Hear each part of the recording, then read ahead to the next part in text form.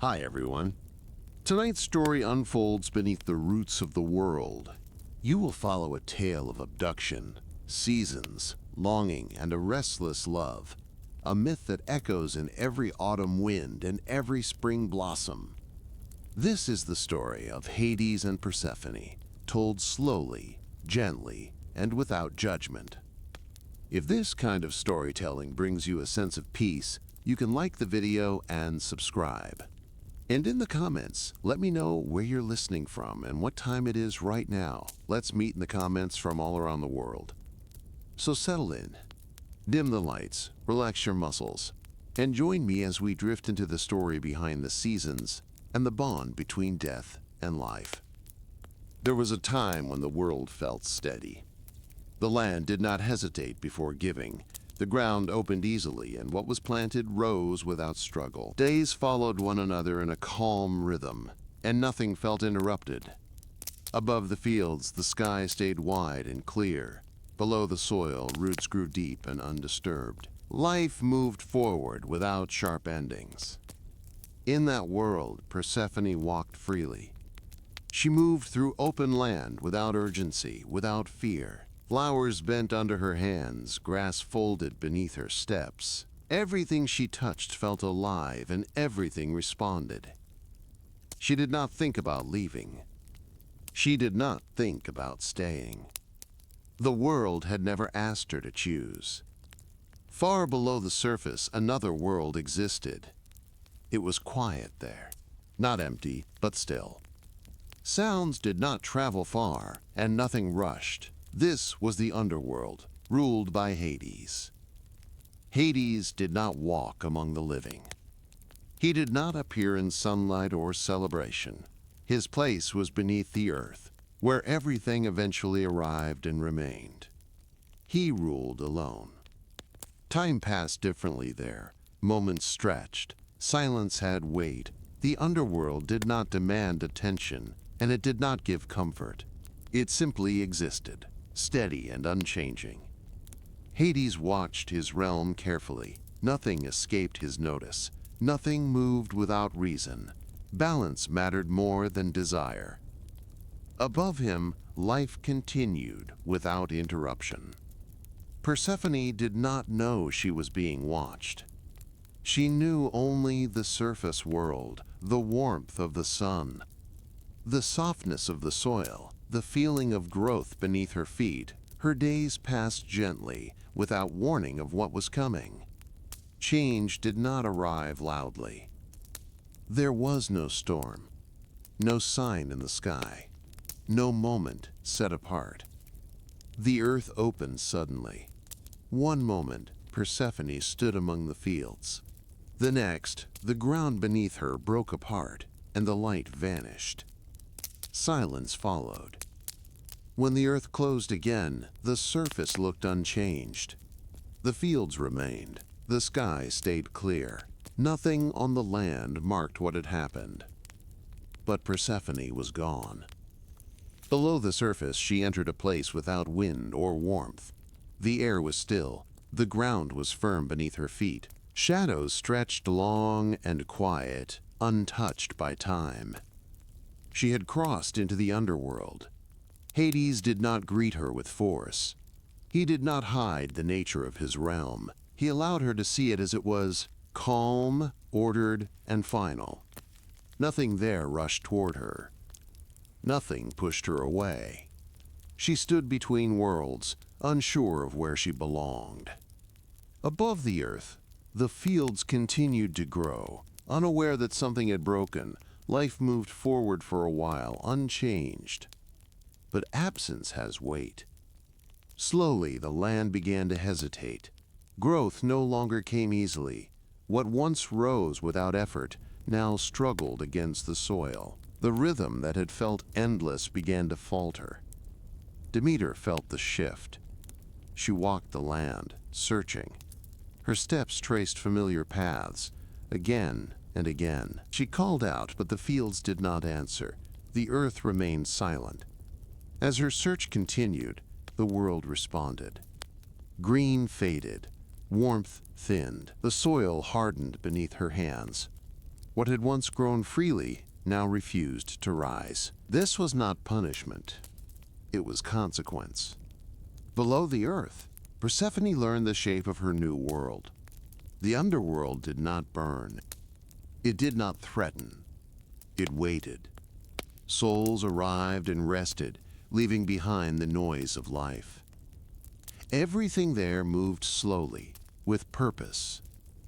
Hades ruled with distance, not cruelty. His presence was steady, unchanging. He did not promise escape, and he did not deny return. Time passed. Persephone changed. Not all at once, not in a way that could be measured, but the distance between who she had been and where she stood began to close. The underworld did not erase her, it reshaped her. Above the earth, the land could no longer sustain itself. Without Persephone, something had been removed that could not be replaced. Growth faltered, warmth withdrew. Life waited, suspended between what had been and what might return. The world stood still. Eventually, a decision was made. Not everything could remain below. Not everything could return above. Persephone would move between worlds. Part of her time would belong to the surface, where growth returned and the land softened. The rest would belong to the underworld, where silence held and endings remained final. When she returned to the surface, the earth responded at once. Fields opened. Plants rose. Warmth spread again. But the rhythm was broken. Now, growth had an end. Warmth faded. Rest followed abundance, and abundance followed rest. The world learned how to wait. Persephone became something new. She was no longer only of the surface. She was no longer only below. She moved between light and shadow, carrying both with her. This is where her story rests, at the edge of change. Before everything began to change, the world already had its limits. These limits were not drawn by land or sea, but by power. The gods did not rule together in one place. They ruled by distance. Each held control over a different part of existence, and that separation shaped how the world functioned. This division was old. It came after great conflict, after struggle among the gods themselves. When that struggle ended, order was created through separation. Power was not shared equally, but it was clearly placed. Zeus took the sky. Poseidon took the sea. Hades took what lay beneath the earth. At first, this division brought stability. The sky belonged to Zeus. Storms, rain, and clear days moved according to his will. His presence was felt everywhere, even when he was not seen. Thunder carried his authority, and the open air reflected his reach. Zeus ruled openly. He moved freely across the world, visiting gods and mortals alike. His power was visible, and his decisions often shaped events quickly.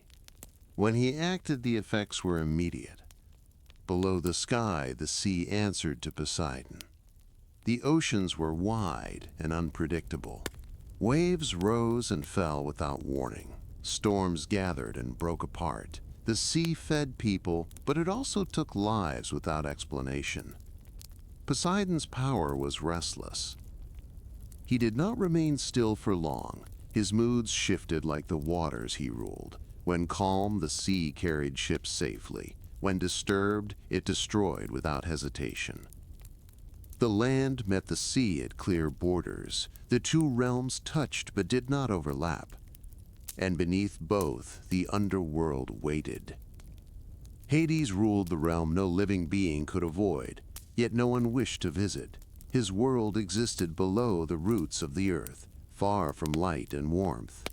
It was a place of arrival, not return. Hades did not rule through force. He ruled through order. Everything in the underworld had its place. Souls arrived. settled, and remained. There was no chaos, no rebellion, no sudden change. The underworld did not grow or shrink. It endured. Hades himself reflected this stability. He did not seek attention. He did not leave his realm unless required. While other gods moved across the world, Hades stayed below, watching over what was final and unchanging. This made him distant, but not weak. His power did not depend on movement or noise. It depended on permanence. At this time, the separation between realms felt natural. The sky did not interfere with the sea did not interfere with the land, the underworld did not interfere with life. Each realm existed beside the others, connected but apart. This balance allowed the world to function smoothly. Demeter walked the surface freely, caring for the land without interference. Persephone grew within that world, untouched by what lay below. Life and death existed at a distance from one another. No one questioned this arrangement. The gods accepted their domains as fixed. Mortals lived within the spaces left to them. The world moved forward under clear boundaries. But separation always creates edges. And edges are where change begins. Zeus, as ruler of the sky, stood above the others. His position allowed him to see all realms at once. He could look down on the sea, the land, and even the entrances to the underworld. With this view came authority. Zeus believed that order depended on his decisions. When balance was threatened, he acted. When disputes arose, he judged. His role was not simply to rule, but to maintain structure. Sometimes this meant making choices without asking. Poseidon rarely concerned himself with the surface world beyond the coastline. His focus remained on the sea and its depths. His power did not rely on long planning. It responded to movement and emotion. Hades was different. He did not act quickly. He did not react to small disturbances. His realm changed only when something crossed its boundary. And very little crossed that boundary by choice. The underworld remained separate, not because it was hidden, but because it was final. Once something entered, it did not return easily. This made its borders stronger than those of any other realm. At this point in time, Persephone still stood outside those borders. She belonged entirely to the surface world, unaware of how firmly the realms were divided. The underworld existed below her feet, but it did not touch her life.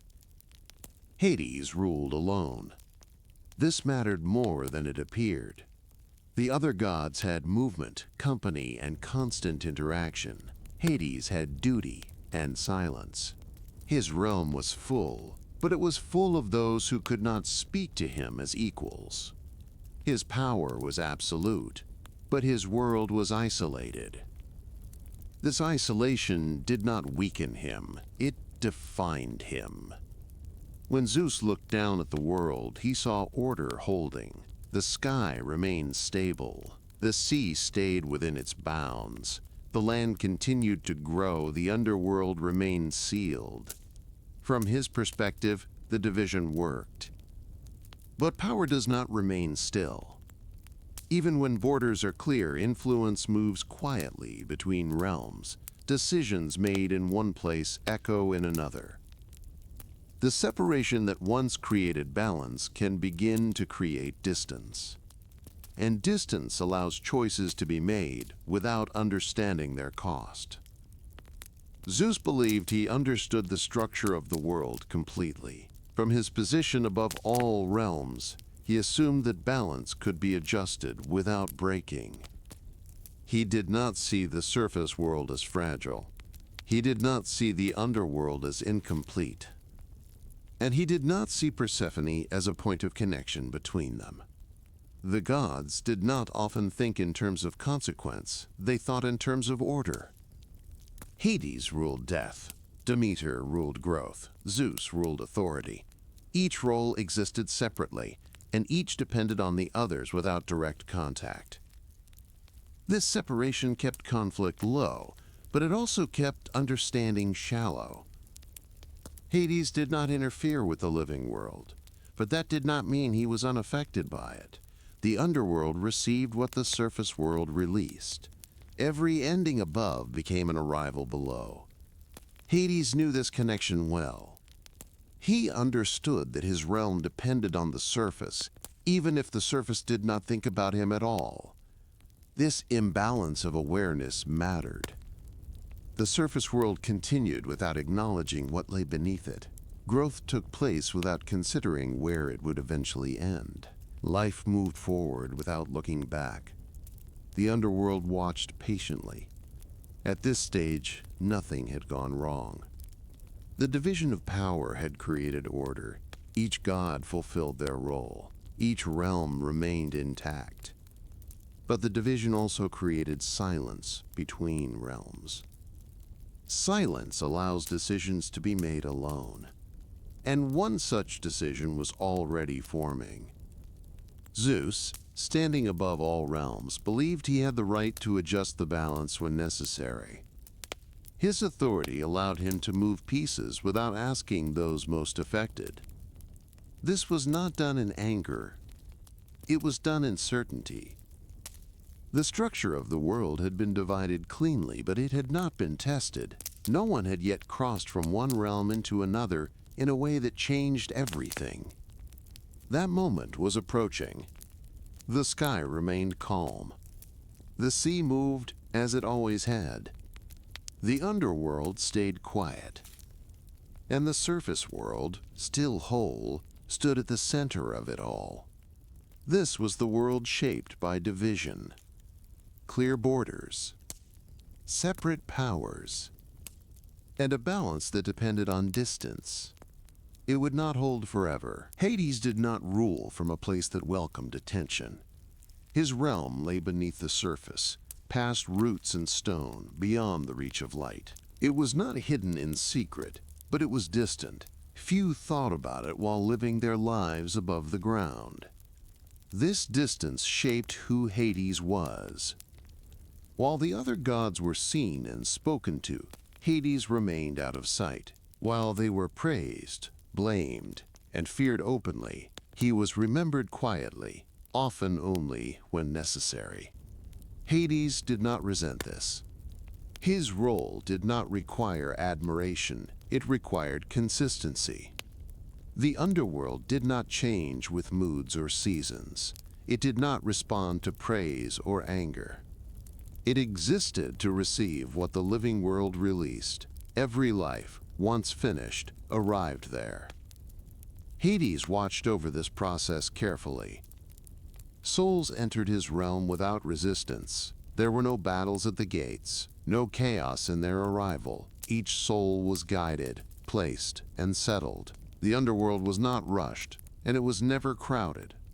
Time moved differently there. Moments stretched, but they did not drag. Silence filled the space, but it did not feel empty. The underworld was full of presence, even when it lacked sound. Hades understood this stillness better than any other god. He did not need movement to feel powerful. His authority came from permanence. Nothing escaped his realm without permission, and nothing within it existed outside his order. This made him unlike Zeus or Poseidon.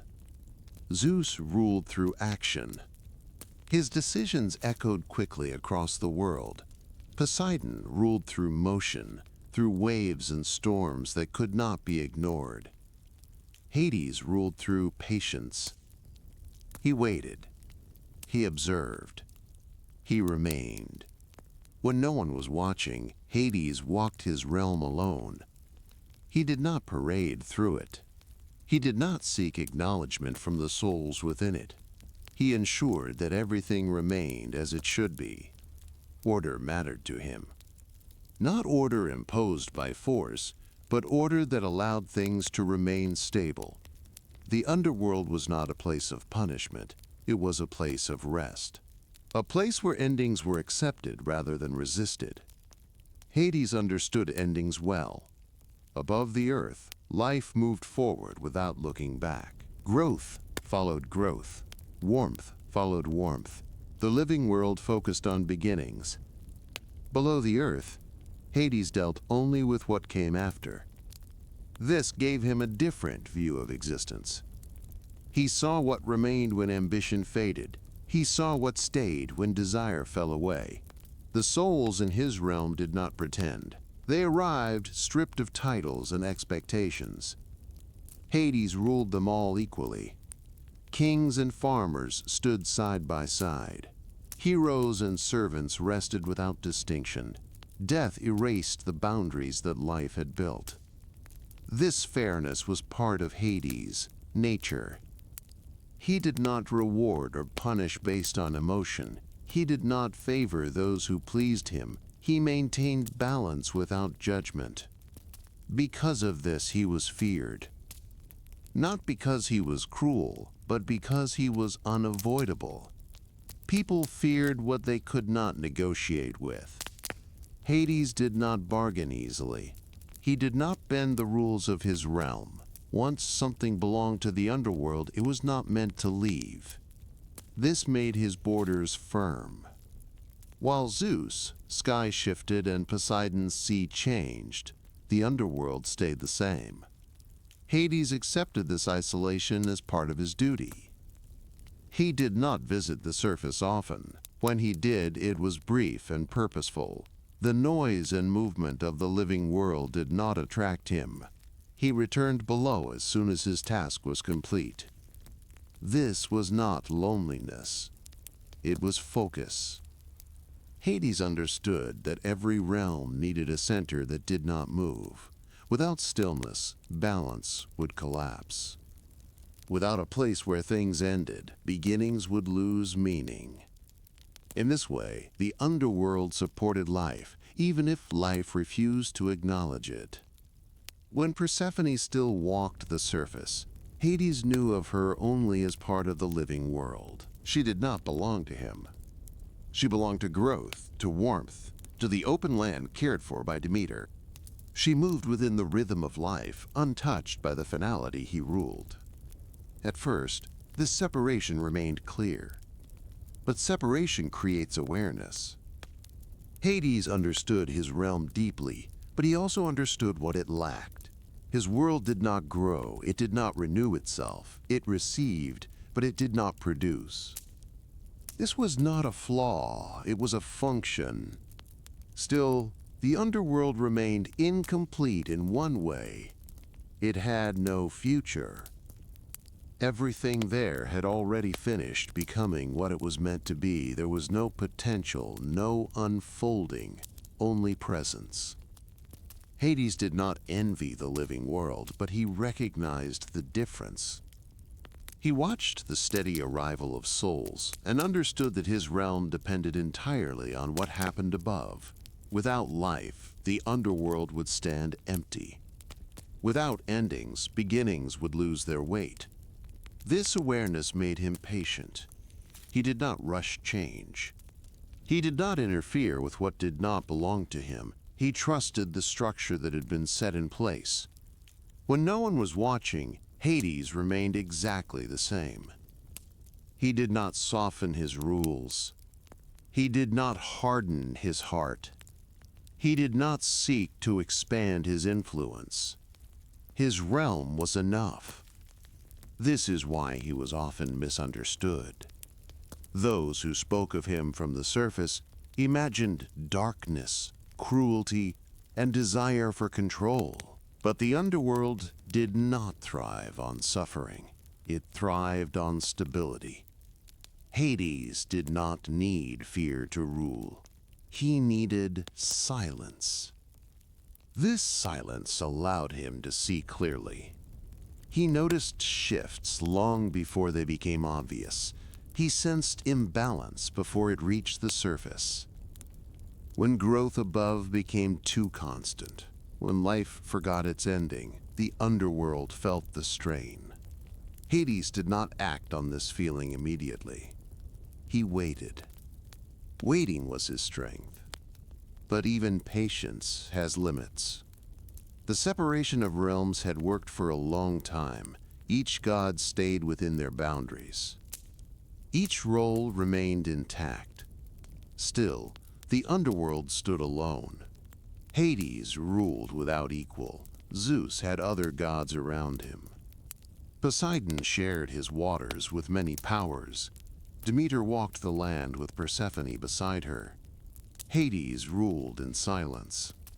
This did not make him weak. It made him complete in himself. And yet, completeness does not prevent change. When Zeus began to consider adjustments to the balance of the world, Hades was not consulted openly. Decisions were discussed above, in light and air, far from the stillness below. Hades remained in his realm, unaware that his isolation had made him easy to overlook. He continued his work as always. Souls arrived. Order held. The underworld endured. When Persephone disappeared, the underworld did not resist her arrival. It accepted her. Hades did not greet her with celebration or force. He allowed her to enter his realm as any other soul might, though she was not yet meant to stay. Her presence altered nothing at first. The underworld did not change its shape. The rules did not shift. Silence remained. But Hades noticed her immediately. Not because she was loud or afraid, but because she did not belong. She carried the surface world with her. Warmth lingered around her in a place that knew only stillness. Growth clung to her in a realm defined by endings. For the first time, the underworld held something unfinished. Hades did not react. He observed. He allowed time to pass, knowing that time revealed truth better than action ever could. When no one was watching, Hades remained quiet. But quiet does not mean unaware, and stillness does not mean absence of thought. The god below watched carefully as the balance he had protected for so long began to shift. The underworld was not created as a place of punishment. It existed because the world needed balance. Above the earth, life continued to grow and change. Things were born, they aged, and they moved forward. Without an ending, this movement would never slow. Growth would pile upon growth, and the world would lose its shape. The underworld gave shape to that movement. It was the place where life came to rest, not in fear, not in pain, but in stillness. When something reached its end, it did not vanish, it was received. Hades understood this role clearly. He did not see his realm as dark or cruel. He saw it as necessary. Just as the land needed periods of rest, existence itself needed a place where movement stopped. The underworld did not judge those who entered it. It did not ask who they had been or what they had done. It accepted everyone equally. Arrival was not a reward or a failure. It was simply the next step. This is why the underworld remained calm. Nothing there competed for more time or more space. Souls did not struggle to return to what they had left behind. Their lives were finished, and they knew it. Hades maintained this calm through consistency. He did not rule through fear. He ruled through predictability. The rules of his realm did not change. Nothing entered without reason, and nothing left without consequence. This reliability made the underworld stable. While the surface world shifted and adjusted, the underworld remained the same. It did not respond to seasons or weather. It did not react to emotion. It existed outside urgency. Because of this, it was often misunderstood. From above, people imagined the underworld as harsh simply because it was final. They feared it because it could not be avoided. But inevitability is not the same as cruelty.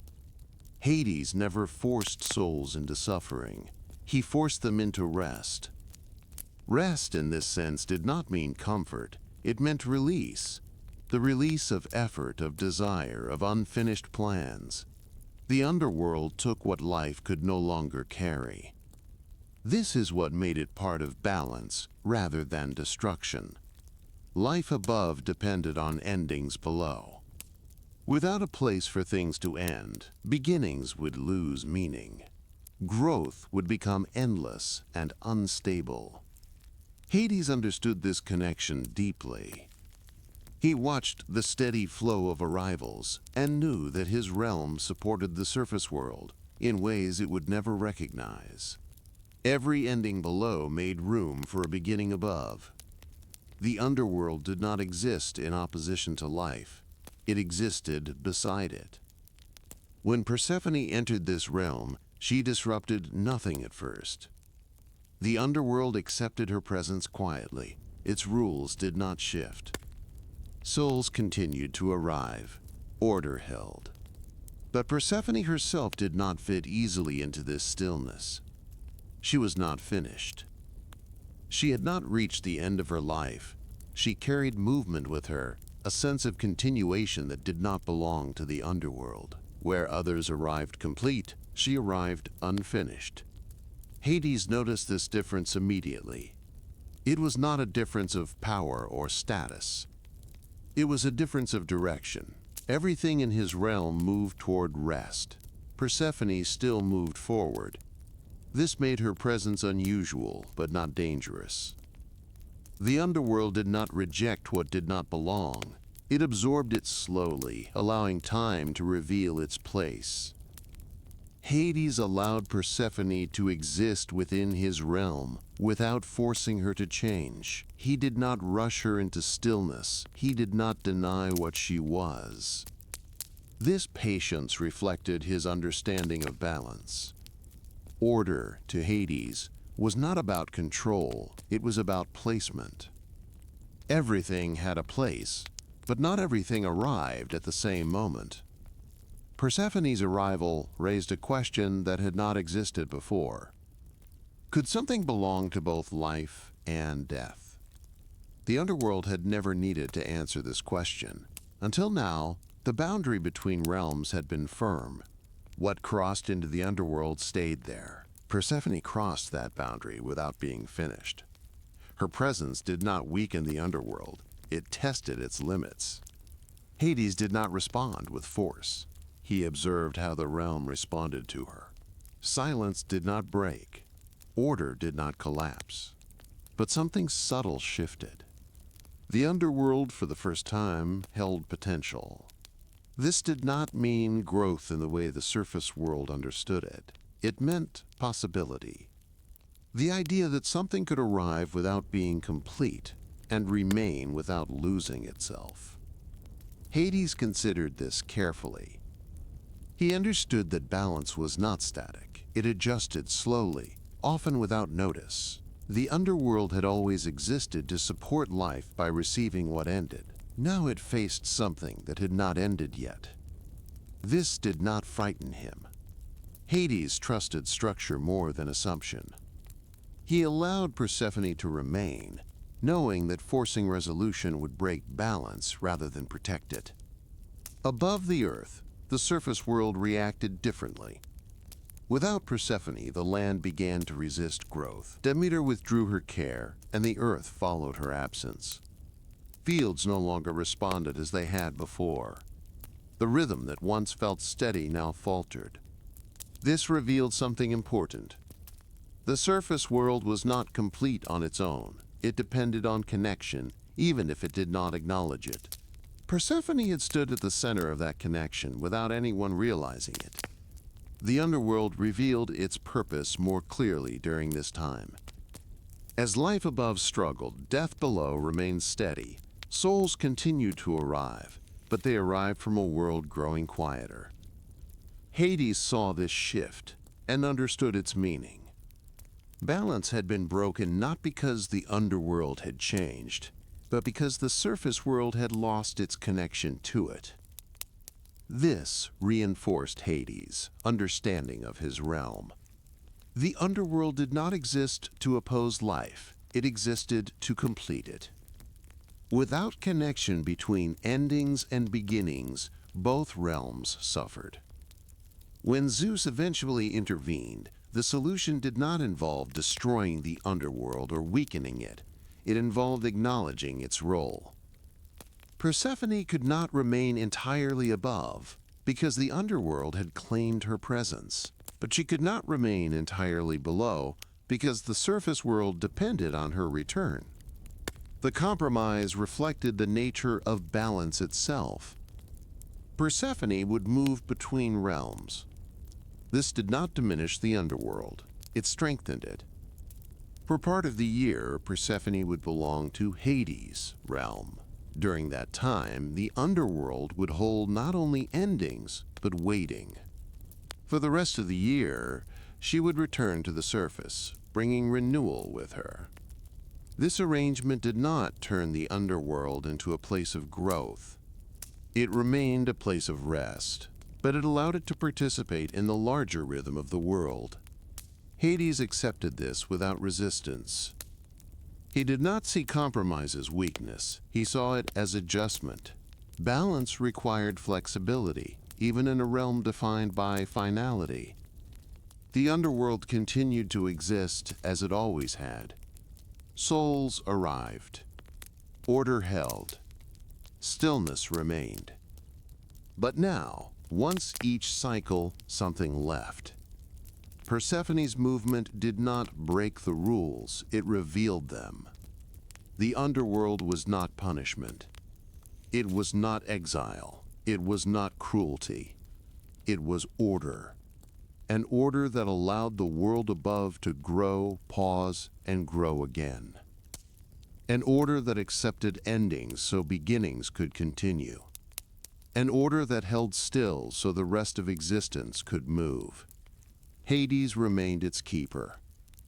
Quiet, consistent, watching. And as Persephone prepared to move between worlds, the true shape of balance began to emerge. Before Persephone became a symbol, she was simply herself. She existed long before her name became tied to seasons, loss, and return. At the beginning, she was not a lesson or an explanation. She was a presence moving through the world without knowing what she would later represent. Persephone grew up close to the land, but she was not defined by it in the way her mother was. Demeter understood the earth through responsibility and care. Persephone experienced it through curiosity. She did not oversee growth, she noticed it. She walked through fields not to manage them, but to observe how they changed. She paid attention to small shifts in color, to the way soil felt different after rain, to how plants leaned toward light without being told to do so. This made her different from the gods around her. Persephone was not driven by authority or control.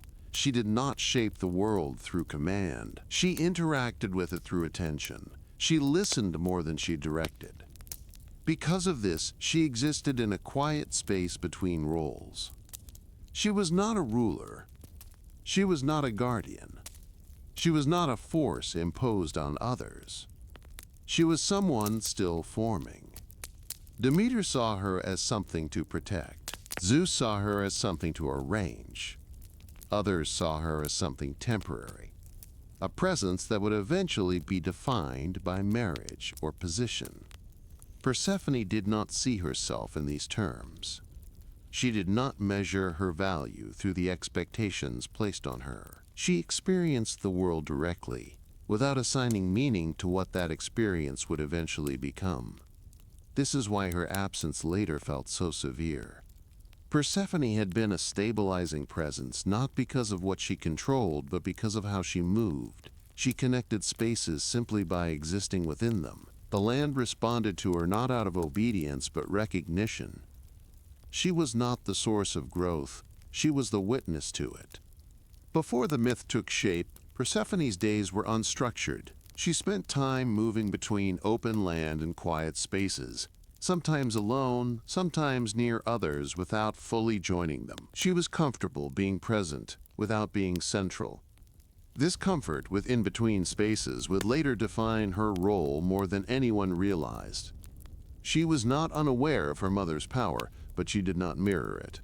Where Demeter focused on cycles and yield, Persephone focused on moments. She noticed beginnings before they became patterns. This difference did not cause conflict, but it created distance. Demeter understood the world through continuity. Persephone understood it through change. That change was not dramatic. It was gradual and internal. Persephone's attention drifted toward questions rather than duties. She wondered what existed beyond the fields she knew. She wondered how things felt when they reached their end. These thoughts did not come from fear. They came from curiosity. Persephone did not seek darkness, but she did not avoid it either. She noticed shadows without assigning them danger. Where others turned away from endings, she paused to look at them. This made her uniquely unprepared for the way her story would later be told. When Persephone was taken into the underworld, she did not enter as a finished figure. She entered as someone still learning what she was capable of holding.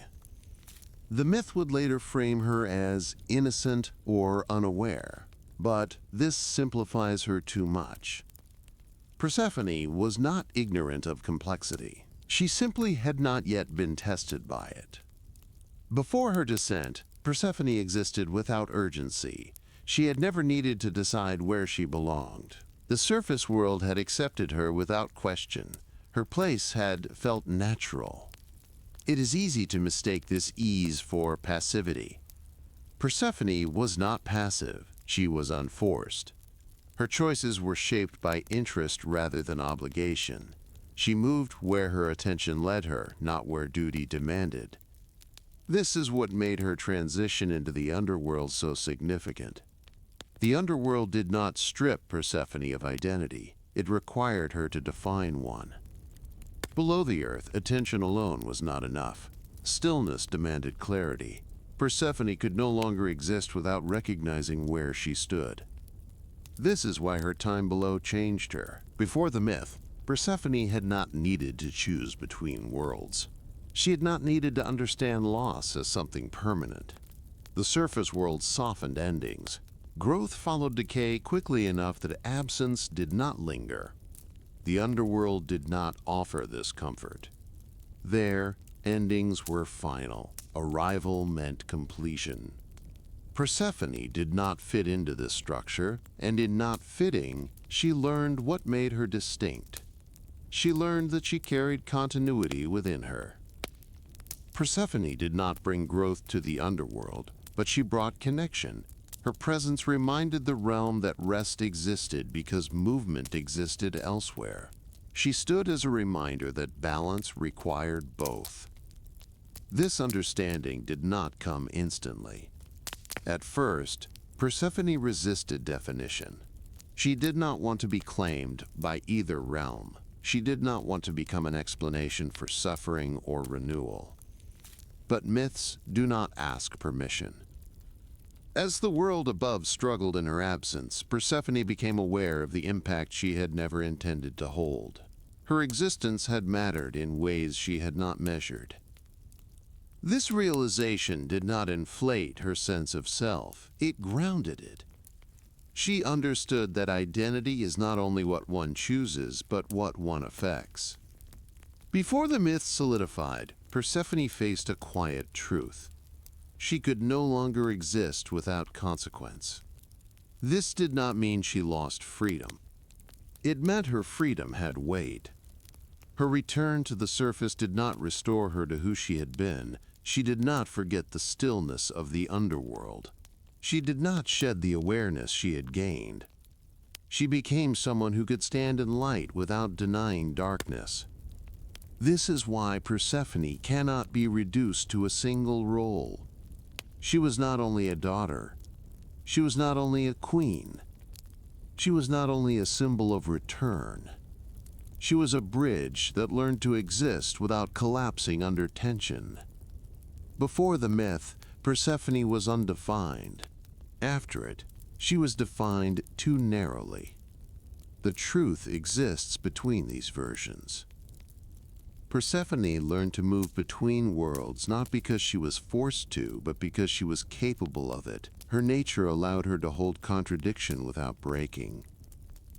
She did not soften the underworld, and she did not harden the surface world. She allowed both to exist without denying the other. This is what made her essential. Not because she caused the seasons, not because she explained loss, but because she embodied transition. Before Persephone became a story told to explain the world, she was someone learning how to live within it. And that learning never truly ended. Demeter's love for Persephone did not come from control, but from devotion. She had shaped the land for so long that care had become part of her nature. Wherever she went, the earth responded. Crops grew because she watched them. Fields stayed alive because she remained present. Her power was steady, patient, and deeply tied to responsibility. Persephone was not only her daughter, she was the living extension of that responsibility. From the moment Persephone existed, Demeter understood her as something fragile in a world that was not. The earth could endure loss, storms, and long winters, but a child could not. Demeter saw danger not because it was always present, but because it was always possible. This awareness shaped the way she loved. Demeter did not hold Persephone tightly because she doubted her strength. She held her tightly because she knew the world was larger than either of them. Gods made decisions without warning. Power shifted without explanation. Order could change overnight. Demeter had seen this before. She had watched realms divide. She had watched authority concentrate in the hands of those who did not always consider consequence. She had learned that stability was something that had to be protected, not assumed. Persephone, to Demeter, was stability given form. She represented continuity, not only of blood, but of purpose. Persephone's presence allowed Demeter to imagine a future that extended beyond endless labor. She was something personal in a world shaped by obligation. This made the idea of separation unbearable. Demeter did not fear Persephone's independence. She feared what independence would expose her to. The surface world felt safe because Demeter knew its rhythms. She knew when the land would resist and when it would yield. She knew how to respond. What lay beyond that familiarity felt unpredictable. The underworld, especially, represented everything Demeter could not influence. It was silent where she was active. It was final where she worked through cycles. It existed without growth, without seasons, without visible return. To Demeter, it felt like a place where care could not reach. This is why Persephone's disappearance shattered her. Demeter did not experience it as loss alone. She experienced it as failure. Something had happened beyond her sight, beyond her control, and the cost was the one thing she had tried hardest to protect. Her grief was not quiet. It did not stay contained within her. It moved outward, affecting everything tied to her power. Field stopped responding not because Demeter chose punishment, but because she could no longer give attention.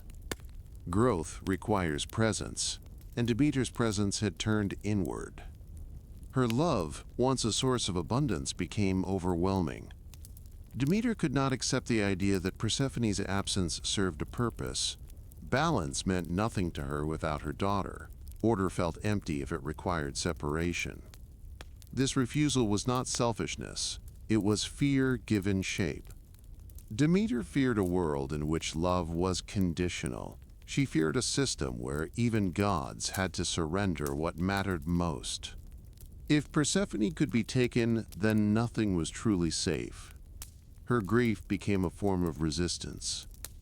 By withdrawing her care, Demeter forced the world to acknowledge her loss. She did not negotiate quietly. She did not accept compromise immediately.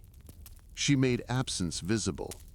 The land reflected her state because it had always been an extension of her will. As the surface world grew barren, Demeter's fear deepened. Each failed harvest confirmed her belief that separation was unnatural. The earth itself seemed to agree with her, responding to loss with refusal. Demeter did not see this as destruction. She saw it as honesty. Without Persephone, the world did not function as it had before. Demeter was simply allowing that truth to surface. What she did not yet understand was that Persephone had changed. Demeter remembered her daughter as she had been above the earth. She remembered her curiosity, her softness, her openness. She did not yet see the strength Persephone had developed below. This gap in understanding created tension. Demeter's love was rooted in preservation. Persephone's growth required movement. These needs were not aligned, but neither was wrong. When Demeter demanded Persephone's return, she did so from a place of certainty. She believed reunion would restore balance because it had always felt that way before. But balance had shifted. Persephone was no longer someone who belonged only to one realm. She carried the underworld within her now, not as darkness, but as awareness. She understood endings in a way Demeter never had. This difference frightened Demeter. She sensed that Persephone was no longer entirely hers. Not because she had been taken, but because she had become something more complex. Demeter's fear was not just about loss. It was about change. Loving someone who changes requires trust. Demeter was not ready for that. Her instinct was to pull Persephone back into familiarity, to restore the version of the world she understood. This instinct is deeply human, even among gods. When faced with uncertainty, returning to what is known feels safer than adapting. Demeter's struggle was not against Persephone. It was against the idea that love could exist without possession. The eventual compromise forced Demeter to confront this truth. Persephone would return, but not fully. She would leave again, but not permanently. This arrangement challenged Demeter's understanding of care. She had to learn that holding too tightly could cause as much harm as letting go completely. This lesson did not come easily. Demeter's grief softened slowly. Each return eased her fear, but each departure reopened it. Over time, she learned to measure love not by constant presence, but by resilience. The land followed this learning process. As Demeter adjusted, the earth responded. Growth returned in phases, reflecting her gradual acceptance. Seasons emerged not as punishment, but as structure. Demeter's love did not diminish. It transformed. She learned to trust Persephone's ability to move between worlds. She learned that protection does not always mean control. Sometimes it means allowing change while remaining steady. This shift did not erase Demeter's fear. It taught her how to live with it. Her love remained intense, but it no longer demanded exclusivity. It allowed space for Persephone to exist fully, even when that existence included absence. Demeter's story is not one of refusal alone. It is the story of a love that had to expand beyond certainty, a love that had to accept limits in order to endure. She did not stop caring for the land because she stopped loving the world. She stopped because love had overwhelmed her capacity to give. In time, she found balance again. Not the balance she had known before, but one shaped by loss, return, and trust. This balance carried fear within it, but it also carried understanding. Demeter learned that love does not prevent separation. It teaches how to survive it. Before Persephone had any say in her fate, decisions had already been made. This was not unusual among the gods. Power often moved faster than understanding, and authority rarely waited for consent. Choices that shaped entire worlds were discussed far from those who would live with their consequences. Persephone was not consulted because she was not considered necessary to the process. To the gods who ruled, she was part of a structure, not an independent voice. Her role could be assigned, adjusted, or divided without asking how it would feel to carry it. Zeus believed he was restoring order. From his perspective, conflict had emerged because boundaries were unclear, the surface world suffered, the underworld had been disrupted. Demeter refused to yield, and the balance that once held the realms together no longer functioned. To Zeus, this was not an emotional problem, it was a structural one. Something had crossed where it should not have, and the solution required redefining boundaries. Persephone's movement between realms was the central issue, and so Persephone herself became the focus of resolution. Zeus approached the situation as a ruler, not a parent. He did not ask what Persephone wanted because he assumed her wants were secondary to stability. The world, in his view, could not afford uncertainty. Gods existed to prevent collapse, not to indulge personal attachment. This way of thinking made the decision feel justified. Persephone would be divided between realms. She would belong partially to the surface and partially to the underworld. This arrangement would satisfy Demeter enough to restore growth while preserving the underworld's claim. It was efficient. It was logical. It was incomplete. What Zeus did not account for was what it meant to live inside a divided existence. Persephone was not a territory. She was not a resource to be shared. She was a consciousness shaped by movement, memory, and change. The decision placed her at the center of a system that would define her forever, without asking who she wanted to become.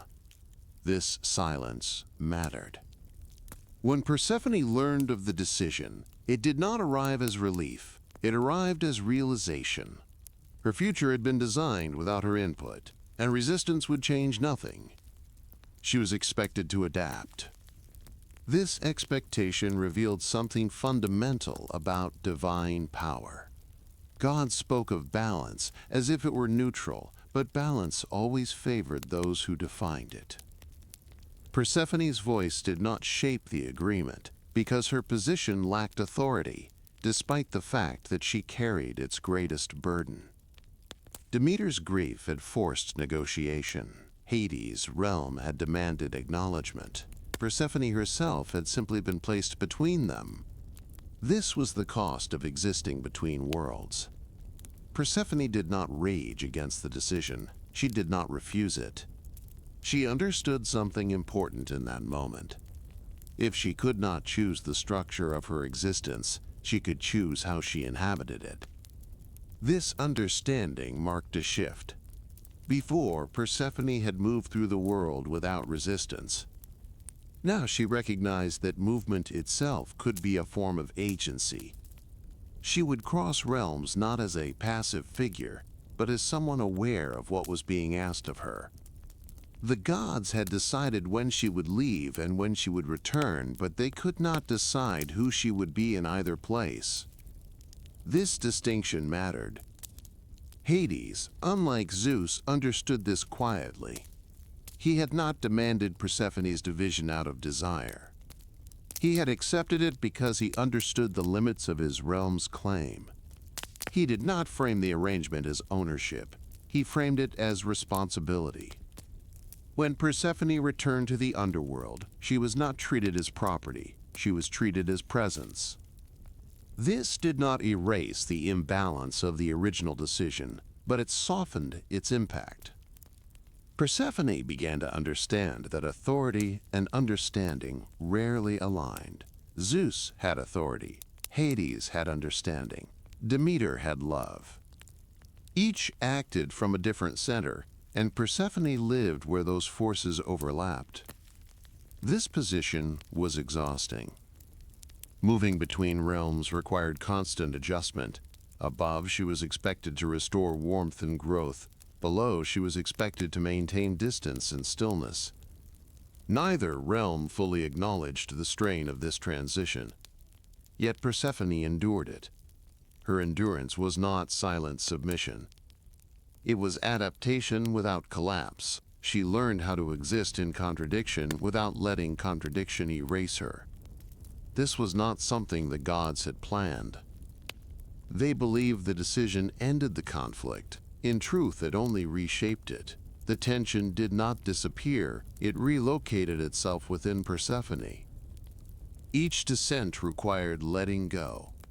Each return required re-entry. The gods did not experience this repetition. Persephone did.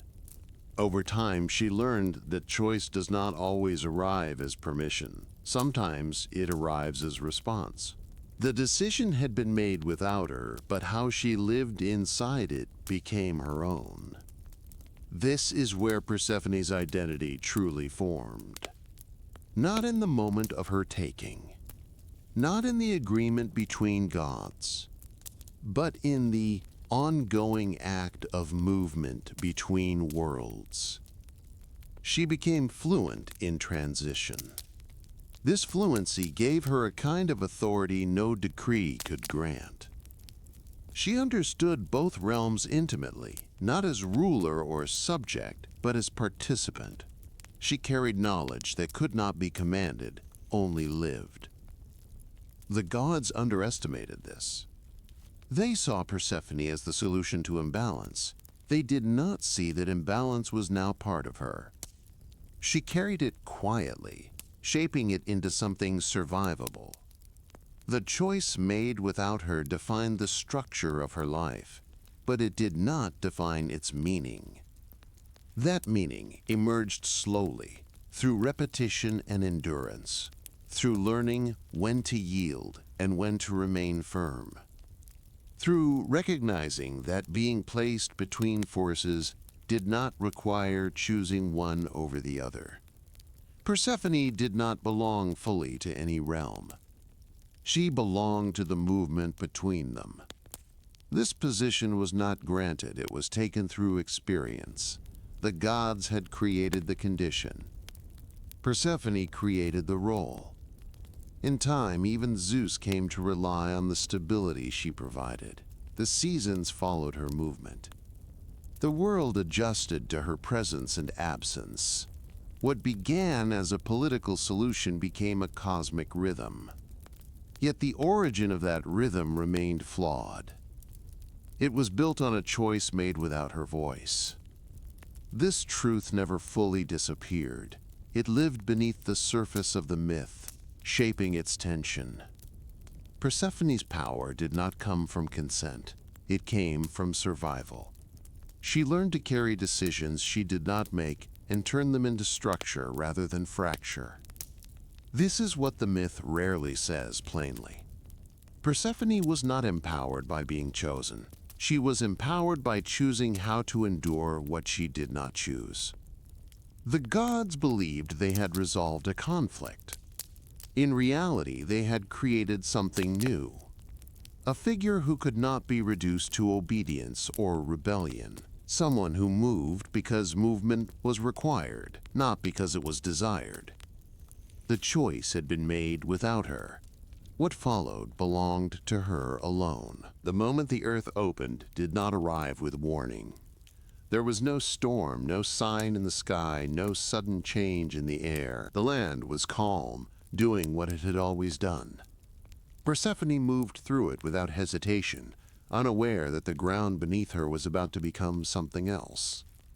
She was not afraid at first. Fear usually arrives after understanding, and at that moment, nothing had been explained. The world still looked familiar. The fields were still open. The earth still felt solid. Then it wasn't. The ground split without violence, but with certainty. It did not shake or roar. It simply opened, as if it had always contained this possibility. The separation was clean, deliberate, and final. Persephone had no time to step away. She did not fall because she was careless. She fell because the space she stood on no longer existed. One moment she was above the earth, and the next she was moving downward, carried by a force that did not ask permission. This was not chaos. It was transition. Hades did not emerge in haste. He did not rush upward in hunger or anger. His arrival was measured, controlled, and quiet. The opening in the earth was not an attack. It was an entrance. Persephone did not understand what was happening, but she understood that it was intentional. This mattered. She was not taken by accident.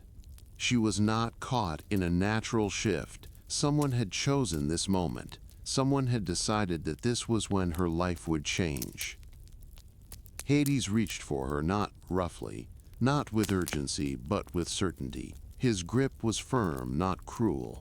He did not struggle with her because there was no need to. The ground closed behind them as they descended, sealing the surface world away. This was the true beginning of separation. Above the earth, the moment passed quickly. The land returned to stillness. To anyone who might have been watching from afar, it could have looked like nothing had happened at all.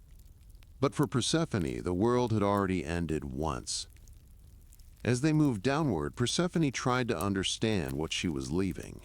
The light faded slowly, not as a sudden loss, but as a gradual withdrawal. The colors of the surface world softened, then disappeared, replaced by muted tones that did not reflect the same way. The descent was steady.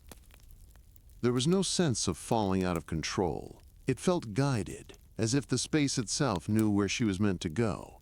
This made the experience more unsettling, not less. Hades did not speak immediately. Silence surrounded them, but it was not empty. It carried weight. It pressed in gently, forcing attention inward. Persephone became aware of her own breath, her own thoughts, her own fear forming slowly rather than exploding. She did not scream. Not because she was calm, but because the moment did not allow for it. Sound felt unnecessary, even misplaced. The underworld did not respond to panic, it absorbed it. Only after the descent slowed did Persephone fully realize that she could not return on her own. The surface world was gone. Not destroyed, but unreachable. Hades brought her into his realm without ceremony. There was no crowd, no declaration, no announcement of her arrival. The underworld did not react dramatically to new presence. It accepted it. This acceptance felt colder than rejection. Persephone was placed within a space that did not ask who she was or why she had come. It did not comfort her or threaten her. It simply existed around her, unchanged by her fear. Hades finally spoke then, and his voice matched the realm he ruled. It was calm. It was even. It carried no urgency. He did not explain everything. He did not justify his choice in full. He acknowledged only what mattered in that moment, that she was now here, and that the underworld would not harm her. This was not reassurance in the way Persephone understood it. It was a statement of structure. The underworld did not harm what did not belong to harm. Persephone listened, but understanding came slowly. She was still adjusting to the idea that the world could be divided so completely, that one step could separate her from everything familiar. She thought of her mother then, not in panic, but in recognition. Demeter would feel this absence immediately. Persephone knew that the land would react, even if no one else understood why. This knowledge deepened her fear, but it also grounded her. She was not lost. She was relocated. That distinction mattered more with every moment. Hades did not bind Persephone. He did not confine her to a single place. He allowed her to move within the limits of his realm. This freedom was not generosity. It was consistency. The underworld did not operate on suspicion. Still, Persephone felt the weight of having been removed rather than choosing to leave. Every step she took below the earth carried the awareness that she had not agreed to this change. This awareness stayed with her. The moment the earth opened did not end when the ground closed again. It continued within Persephone, unfolding slowly as she adjusted to what had been done. Above the earth, Demeter felt the loss without seeing it. She did not witness the opening. She did not hear Persephone's absence. She felt it as a sudden silence in the world she knew intimately. The land reacted before words could form. Growth stalled. Demeter searched not because she doubted Persephone's strength, but because she knew something unnatural had occurred. Children do not vanish from a world shaped by care without cause. The gods, meanwhile, observed. Some understood what had happened immediately. Others pretended surprise. The truth was that the moment had been anticipated long before it occurred. The earth did not open on impulse. It opened because power had decided it should. Persephone, standing within the underworld, began to understand this as well. Her abduction was not the result of chaos. It was the result of structure acting without consent. This realization changed how she saw her situation. She was not a victim of randomness. She was the subject of a decision. This did not make the experience easier. It made it clearer. Hades did not deny his role in this choice. He did not hide behind fate or accident. He accepted responsibility for bringing her into his realm, even if the full consequences had not yet unfolded. This honesty mattered to Persephone, even if it did not resolve her fear. The moment the earth opened had taken something from her that could not be returned unchanged. It had taken her certainty. She could no longer assume that the world would remain stable beneath her feet. She could no longer believe that familiarity guaranteed safety. This loss marked her deeply. Yet it did not break her. Persephone did not collapse into despair. She observed. She listened. She learned how the underworld functioned, how time moved differently, how silence carried meaning. She learned because she had no other choice. The opening of the earth had placed her within a system larger than herself. Resistance would not close it. Understanding might help her survive it. This was the beginning of her transformation. Not into a queen, not into a symbol, but into someone who understood how quickly the ground could change. The abduction is often told as a single violent moment. In truth, it was a process. The opening of the earth was only the first step. What followed was adaptation, awareness, and endurance. Persephone did not become something else all at once. She became someone who remembered what it felt like when the world opened beneath her feet and did not close again in the same way. That memory stayed with her. It shaped how she moved between realms. It shaped how she understood power. It shaped how she understood herself. The moment the earth opened did not end when Persephone reached the underworld. It continued, quietly, inside her. And it would continue to shape everything that came next. What Persephone lost was not taken all at once. Loss arrived gradually, revealing itself over time rather than in a single moment. At first it felt like disorientation rather than absence. The underworld was unfamiliar, but unfamiliarity alone does not define loss. It simply marks change. Only later did Persephone begin to understand what had been left behind. Home was the first thing she noticed slipping away. Home was not a single place, but a pattern. It was the way the surface world responded to her presence without resistance. It was the ease of movement through open land, the feeling that the world expected her and made room for her without question. Below the earth, that ease did not exist. The underworld did not reject her, but it did not adjust to her either. It remained consistent regardless of who walked through it. Persephone was no longer moving through a space shaped by familiarity. She was moving through a space shaped by permanence. This shift altered her sense of belonging. Home had once meant continuity. It meant waking and knowing what the day would feel like before it began. It meant recognizing the rhythm of life without needing to think about it. In the underworld, rhythm existed differently. Time did not pass in ways Persephone could measure easily. There were no mornings to begin and no evenings to end. Without these markers, time became abstract. Moments blended into one another, and duration lost clarity. This was the second loss. Persephone lost her sense of time as progression. Above the earth, time moved forward through visible change. Growth led to harvest. Light shifted across the sky. Even decay promised renewal. Below, time did not promise anything. It simply continued. This altered how Persephone experienced herself. Without clear markers of before and after, memory became heavier. The past did not feel distant, it felt present, carried alongside each moment rather than left behind. Persephone could not rely on change to soften what she remembered. Her connection to her former life remained intact, but it no longer aligned with her surroundings. This created tension that did not resolve quickly. The underworld did not erase Persephone's memories, it preserved them. This preservation was not kindness or cruelty, it was structure. The underworld did not reinterpret experience, it held it as it was.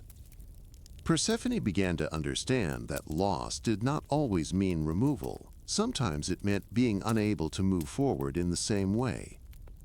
Certainty was the third thing she lost. Before her abduction, Persephone had lived with quiet assumptions. She assumed the ground beneath her would remain solid. She assumed that proximity to care meant safety.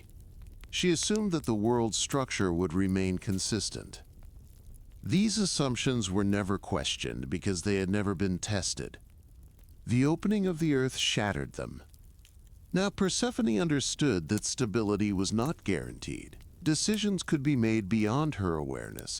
Power could move without explanation. What felt permanent could change instantly. This awareness did not make her fearful in the way panic does. It made her cautious in the way understanding does. She began to observe rather than assume. This shift changed her relationship to both realms.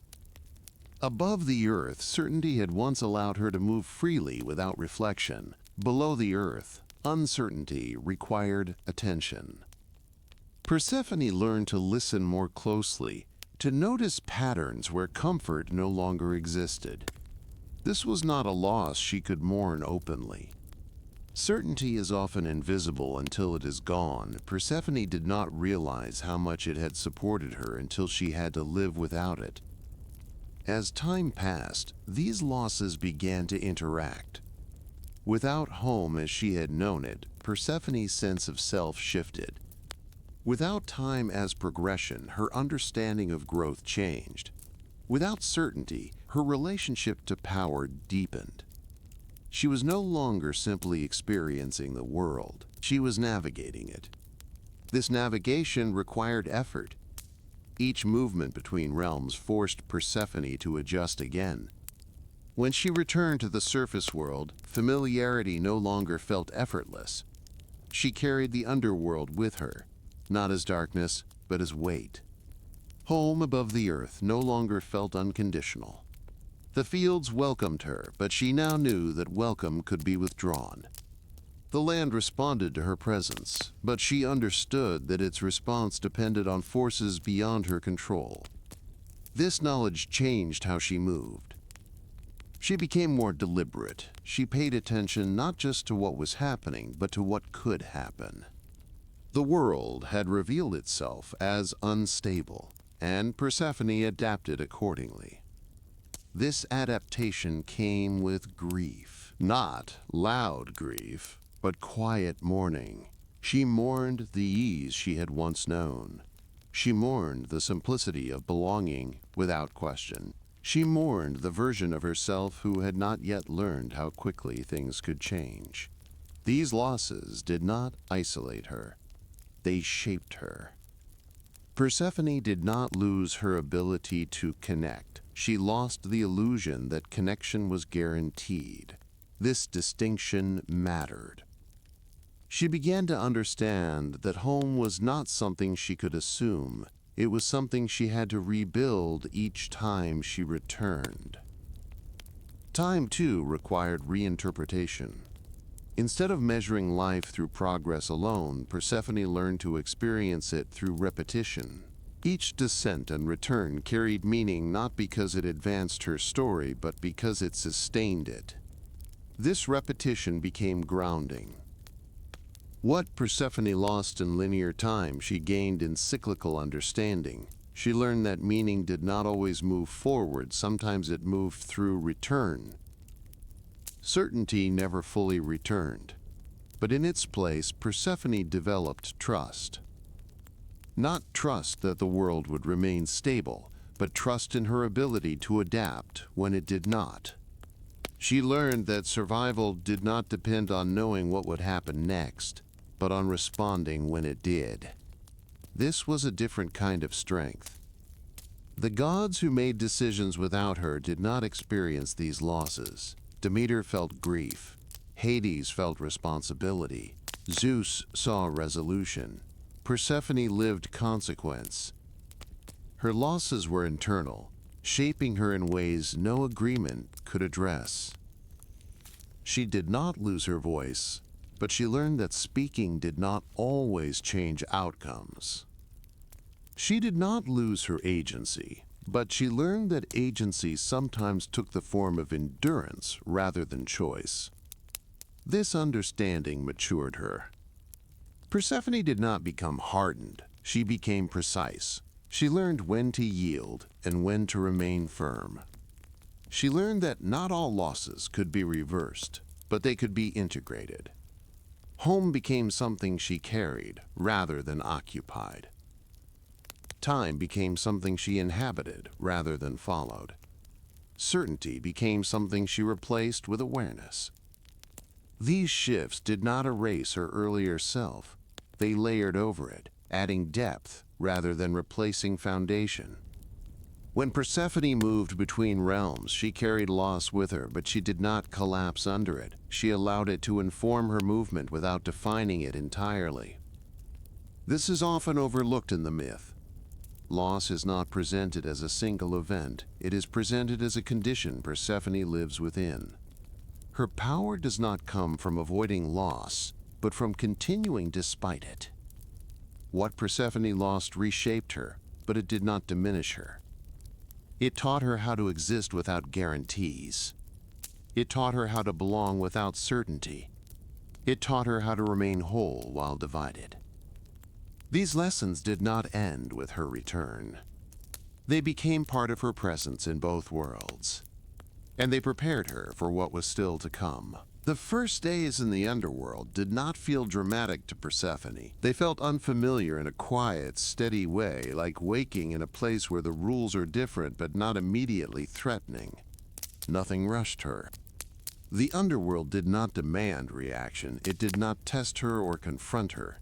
It allowed her to exist within it without expectation, and this absence of pressure was unsettling in its own way.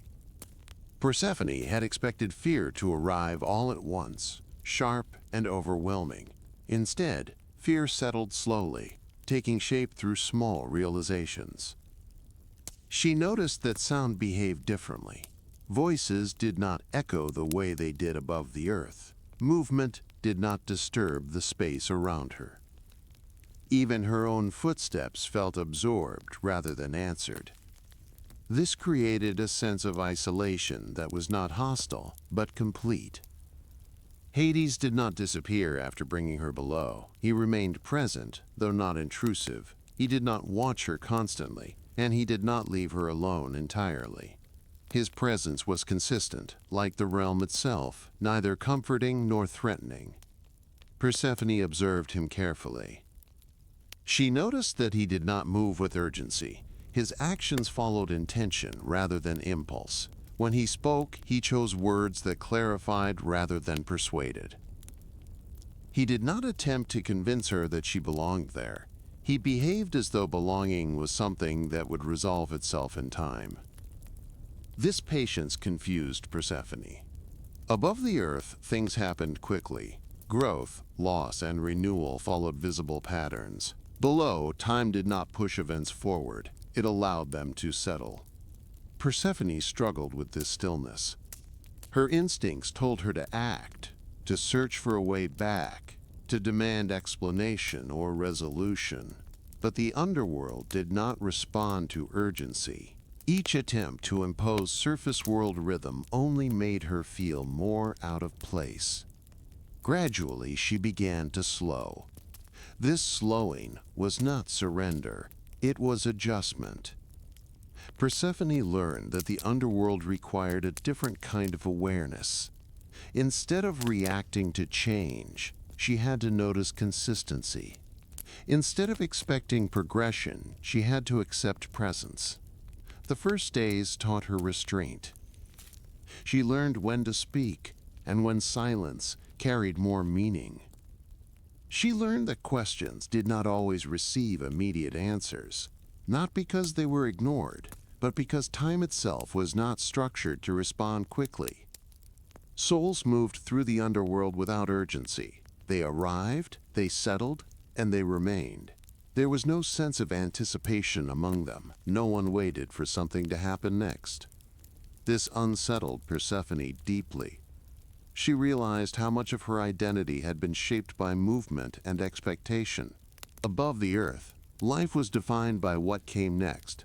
Below, life, or what remained of it, was defined by what was complete. Persephone was not complete. This distinction followed her everywhere. She did not belong among the souls, but she was not separate from them either. They did not interact with her directly, but their presence shaped the atmosphere around her. She was constantly reminded that she was living in a place built for endings. Hades acknowledged this difference without emphasizing it. He did not ask Persephone to behave as though she were finished. He allowed her to retain what made her unfinished. This was not generosity, it was respect for structure. The underworld did not erase what did not belong. It contained it. As the days passed, Persephone began to understand the boundaries of the realm. There were areas she could move through freely, and others she could sense but not access. These limits were not enforced by guards or barriers. They existed naturally, like depth in water. This taught her another lesson. Not all boundaries need to be defended. Some simply exist, and resisting them only exhausts the one pushing against them. Persephone stopped testing the edges of the underworld as aggressively. She began to observe instead, learning how the space functioned and where she fit within it. This process was not comfortable. Each realization came with loss. She became aware of how much the surface world had allowed her to exist without constraint. She had never needed to consider where she was permitted to go. Freedom had been assumed. Below the earth, freedom was contextual. Persephone could move, but movement had meaning. She could speak, but words carried weight. She could exist, but existence required awareness. This awareness sharpened her. She began to notice patterns among the souls, subtle distinctions in how they arrived and where they settled. She noticed that the underworld was not chaotic or random. It was organized quietly according to principles that did not change. Hades embodied these principles. Watching him, Persephone began to understand that his realm was not cold because it lacked care. It was steady because it valued order over emotion. This did not mean emotion was forbidden. It meant it was not allowed to override structure. This realization challenged Persephone's assumptions. She had expected cruelty or domination. Instead, she found consistency. This did not make her situation easier, but it made it clearer. Clarity, she learned, was not the same as comfort. The first days below forced Persephone to confront her lack of control. She could not undo what had been done. She could not rush negotiation. She could not rely on familiar responses to restore balance. All she could do was exist and learn. This learning was slow. She learned how the underworld handled conflict by preventing it rather than resolving it. She learned that emotion was acknowledged, but not centered. She learned that stability came from repetition, not reassurance. These lessons did not erase her fear. They transformed it. Fear became caution rather than panic. Uncertainty became awareness rather than confusion. Persephone began to understand that survival in the underworld depended on alignment rather than resistance. Hades did not instruct her directly. He did not explain the rules in full or guide her step by step. He allowed her to reach understanding on her own, knowing that imposed knowledge would not hold. This trust unsettled Persephone more than confinement would have. Being trusted to adapt placed responsibility on her.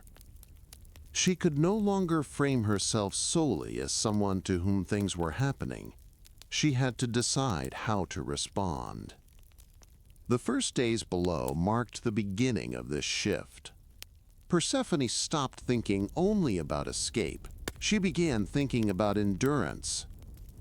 She began considering what it meant to exist in a place designed for endings without becoming one herself. This question stayed with her. Above the earth, Demeter's grief continued to spread across the land, but Persephone did not witness it directly. She felt it indirectly, through the tension between realms. The underworld remained steady, but something beyond it was straining. Persephone sensed that her presence below had consequences she could not fully see. This awareness added weight to her adjustment. She was not only learning how to survive the underworld, she was learning how to live with the knowledge that her absence shaped the world above. This knowledge did not arrive as guilt. It arrived as responsibility. The first days below did not change Persephone completely.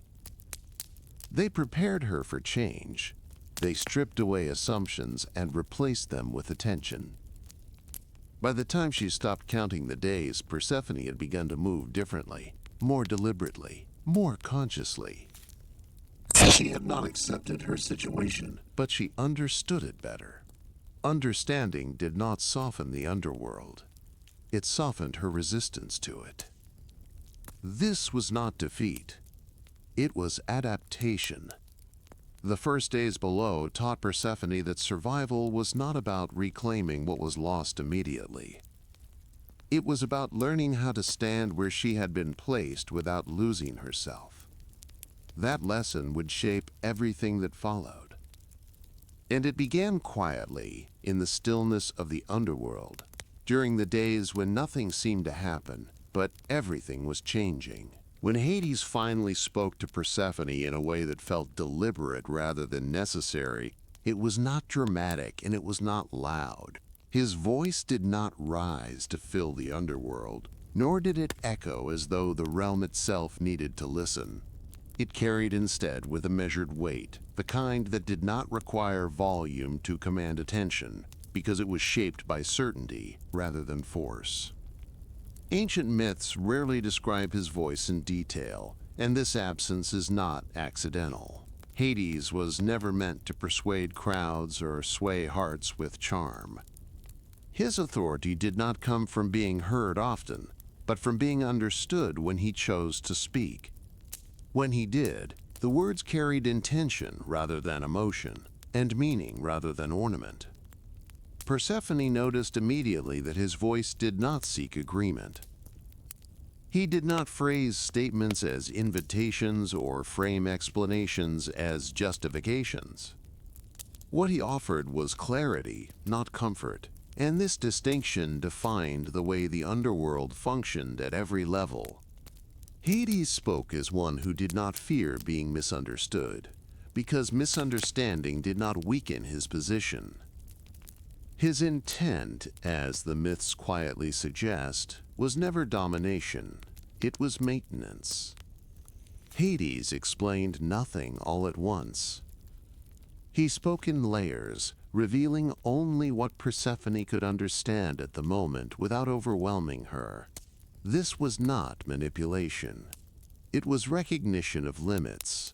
Knowledge delivered too early would not settle properly, and Hades understood that wisdom required timing as much as truth.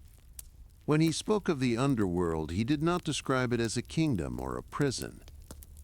He described it as a system, something older than the gods themselves, shaped by necessity rather than desire. The realm existed because endings existed, and endings required a place where they could remain without unraveling what came after. In ancient imagination, Hades was not cruel, because cruelty implies choice, and his role allowed very little of that. His duty was not to judge souls or punish them, but to ensure they did not return where they no longer belonged. This distinction is subtle, but Persephone began to understand its importance as he spoke. His voice carried no bitterness about being assigned this role. He did not speak as one burdened by resentment or envy toward the gods who ruled above. Instead, there was a sense of acceptance so complete that it bordered on inevitability. Hades did not defend his domain because he did not need to. The underworld justified itself through stability. Persephone listened closely, aware that this was not a conversation meant to reassure her. Hades was not trying to soften her experience or frame it as something beneficial. He was explaining how things were, not how she might feel about them. This honesty unsettled her more than any attempt at persuasion would have. Ancient myths often depict Hades as silent, distant, or unknowable, but this was not because he lacked depth or emotion. It was because his voice belonged to a space where excess had no place. Every word carried weight, and unnecessary speech would disrupt the balance he was sworn to preserve. When he spoke of her arrival, he did not call it fate or destiny. He referred to it as consequence, a word that stripped the event of romance while grounding it in structure. The gods had acted, and actions created results that could not be undone simply because they caused discomfort. This was perhaps the most difficult thing for Persephone to hear. Above the earth, actions were often softened by emotion. Apologies, explanations, and intentions were used to reshape outcomes. Below, outcomes stood on their own, unaffected by regret or justification. Hades' voice reflected this reality with precision that felt almost impersonal. Yet Persephone sensed that this impersonality was not indifference. Hades did not speak without awareness of how his words affected her.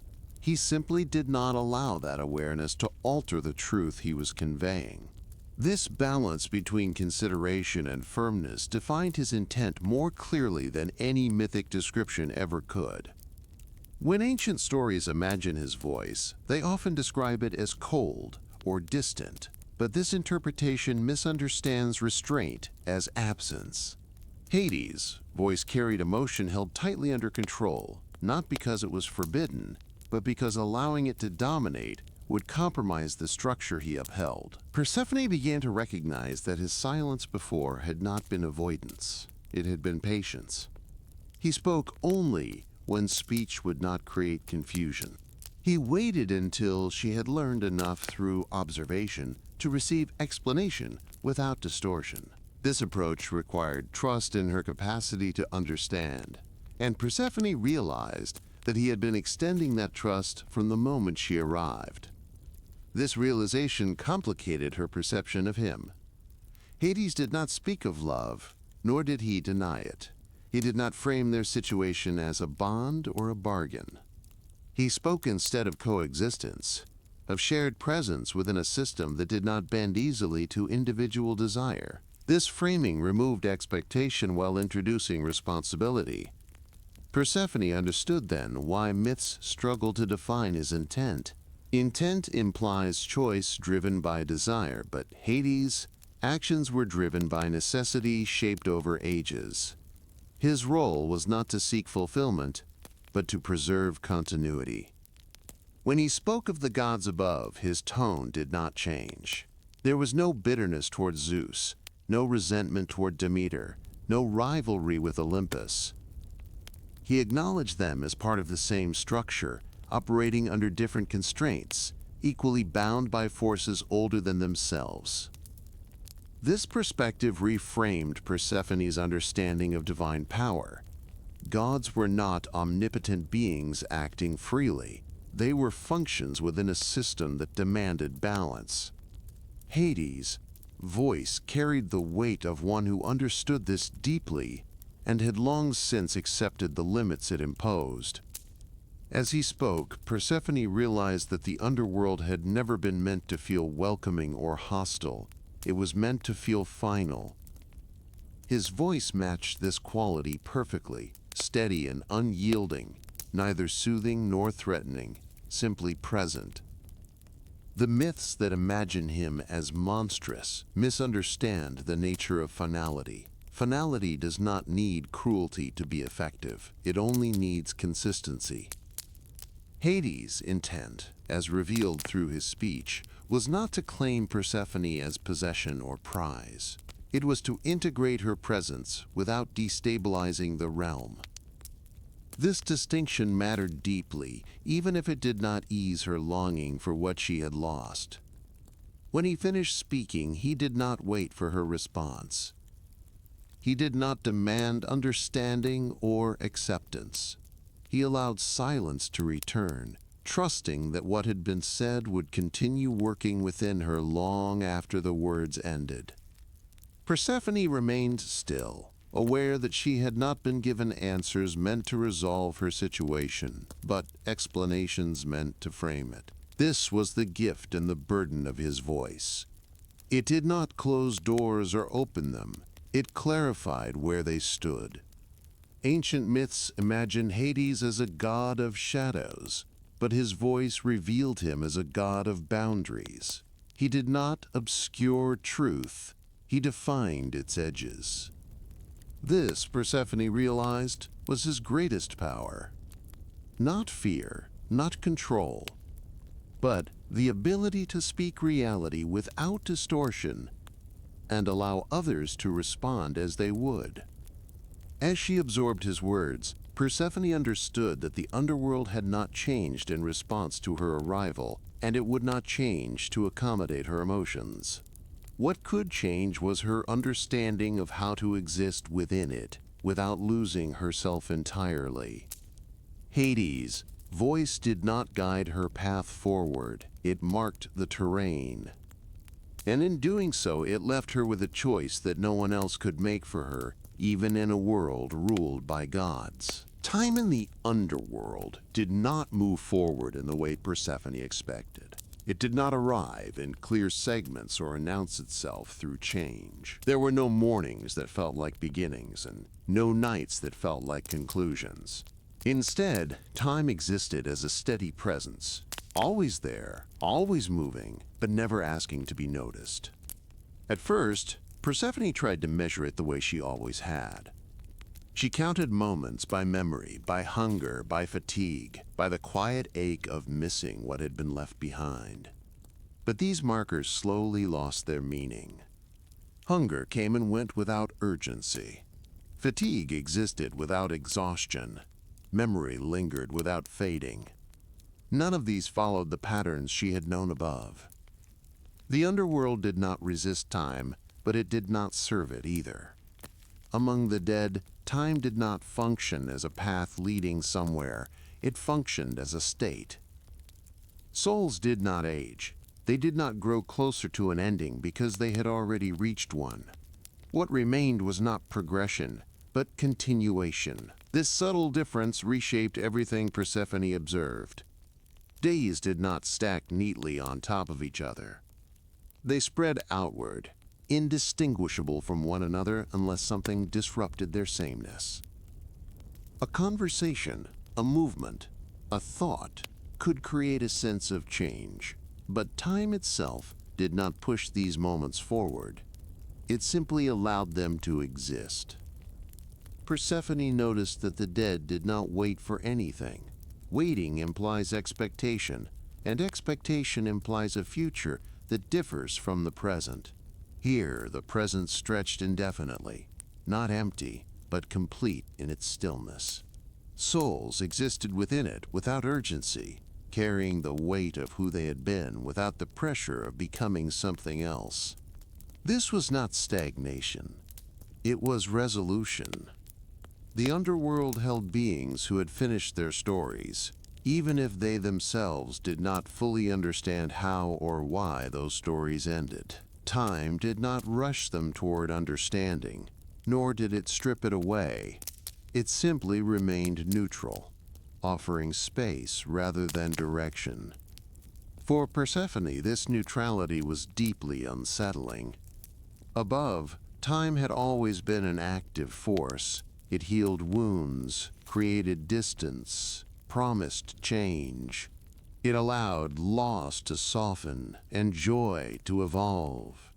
In the underworld, time offered none of these comforts. Loss remained present. Joy remained contained. Nothing faded unless it was released deliberately. This meant that grief did not dull naturally, neither did fear, neither did longing. They stayed exactly as strong as they were allowed to remain. Persephone began to understand why the dead appeared calm without appearing content. Calmness came from the absence of pressure, not from happiness. Contentment required movement, and movement required time that led somewhere. Hades had not explained this directly. He did not need to. The structure of the realm communicated it clearly enough. Time below was not measured by celestial bodies or seasonal shifts. There was no sun to rise or fall, no sky to mark passing hours. Instead, time was perceived through internal awareness. A soul knew how long it had been present without being able to explain how it knew. Duration existed without division. Persephone struggled with this at first, clinging to the habits of the world above. She tried to impose rhythm on her days, creating routines, repeating actions, marking intervals. These efforts brought her comfort, but they did not align with the realm itself. The underworld did not resist her attempts, but it did not respond to them either. Over time, she stopped forcing structure and began observing instead. She noticed that certain spaces within the underworld felt denser, as though time rested heavier there. These were places filled with memory, where souls gathered not to speak but to remain close to who they once were. In these areas, moments felt longer, not because more happened, but because awareness deepened. Other spaces felt lighter, where time seemed to thin out, passing almost unnoticed. These were not empty places, but neutral ones, where presence mattered more than reflection. Persephone realized that time in the underworld adjusted itself to the needs of those within it, not to comfort them, but to accommodate their state of being. The realm did not push souls toward acceptance or closure. It allowed them to arrive there on their own, if they ever did. This understanding shifted her perception of Hades' role even further. He was not ruling over a static kingdom frozen in eternal darkness. He was maintaining a system that allowed time to exist without becoming a source of suffering. If time flowed the way it did above, endlessly pushing forward without resolution, the underworld would be unbearable. Instead, it held time steady, preventing it from eroding or overwhelming what remained. For Persephone, this steadiness became both a burden and a relief. Without time moving forward, her hope did not fade, but neither did her uncertainty. She could not tell whether she had been below for days or months. The difference mattered emotionally, but the realm did not acknowledge it. This forced her to confront her feelings without the comfort of believing they would eventually change on their own. She began to understand that change here required intention. Nothing shifted unless someone acted, nothing softened unless someone allowed it to. Time would not do the work for her. This realization was frightening, but it was also empowering. Persephone started paying attention to how the dead interacted with time. Some clung tightly to their memories, replaying moments from their lives above, holding on to identities that no longer served them, but still defined them. Others let memory rest quietly, not forgotten, but no longer central. Time did not judge either approach, it simply made space for both. She noticed that souls who resisted the present felt trapped, even though nothing actively confined them. Souls who accepted the present felt settled, even if they were not content. The difference lay not in their circumstances, but in their relationship with time. Persephone began to question how long she could exist in this state without choosing a way to relate to it herself. Hades did not pressure her. He did not ask how she experienced the passing of time or suggest how she should respond to it. His silence was not neglect. It was respect. He understood that time below demanded personal adjustment rather than instruction. Slowly, Persephone stopped counting. She let go of the need to know how long it had been since she last saw the sky or felt the sun. She allowed days to exist without naming them. This did not erase her longing, but it loosened its grip slightly, making it less sharp and more spacious. In doing so, she discovered something unexpected. Time in the underworld, while unmoving, was not empty. It held depth rather than distance. Each moment could be explored without being replaced. Attention could linger without urgency. Thought could settle without interruption. This allowed Persephone to notice details she might have missed above. Where time always pulled her forward, here nothing demanded her next step. She realized that the underworld was not designed to punish through stillness.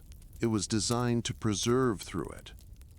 Among the dead, time ensured that nothing essential was lost to decay. Identity remained intact. Memory remained accessible.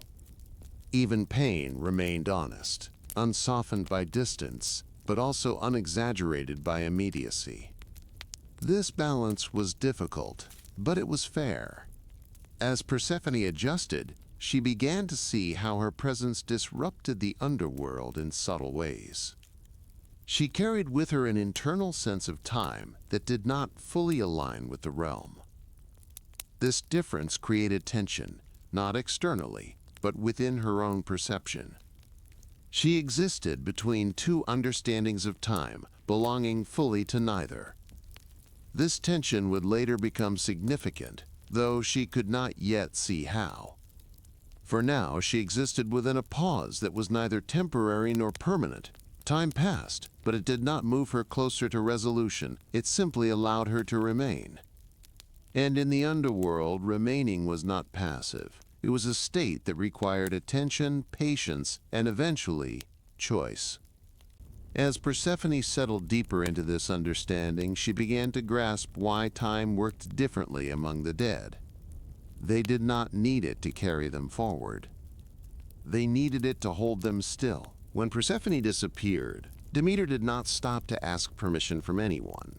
She did not wait for explanations, signs, or divine confirmation. She felt the absence immediately, not as a thought, but as a rupture. Something torn from the natural order she had spent ages tending. The earth itself seemed to recognize this loss before words ever formed in her mind. Demeter began her search the only way she knew how, by walking. She moved across fields she had once blessed without effort, through valleys that had known her presence as a constant rather than a visitor. These places did not feel familiar anymore. Without Persephone beside her, the land responded differently, as though it too sensed that something essential had been removed. Demeter did not move with urgency at first. Her steps were steady, deliberate, driven by certainty rather than panic. Persephone had not vanished into nothing. Demeter knew this with a confidence rooted in her role as a goddess who understood cycles, continuity, and return. What was taken could be found. What was lost could be traced. She questioned gods and mortals alike, though not with equal patience. To mortals she appeared as a weary woman, her divinity muted by focus rather than disguise. She asked simple questions, listening carefully, searching for any detail that might indicate where her daughter had gone. Most could offer nothing useful, only confusion or fear, sensing the weight of her presence without understanding it. Among the gods, her questions were sharper. She approached rivers, forests, and lesser deities tied to the land, demanding clarity rather than sympathy. When answers failed to appear, her frustration began to show not through violence, but through withdrawal. The earth felt her absence where she passed without blessing, and crops began to reflect this neglect.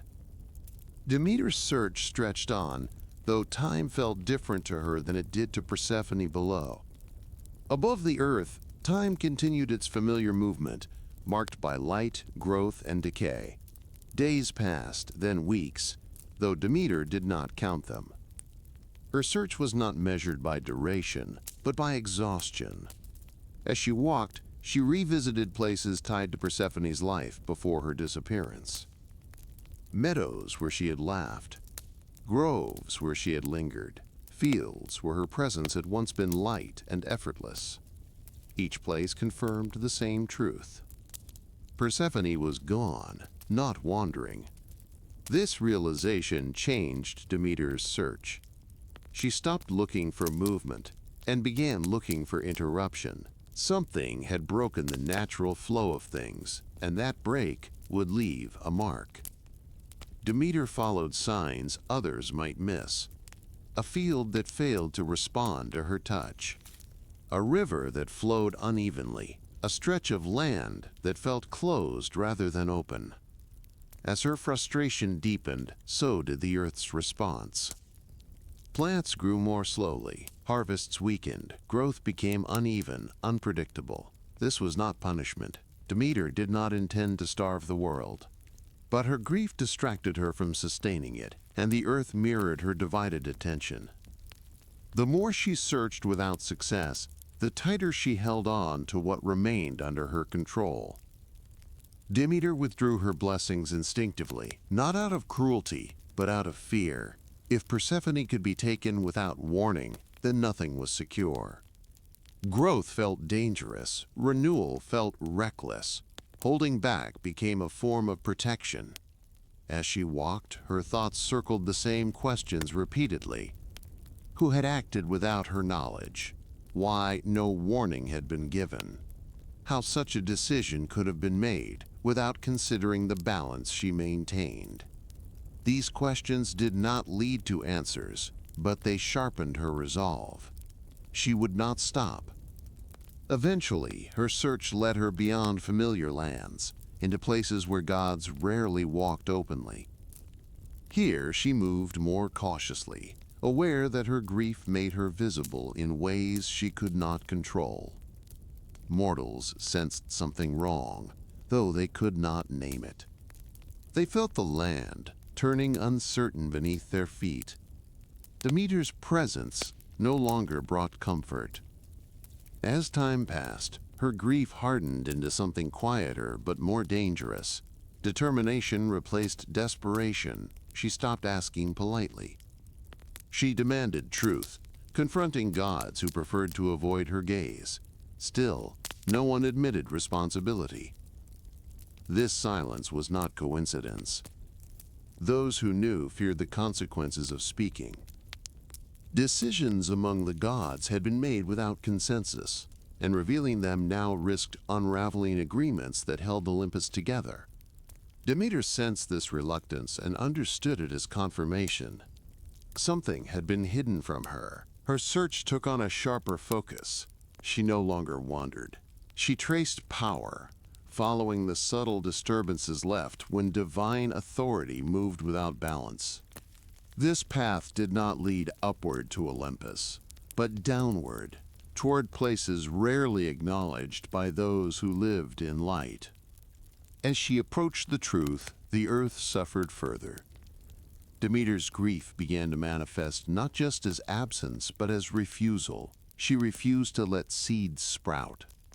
She refused to let fields recover. The land mirrored her resolve, becoming still, unresponsive, caught in a pause similar to the one Persephone experienced below. Mortals suffered as a result, though Demeter did not intend harm. Their hunger registered only faintly compared to the ache of her loss. In her mind, the world could not continue as if nothing had happened. Growth without Persephone felt wrong, dishonest, incomplete. Demeter's love had always been generous, but now it became exclusive. She reached a point where searching turned inward. She replayed every moment, every decision, every instance where she might have missed a sign. This self-examination did not ease her pain. It deepened it. Still, she could not stop. Eventually, her search slowed, not because she had given up, but because she had reached the limits of what movement alone could accomplish. Persephone was not hidden somewhere on the earth. She was not wandering, lost, or avoiding return. She had been taken. This realization did not bring relief. It brought clarity. Demeter understood then that the rules she lived by no longer applied. Cycles depended on agreement. Growth depended on trust. Both had been broken. Until this was addressed, she could not restore what had been disrupted. Her walk across the earth continued, but it changed in purpose. Now, it was not a search for Persephone, but a statement. Each step declared that the world would not function as before until balance was restored. Each barren field, each failed harvest, reflected a refusal to accept a reality built on exclusion and silence. Demeter's grief became visible everywhere. The earth cooled, growth slowed. The living felt a deep unease they could not explain, sensing that something fundamental had gone wrong. Seasons began to lose their predictability, though no one yet understood why. Demeter did not announce her intentions. She did not threaten the gods or demand immediate resolution. She simply stopped sustaining what she had once freely given. Her long search had ended, but her resolve had only begun.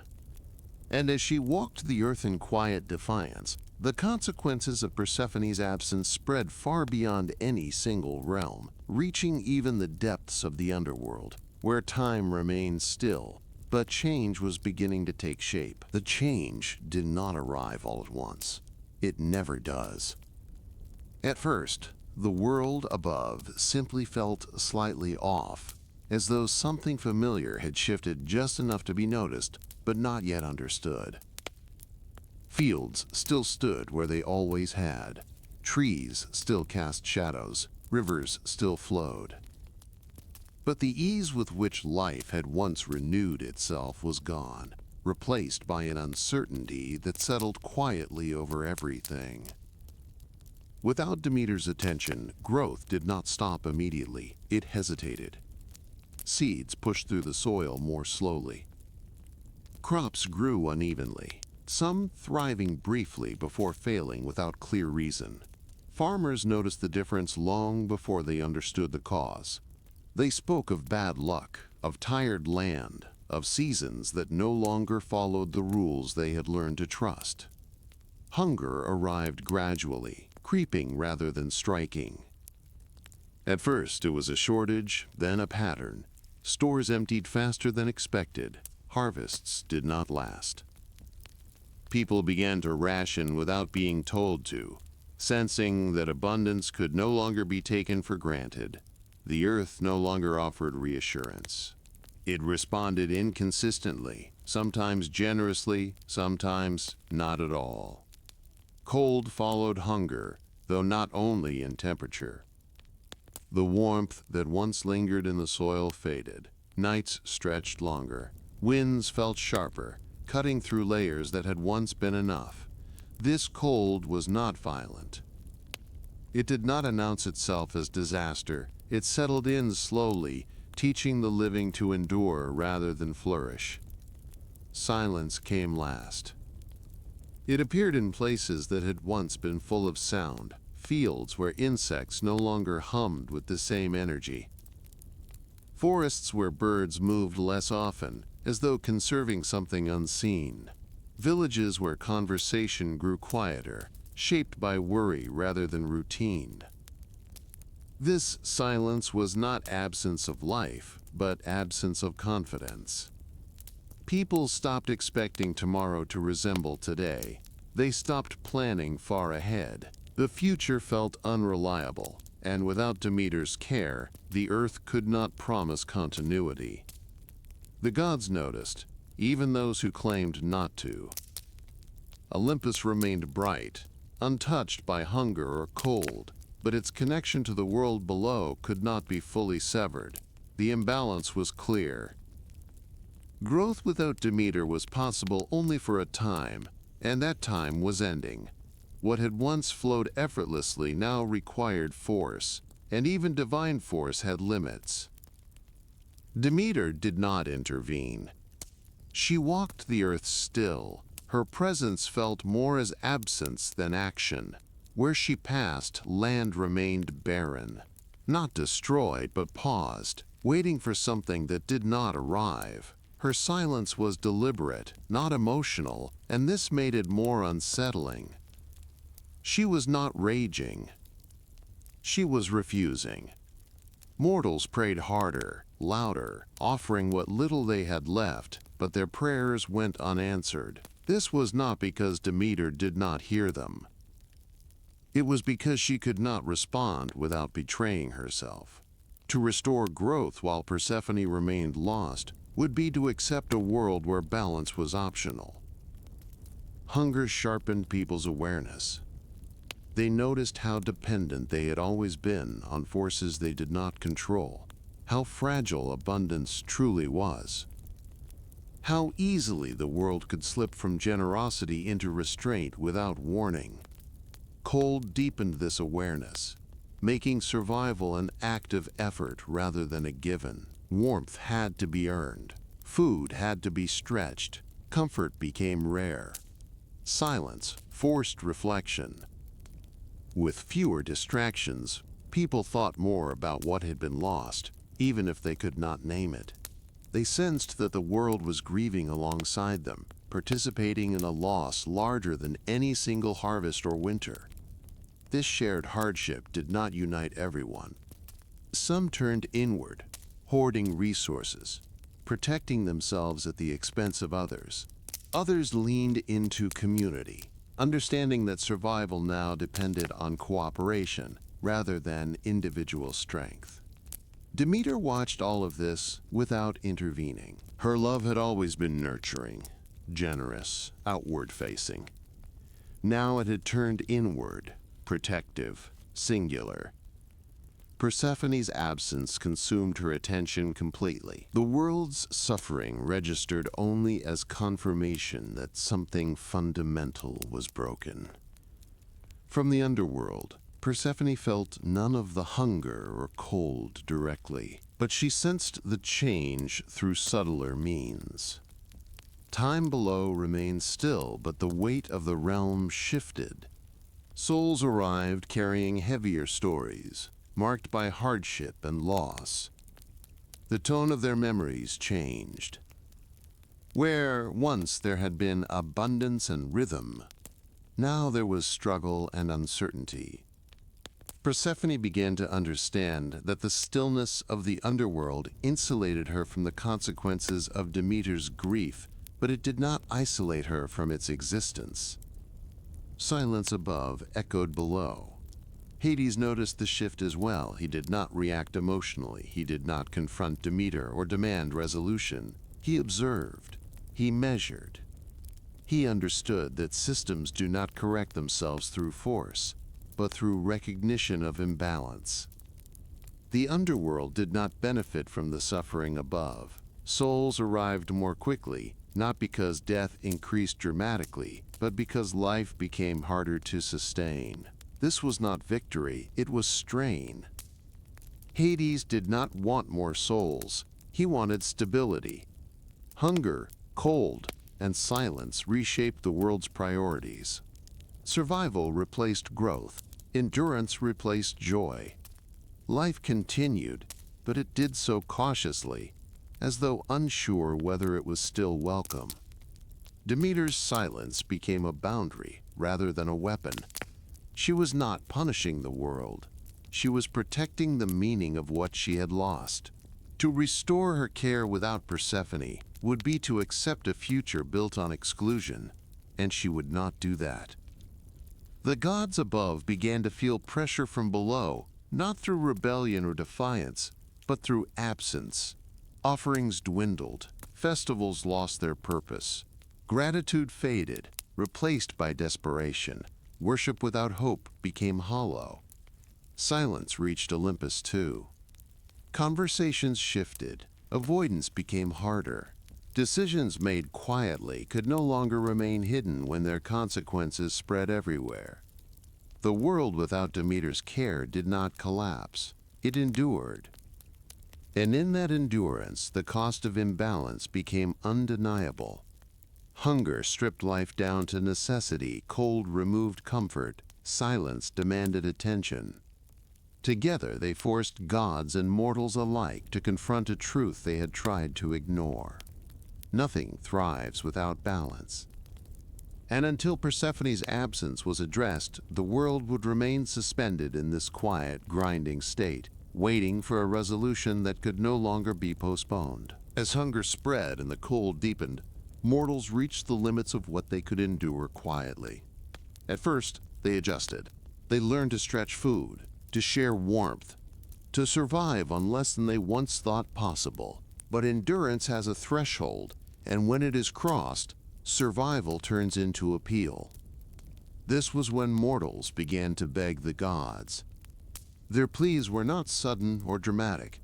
They rose slowly, shaped by exhaustion rather than panic. People returned to temples they had once visited out of gratitude, now approaching them out of necessity. Offerings became smaller, not because devotion had weakened, but because there was less to give. Still, they gave what they could, hoping effort might compensate for scarcity. What mortals asked for was simple. They wanted the world to work again. They did not know Persephone's name or understand the decisions made among the gods. They did not speak of balance or realms or divine authority. They spoke of fields that would not grow, children who went to sleep hungry, winters that seemed to linger too long. Their prayers were grounded in daily survival, not cosmic order. This was precisely why they mattered. Mortals were not part of the original conflict. They had not chosen sides. They had no power to alter divine agreements or challenge the authority of Olympus. Yet they carried the consequences of every decision made above and below. Their suffering was not symbolic. It was immediate, physical, unavoidable. The gods could ignore each other. They could justify silence and delay through pride or principle. But ignoring mortals was more difficult, because mortals were the measure of whether the world was functioning at all. As prayers increased, the sound of them changed. There was less praise and more pleading, less ritual and more desperation. The rhythm of worship shifted, becoming uneven, driven by need rather than tradition. This shift unsettled the gods, even those who claimed detachment from human affairs. Mortals were not supposed to beg like this. The world was built on an understanding that life would be sustained. Growth was assumed. Hunger was meant to be temporary. When this understanding collapsed, it signaled a deeper failure than any single god's grief. Demeter heard the prayers, though she did not answer them. Each plea reminded her of what she had lost, but it did not weaken her resolve. In her mind, restoring abundance without Persephone would teach the world that balance was optional, that loss could be ignored if survival demanded it. She would not allow that lesson to take hold. To Demeter, mortal suffering was tragic, but it was not meaningless.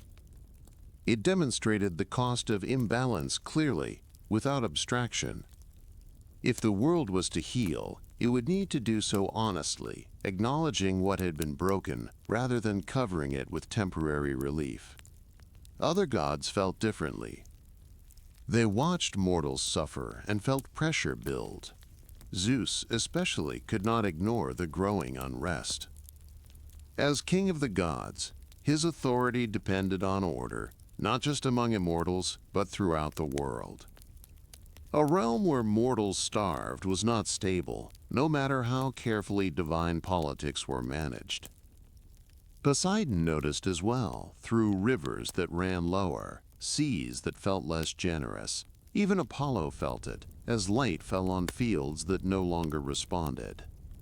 The imbalance reached every domain, reminding the gods that their power was interconnected. Mortals became the undeniable evidence that something had gone wrong. Their prayers were not strategic. They did not accuse or demand explanations. They asked for mercy, for restoration, for a return to something they could rely on. This simplicity stripped away the layers of justification the gods used to avoid action. Hades, from below, understood this dynamic clearly. The underworld did not require mortal worship to function, but it depended on the world above remaining livable. Death without life before it served no purpose. Souls arriving prematurely did not strengthen the realm, they strained it. Hades recognized that mortals were not bargaining chips or collateral damage. They were the connective tissue between realms, the living proof that balance mattered beyond divine pride. As prayers continued, they created pressure that could not be ignored indefinitely. Zeus found himself caught between Demeter's refusal and the world's decline. Confronting Demeter directly carried risk.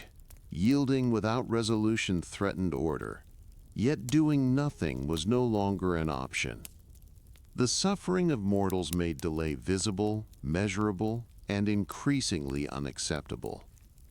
Mortals unknowingly had become participants in a divine conflict.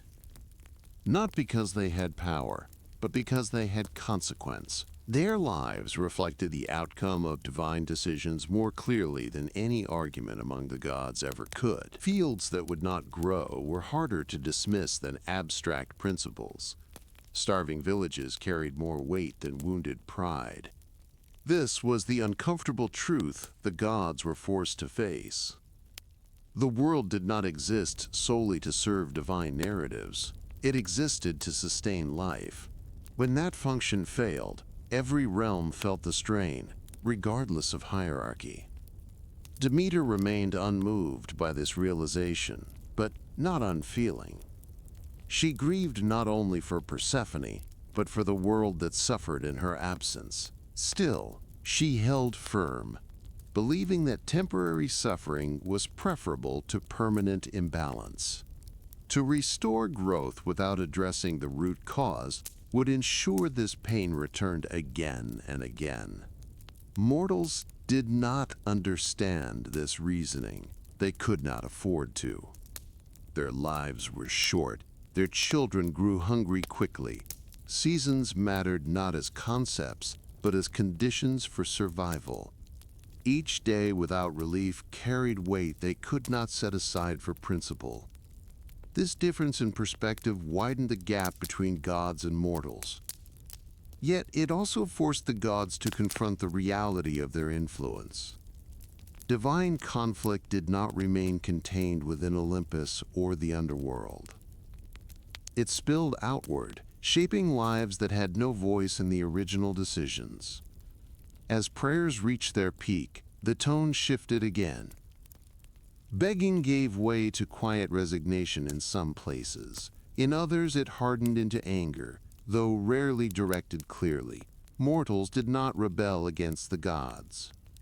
They endured, but endurance without hope changes people. It alters the way they relate to the world, to faith, to each other.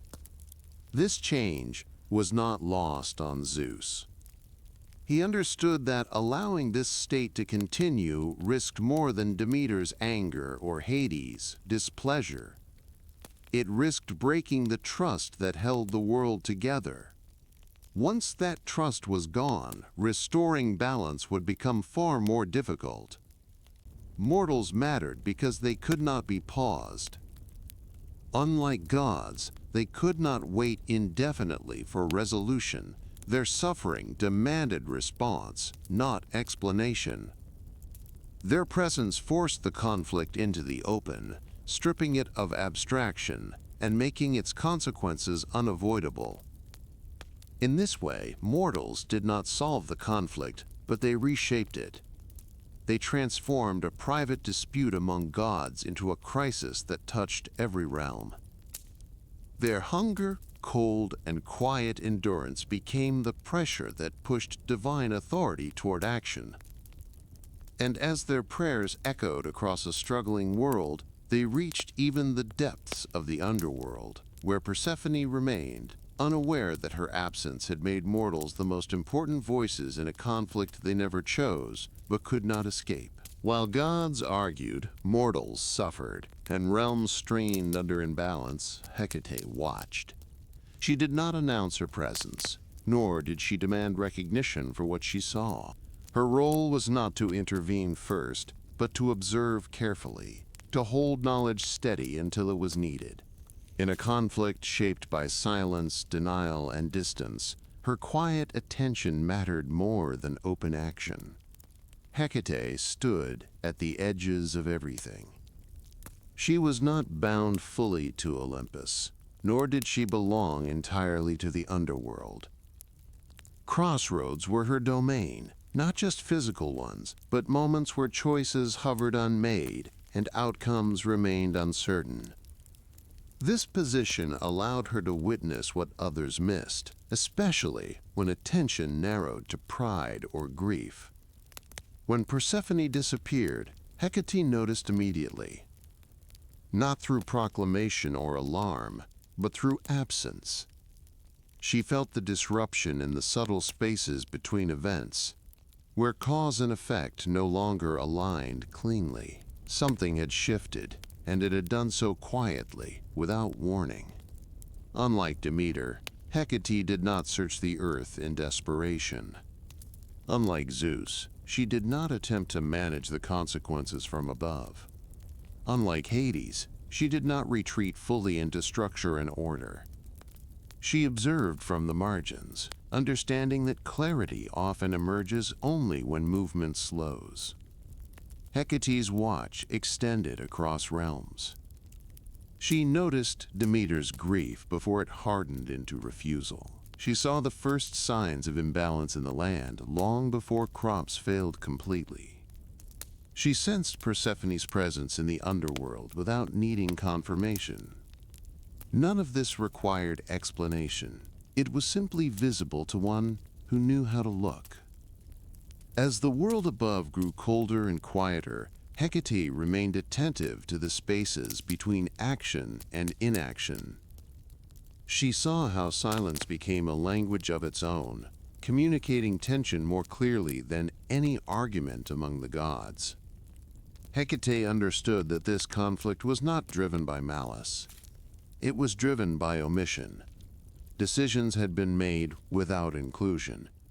Consequences were unfolding without acknowledgement. Each god involved held a piece of the truth but resisted seeing the whole, because doing so would require responsibility rather than authority. Hecate did not judge this behavior. She recognized it. She had existed long enough to know that gods, like mortals, often struggled with perspective. Power did not guarantee wisdom. Immortality did not remove fear. In this conflict, fear took many forms: fear of loss, fear of confrontation, fear of admitting imbalance.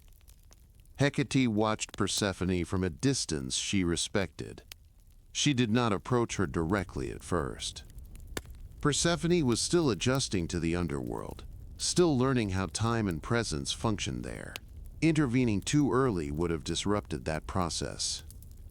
Hecate understood that witnessing did not always mean speaking. She also watched Hades closely. She saw how he maintained order without seeking validation, how he absorbed the strain placed on his realm without complaint, how he understood that this conflict would not resolve through force or decree, but through recognition of what had been broken. Hecate noticed something else as well. She noticed that Persephone was not merely enduring the underworld. She was observing it, learning it, existing within it in a way that suggested transformation rather than stagnation. This observation remained unspoken, but it mattered. Above, Hecate walked among mortals unseen. She listened to prayers not meant for her, absorbing the weight of them without responding. Mortals did not know her name in their desperation, but they felt her presence as a quiet steadiness at crossroads, moments when despair could tip into surrender or persistence. She saw how mortals mattered, not because of power, but because of consequence. Their suffering revealed truths the gods avoided. Their endurance exposed the limits of divine patience. Their silence, when prayers went unanswered, became as significant as their pleas. Hecate did not take sides. This was not neutrality born of indifference, but balance born of awareness. Taking a side too early would collapse the space where understanding could still emerge. Hecate's role was to hold that space open, even as pressure mounted. She understood that eventually someone would need to speak. But that moment had not yet arrived. Hecate's watch extended into moments others dismissed as insignificant: a pause in Demeter's walk, a hesitation in Zeus' decisions, a shift in Persephone's attention. These small moments signaled change long before it became visible. She recognized that Persephone's presence in the underworld was altering its rhythm, not through disruption, but through contrast.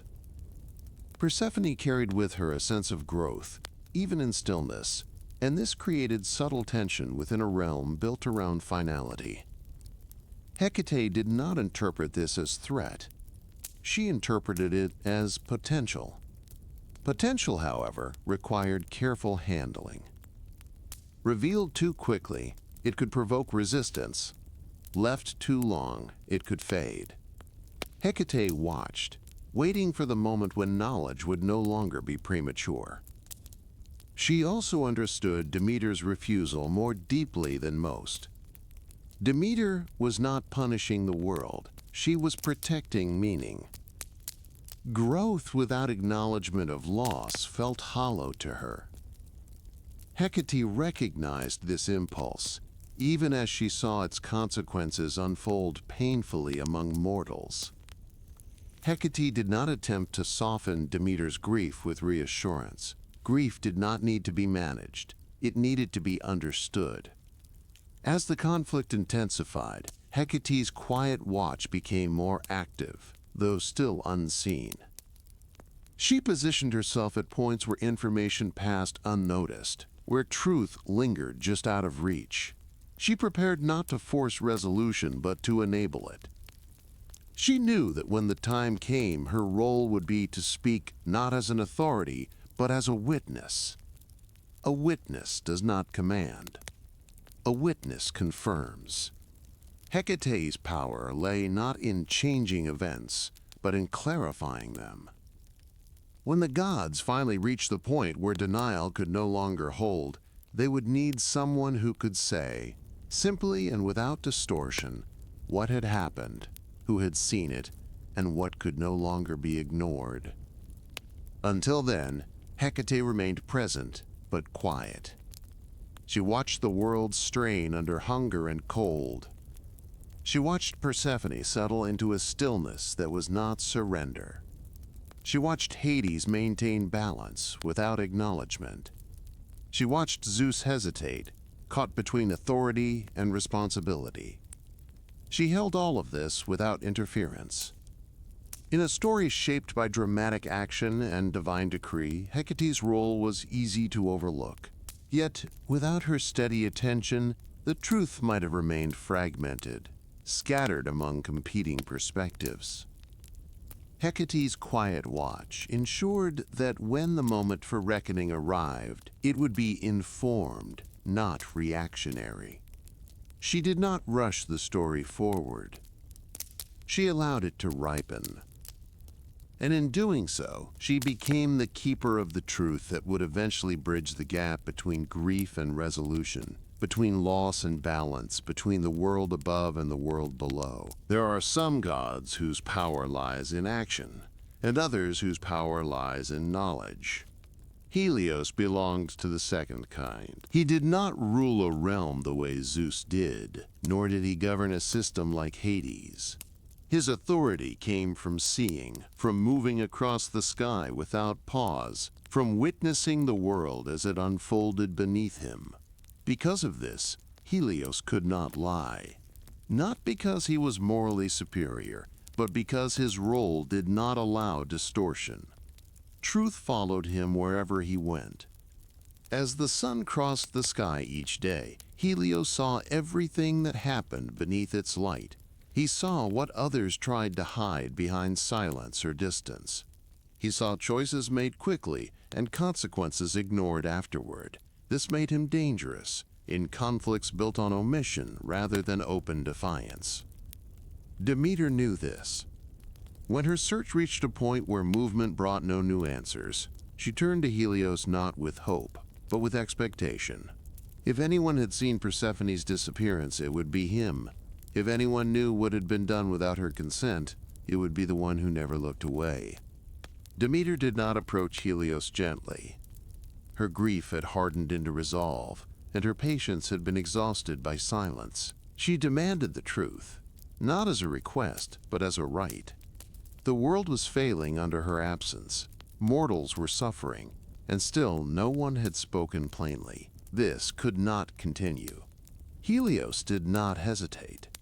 He did not soften what he knew or frame it carefully. He understood that truth delayed was truth denied.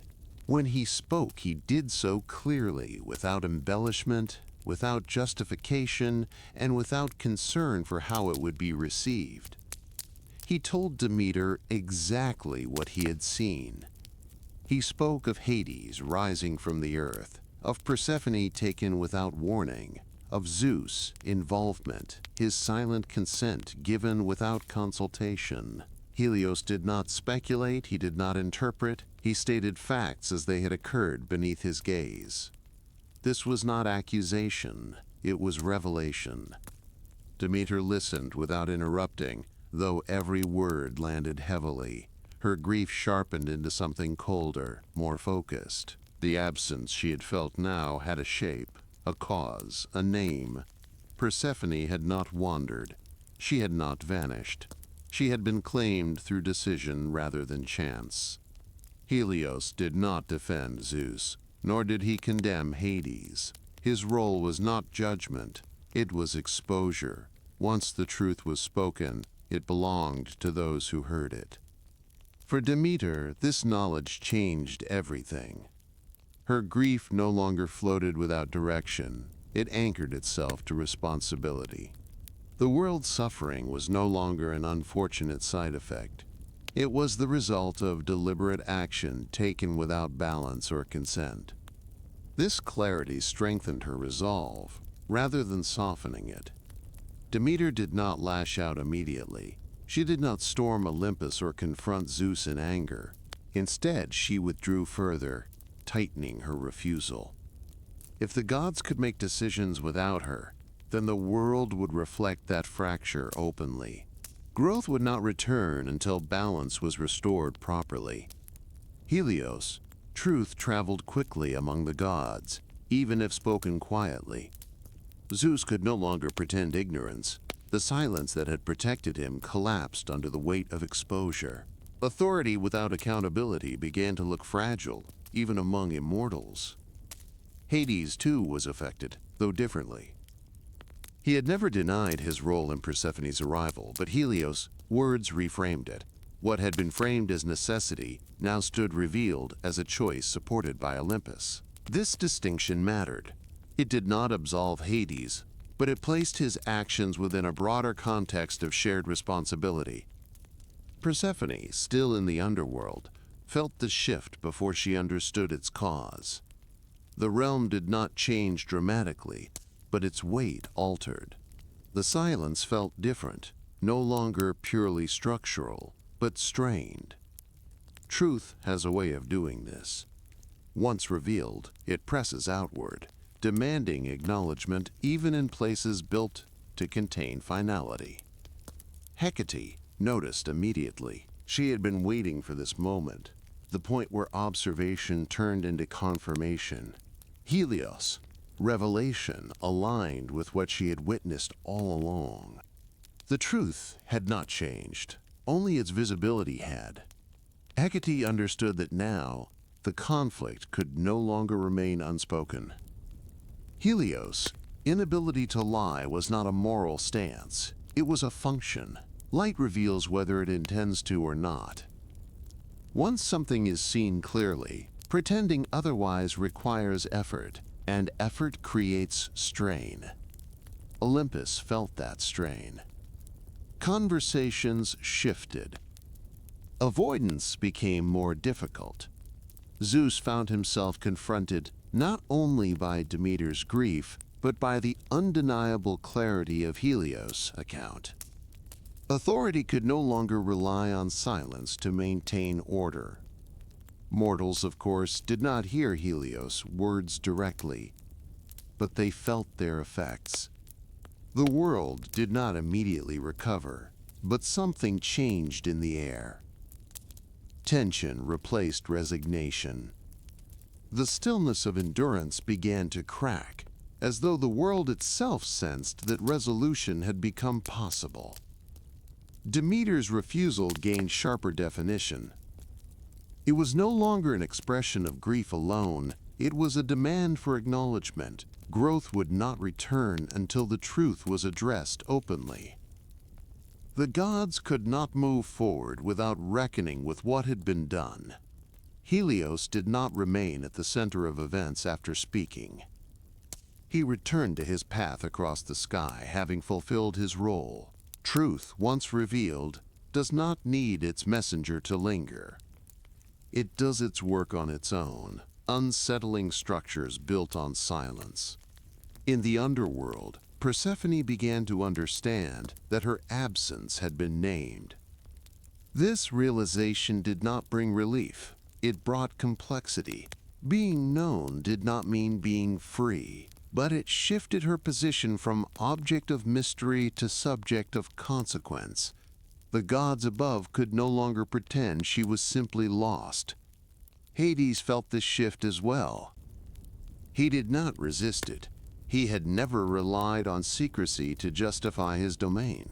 But Helios' revelation forced him to confront the human cost of decisions made without balance, something the underworld usually remained insulated from. The truth did not accuse. It did not punish. It clarified. And clarity is often the most disruptive force of all. With Helios, words now part of the conflict, the story could no longer remain suspended in quiet suffering and silent endurance. The gods were forced to see the full shape of what they had created. not as separate actions, but as a single imbalance spreading across realms. The light had done its work. What followed would not be simple, and it would not be gentle, but it would be honest. And in a world strained by hunger, cold, and silence, honesty was the first necessary step toward balance, even if it came too late to undo what had already been lost. Demeter's refusal was not sudden, and it was not driven by anger alone. It formed slowly, shaped by grief, clarity, and a growing understanding that the world she had helped sustain no longer recognized the terms of its own balance. When Helios revealed the truth, Demeter did not feel shock. She felt confirmation. What she had sensed all along was finally spoken aloud. Persephone had not been lost to chance. She had been removed by decision. This distinction mattered more than anything else. Demeter understood then that continuing the harvest as if nothing had happened would mean accepting a world where such decisions carried no consequence. Growth would return, crops would rise again, mortals would survive, but the structure beneath all of it would remain broken, teaching gods and mortals alike that balance could be bypassed if authority was strong enough. Demeter could not accept that. Her refusal was not a threat delivered to Olympus. It was not a declaration meant to provoke fear or force compliance. It was a withdrawal of participation. Demeter simply stepped back from her role, allowing the world to reflect the absence of what had been taken from her. The harvest did not end with destruction. It ended with withholding. Fields did not burn, soil was not poisoned, seeds were not cursed. They were simply left unattended. Without Demeter's guiding presence, growth became uncertain, inconsistent, fragile. Life continued, but without the assurance that it would be sustained. This choice required restraint. Demeter had the power to devastate the world if she wished, but devastation would have undermined her purpose. She did not want chaos, she wanted recognition. By stopping the harvest quietly, she allowed the consequences to unfold naturally, making the imbalance visible without forcing it. This made her refusal harder to confront. There was no single moment of collapse, no clear event that demanded immediate response. Instead, the world slipped gradually into scarcity, creating a prolonged state of discomfort that could not be ignored but also could not be easily resolved.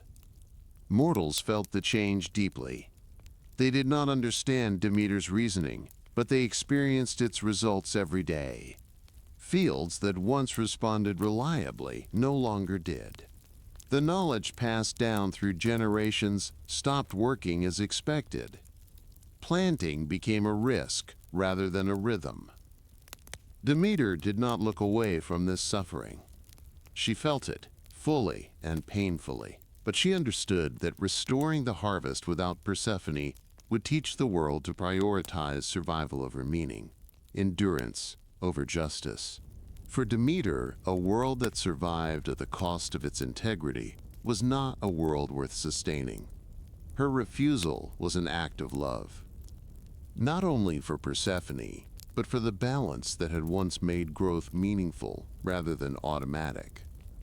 Demeter believed that life should be nurtured, not maintained mechanically. Without acknowledgement of loss, growth became hollow. The gods reacted differently. Some urged compromise, others suggested partial restoration, a temporary easing of scarcity to relieve mortal suffering while avoiding direct confrontation.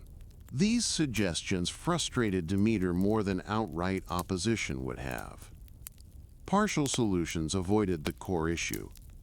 They treated the symptoms without addressing the cause. Zeus, in particular, struggled with Demeter's refusal. As ruler of Olympus, he was accustomed to resolving conflicts through decree.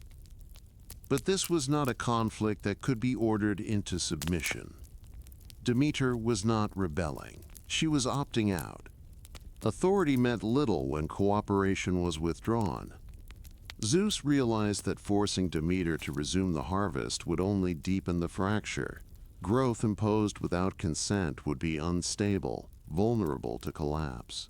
The world required Demeter's willing participation, not her coerced obedience. Hades watched this unfold with careful attention. He understood Demeter's refusal in structural terms. A system functions only when its parts operate in agreement. Persephone's absence had disrupted that agreement. Demeter's response, while painful, was consistent with maintaining integrity within the system. From his perspective, the harvest could not resume fully until Persephone's status was addressed clearly and honestly. Persephone herself felt the consequences of her mother's refusal indirectly. In the underworld, time remained still, but the tone of arriving souls changed. Stories carried more hardship. Memories reflected scarcity and struggle rather than abundance. Persephone began to understand that her absence was shaping the world above in ways she could not see but could feel. This realization weighed heavily on her. She had not chosen to leave. She had not chosen to remain. Yet her presence below had become a central factor in a conflict affecting every realm. This knowledge complicated her sense of self, forcing her to confront her role not as a passive figure, but as a point of balance.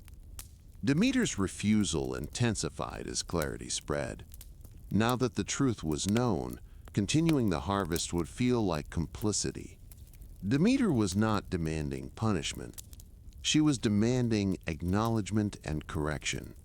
Persephone's absence needed to be addressed openly, not absorbed quietly into the world's functioning.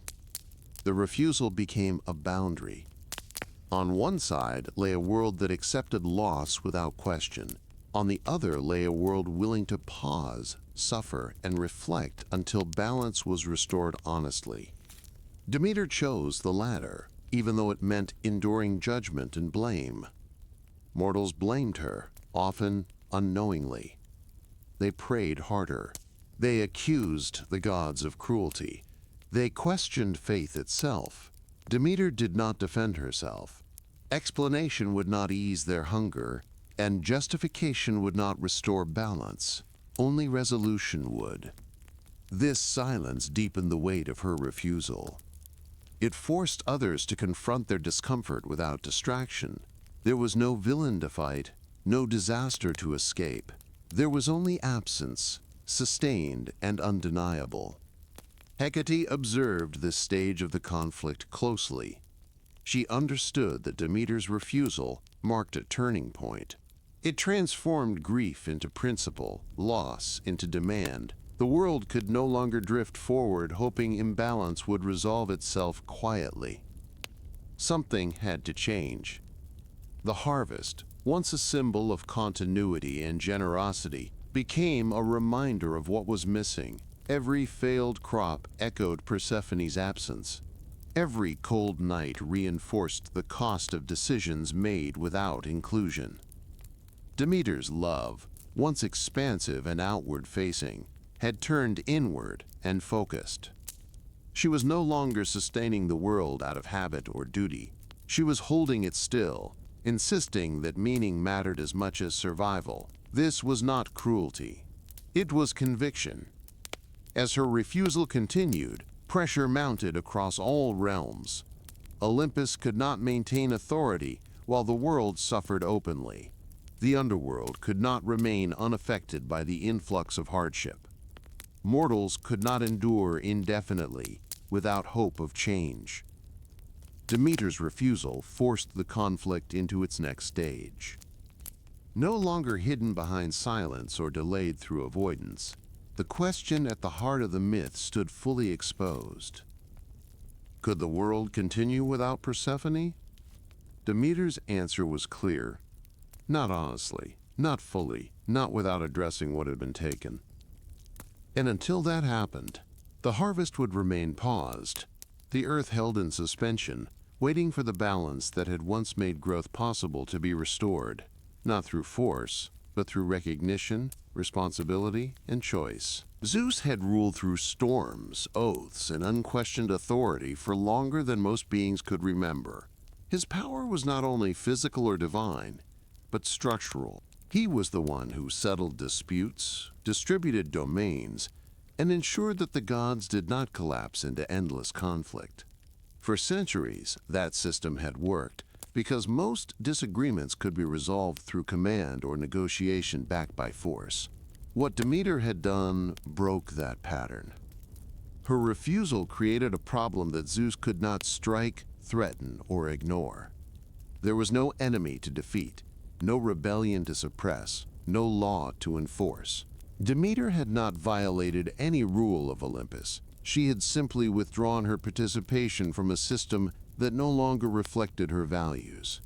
Zeus quickly realized that authority meant little when cooperation was no longer given. This realization unsettled him more than open defiance ever could. Zeus began by attempting distance. He allowed time to pass, hoping that the harvest would resume on its own, that Demeter's grief would soften, or that mortals would adapt enough to reduce the pressure. None of this happened. Scarcity deepened. Faith wavered. The gods themselves began to feel the strain, as offerings diminished and mortal devotion shifted from gratitude to desperation. The problem had moved beyond Demeter. It had become systemic. Olympus thrived on balance between gods and mortals. When mortals prospered, they honored the gods. When they suffered too long without explanation, belief fractured. Zeus understood this dynamic well.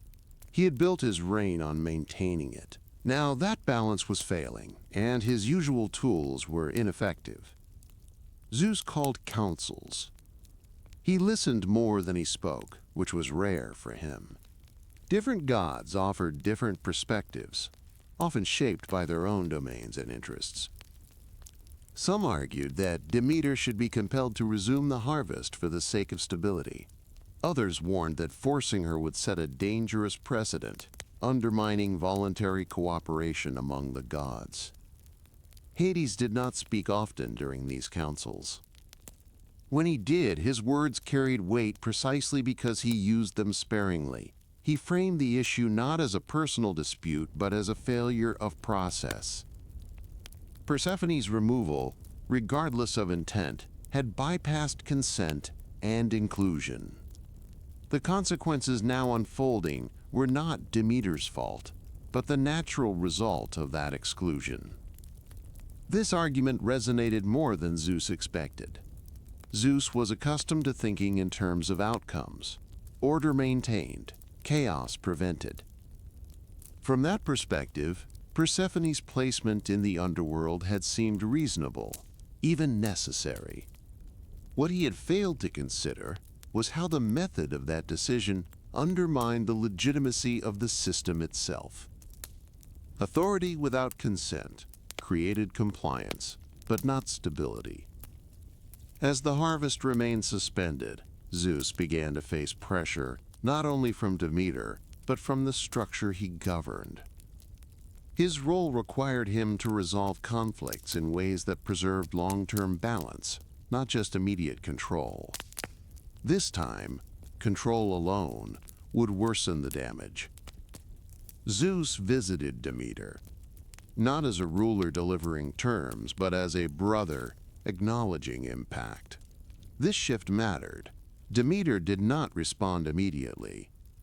She did not need to argue. The world spoke for her. Empty fields and silent groves carried more weight than any accusation. When Demeter finally spoke, her words were measured and restrained. She did not demand punishment.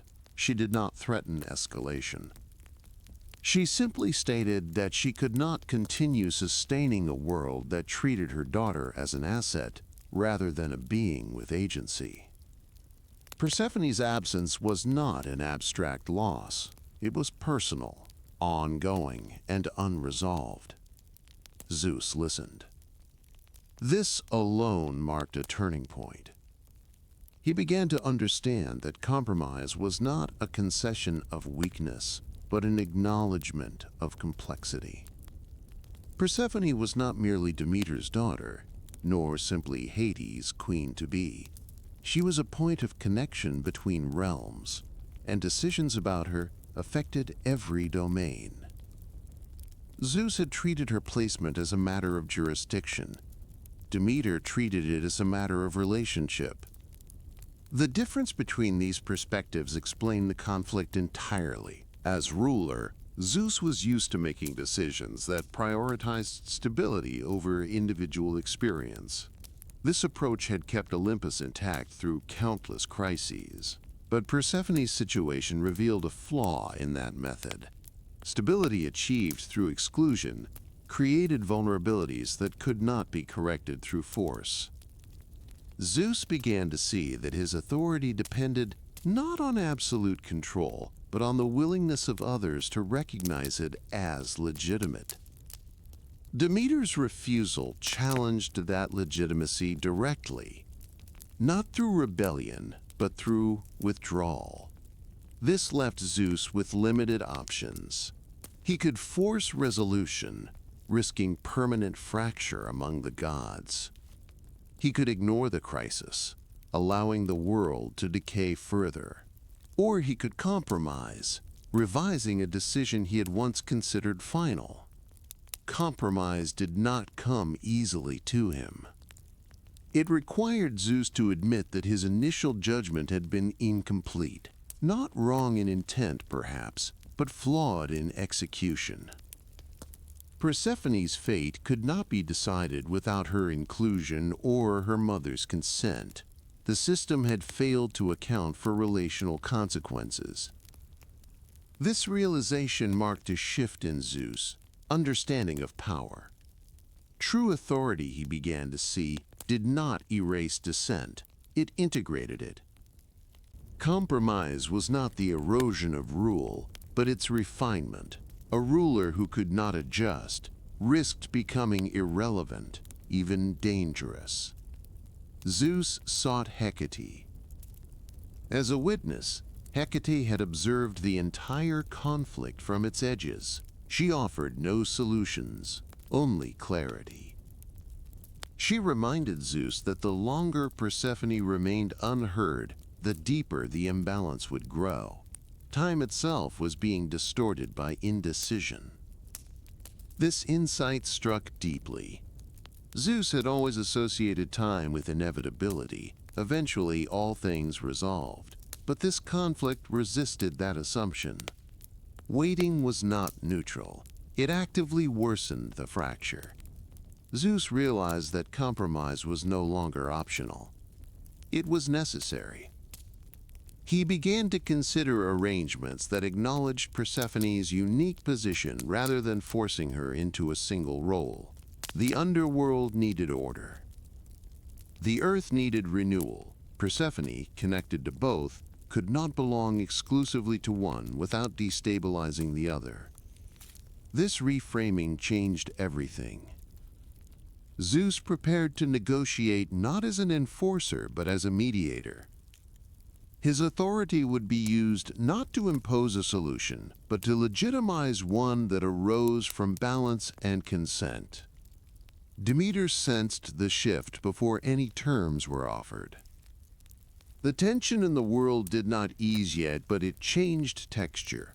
Resistance softened into expectation. The refusal remained, but it no longer felt like a wall. It felt like a threshold. Zeus faced the truth that even he could not command the harvest back into existence. Growth required harmony. Harmony required compromise. And compromise required listening. As the king of the gods stood at this crossroads, he confronted the most difficult consequence of leadership, accepting that no amount of power could undo a decision made without care for those it affected. The path forward would not restore the world instantly. Damage had already been done. Trust would take time to rebuild. But for the first time since Persephone's disappearance, resolution felt possible. Zeus had learned what Demeter already knew. Balance could not be forced. It had to be chosen. Persephone did not change all at once. The underworld was not a place that reshaped people through force or fear, but through duration. What altered her was not a single moment or realization, but the steady passage of time spent in a world that followed different rules from the one she had known. In the beginning, she resisted without effort. Her memories of the surface remained sharp, almost protective. She held on to the feel of open air, the rhythm of growing things, and the sense of movement that came from living among seasons. These memories did not fade quickly. Instead, they lingered, sometimes painfully vivid, sometimes quietly grounding. The underworld did not attempt to erase them. That was the first difference Persephone noticed. Nothing in that realm demanded that she forget who she had been. The dead did not question her presence, nor did they expect her to conform to their stillness. They simply existed, moving slowly, bound to routines shaped by memory rather than desire. Persephone observed them with curiosity rather than fear. As days passed, she began to understand the structure beneath the silence. The underworld was not chaos. It was deeply organized, governed by rules that prioritized continuity over growth. Every soul had a place, every task had a rhythm, and nothing was rushed. At first, this felt suffocating to Persephone, who had grown up surrounded by constant change. Over time, however, she began to recognize the comfort hidden within that order. There was no urgency in the underworld. No pressure to become more, to bloom, to expand. Existence was enough. This realization did not erase her grief, but it softened its edges. Persephone stopped measuring time by what she was missing and began to experience it as something that simply moved forward. Slowly, she adapted to a pace that allowed thought to settle rather than scatter. Hades noticed this shift before Persephone did. He did not comment on it directly, nor did he guide her transformation. His presence remained consistent, neither distant nor intrusive. He treated Persephone not as a possession or a guest, but as someone whose presence altered the balance of the realm simply by existing within it. Their interactions were understated. They spoke without ceremony, often about practical matters rather than feelings. Persephone learned how the underworld functioned, not through instruction, but through observation. Hades answered her questions honestly, without embellishment, and never assumed authority over her understanding. This approach allowed Persephone to form her own conclusions. She began to see that the underworld was not opposed to life, but parallel to it. Where the surface thrived on cycles of growth and decay, the underworld preserved what remained after those cycles ended. One realm fed motion. The other held stillness. Persephone existed between these concepts. As this awareness grew, so did her sense of responsibility. Persephone started to recognize her presence as meaningful rather than incidental. Souls responded to her differently than they did to other gods. Where Hades commanded respect through structure, Persephone inspired attention through empathy. She listened. Not in the way mortals listen to one another, but with a patience shaped by her upbringing among living things. The dead spoke slowly, and Persephone did not rush them. She allowed their stories to unfold at their own pace, learning the weight of memory carried by those who had nothing left but time. This listening changed her. She became more deliberate, less impulsive. The curiosity that once pulled her outward now turned inward, becoming reflective rather than restless. Persephone began to understand sorrow not as something to be escaped, but as something that required acknowledgement. The underworld shaped her capacity for endurance. She did not become colder, as some myths later suggested. Instead, she became steadier. Where she once reacted instinctively, she now paused. Where she once sought comfort in familiarity, she learned to find it in understanding. This transformation did not erase her connection to the surface. Persephone still remembered sunlight. She still missed her mother. She still carried the rhythms of growth within her. But those memories no longer defined her entirely. They became part of a larger internal landscape, shaped by contrast rather than loss. The underworld taught Persephone how to hold opposing truths without conflict. Life and death no longer appeared as enemies, but as states that required one another. Growth without rest led to exhaustion. Stillness without renewal led to stagnation. Persephone, shaped by both realms, began to embody this balance instinctively. Her presence altered the underworld in subtle ways. The realm did not change its structure, but its atmosphere softened.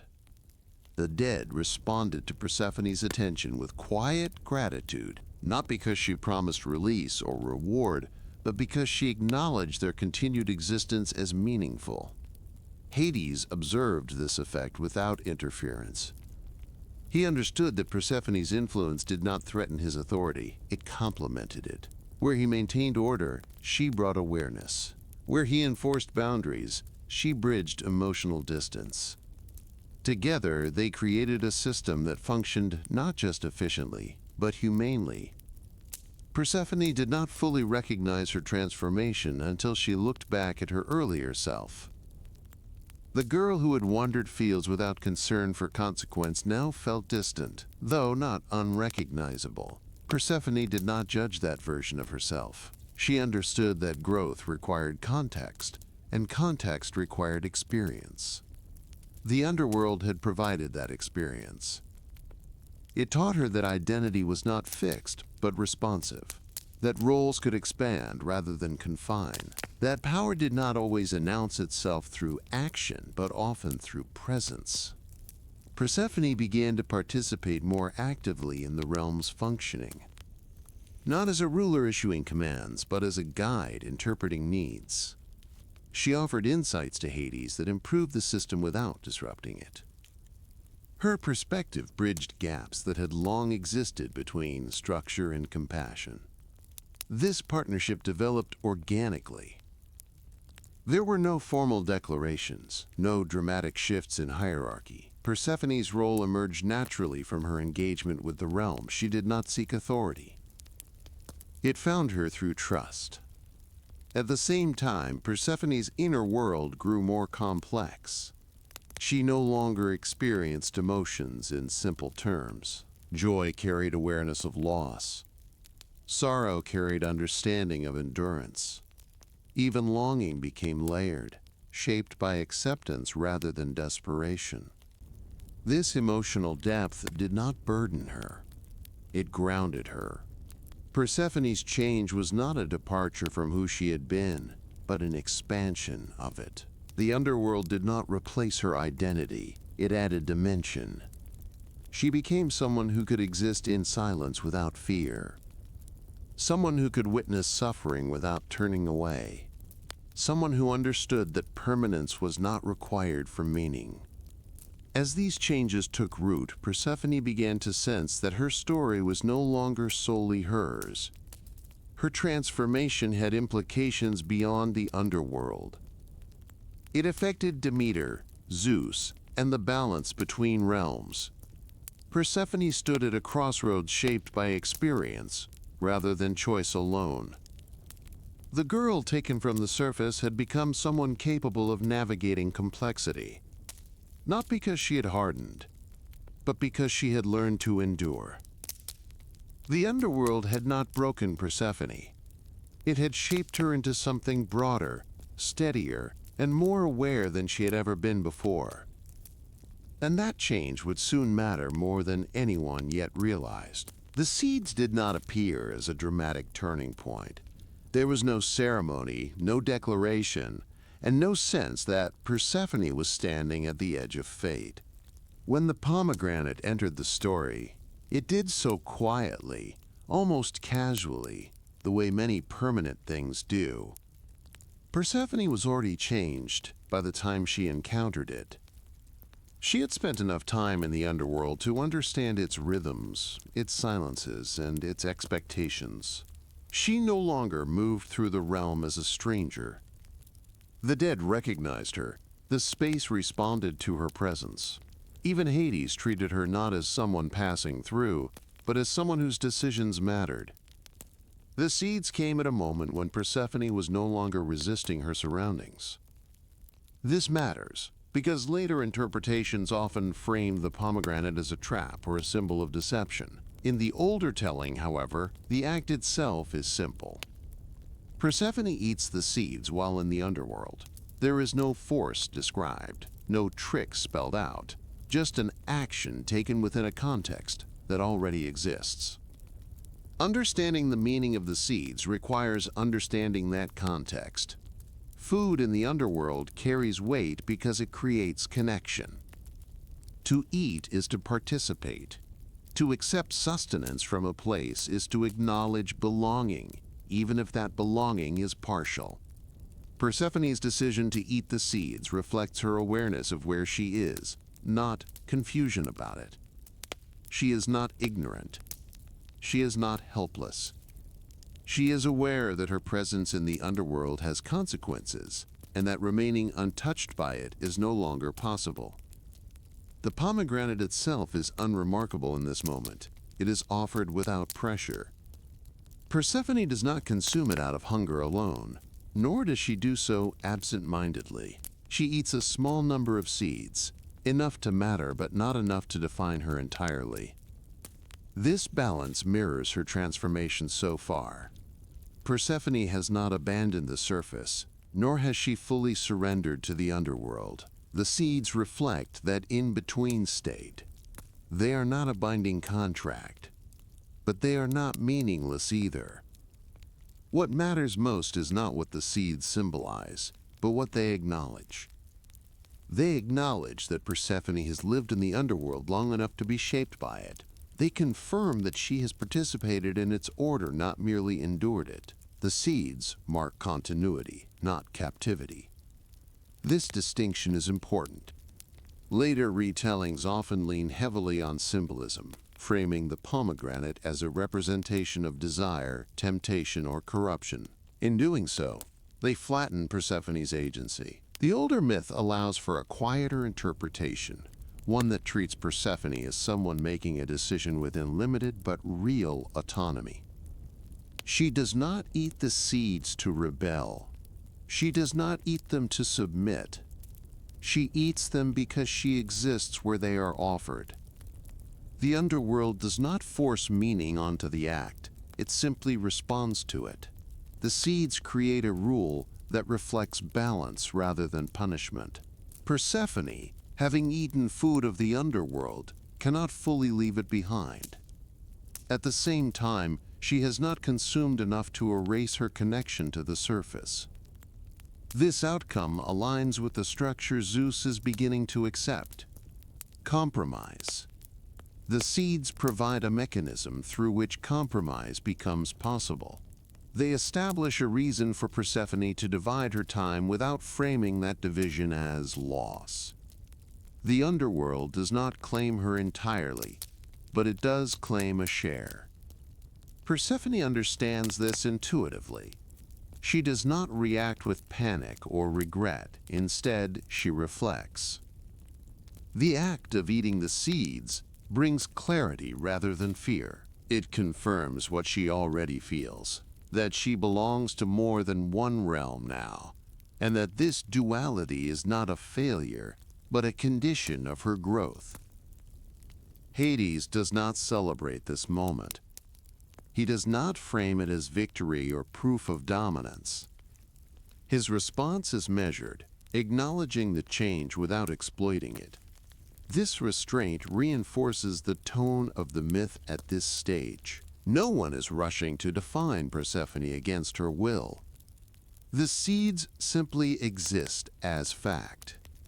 When Zeus later learns of Persephone's action, his response is shaped by the context already in motion. He does not treat the seeds as evidence of wrongdoing, but as a practical reality that must be incorporated into a broader solution. This is another reason the myth resists moral extremes. The seeds are neither a crime nor a sacred bond. They are a detail with consequences. Zeus understands that ruling means accounting for such details rather than erasing them. Demeter's reaction is more complex. She does not see the seeds immediately as betrayal or submission. Instead, they represent time spent apart, experiences she could not share, and changes she did not witness. The pain comes not from the act itself, but from what it confirms. That Persephone's life continued without her. This realization is difficult. Demeter must accept that her daughter's growth did not pause during her absence. The seeds make this undeniable. Persephone is no longer only the child of the surface. She carries the underworld within her now, not as a wound, but as knowledge. The myth does not dwell on Demeter's grief here. It allows it to exist without resolution. This restraint keeps the focus on transition rather than blame. The seeds mark a boundary that cannot be crossed backward. Persephone's life has expanded, and that expansion cannot be undone. Importantly, the seeds do not define Persephone's identity. They do not erase her connection to growth, fertility, or renewal. Instead, they deepen it. Persephone's understanding of life now includes its end. Her care for growth is informed by awareness of loss. This makes her role more complex, not diminished. The seeds function as a quiet acknowledgement of maturity. They indicate that Persephone has moved beyond innocence, not through corruption, but through experience. She has eaten, lived, listened, and adapted. The underworld has not consumed her, it has contributed to her. This interpretation keeps Persephone at the center of her own story. She is not acted upon exclusively. She acts within constraints, as all beings do, divine or mortal. The seeds reflect that reality without dramatizing it. In this way, the pomegranate avoids excessive symbolism. It is not a metaphor for temptation alone, nor a simple tool of entrapment. It is a marker of time spent, choices made, and changes absorbed. It exists because Persephone exists where it is offered. The meaning of the seeds is therefore practical rather than poetic. They explain why Persephone cannot fully return to who she was and why she should not have to. They provide a structure that reflects the balance already forming between realms. By eating the seeds, Persephone does not lose her freedom. She redefines it. Her freedom now includes responsibility, continuity, and division. She will not belong entirely to one place again, but she will belong meaningfully to both. The seeds do not close her story. They open it into something more complicated and enduring. And in that complexity, the myth finds its quiet strength. The bargain does not arrive suddenly. It forms slowly, shaped by pressure rather than inspiration. By the time the gods gather to resolve Persephone's fate, the world has already demonstrated what happens when balance is ignored. This is not a theoretical discussion. The consequences are visible everywhere. Zeus understands that whatever decision is made must restore function, not just authority. He approaches the agreement with caution, aware that force has already failed once. The gods involved are no longer arguing over abstract rights or territories. They are responding to a system that is breaking down under strain. Mortals suffer. Worship declines. The natural order stalls. These are not outcomes Zeus can afford to dismiss. The discussion begins with acknowledgement. Demeter's refusal is recognized not as rebellion, but as a boundary. Hades' realm is recognized not as an error, but as a necessary structure. Persephone's presence in both worlds is recognized as the central complication rather than a problem to be erased. This framing changes everything. The gods are no longer debating who is right. They are determining how to move forward without causing further harm. Zeus does not present a decree. He facilitates a negotiation, something closer to mediation than judgment. Hades speaks first. He does not argue for ownership or permanence. He explains the reality of the underworld as it now stands. Persephone has participated in its order. She has eaten its food. She has taken on a role that affects its stability. Removing her entirely would not return the realm to its previous state. It would create another imbalance. This is not a threat. It is a statement of fact. Demeter responds without raising her voice. She does not deny Persephone's change. She does not dismiss the reality of the underworld. Instead, she centers her concern on continuity of life. Without Persephone, the earth withers. Without growth, mortals die. Without mortals, the gods lose their place in the world's structure. Her argument is equally practical. Zeus listens to both without interruption. He sees clearly now that Persephone's existence has become a point of convergence. She is not a piece to be moved, but a link that holds systems together. Any agreement that ignores this will fail. The bargain emerges from this recognition. Rather than choosing between realms, Persephone will divide her time. She will return to the surface for part of the year and remain in the underworld for the rest. This arrangement acknowledges the seed she ate without framing them as a sentence. It honors Demeter's bond without denying Hades' domain. The seasons will reflect this division. When Persephone walks the earth, growth will resume. When she returns below, the world will slow, rest, and endure. This cycle does not erase loss, but it gives it structure. Absence becomes temporary rather than absolute. Importantly, the bargain is not presented as a gift. It is an adjustment. Zeus understands that framing matters. This is not mercy granted by authority. It is a solution shaped by necessity and mutual recognition. The gods involved accept it not because Zeus commands it, but because it addresses the imbalance each of them faces. Demeter does not celebrate. She agrees. This distinction is crucial. The bargain does not restore what was lost. It creates something new. Demeter must accept that Persephone's life will always include separation now. What she gains is predictability, not control. Hades also accepts without triumph. He understands that Persephone's presence is not diminished by periodic absence. Her role in the underworld is secure because it is meaningful, not because it is exclusive. The bargain affirms his realm's place within the larger order, rather than isolating it. Persephone's consent is implied through her actions rather than dramatized through speech. By this point, she has already embodied the compromise. She belongs to both worlds.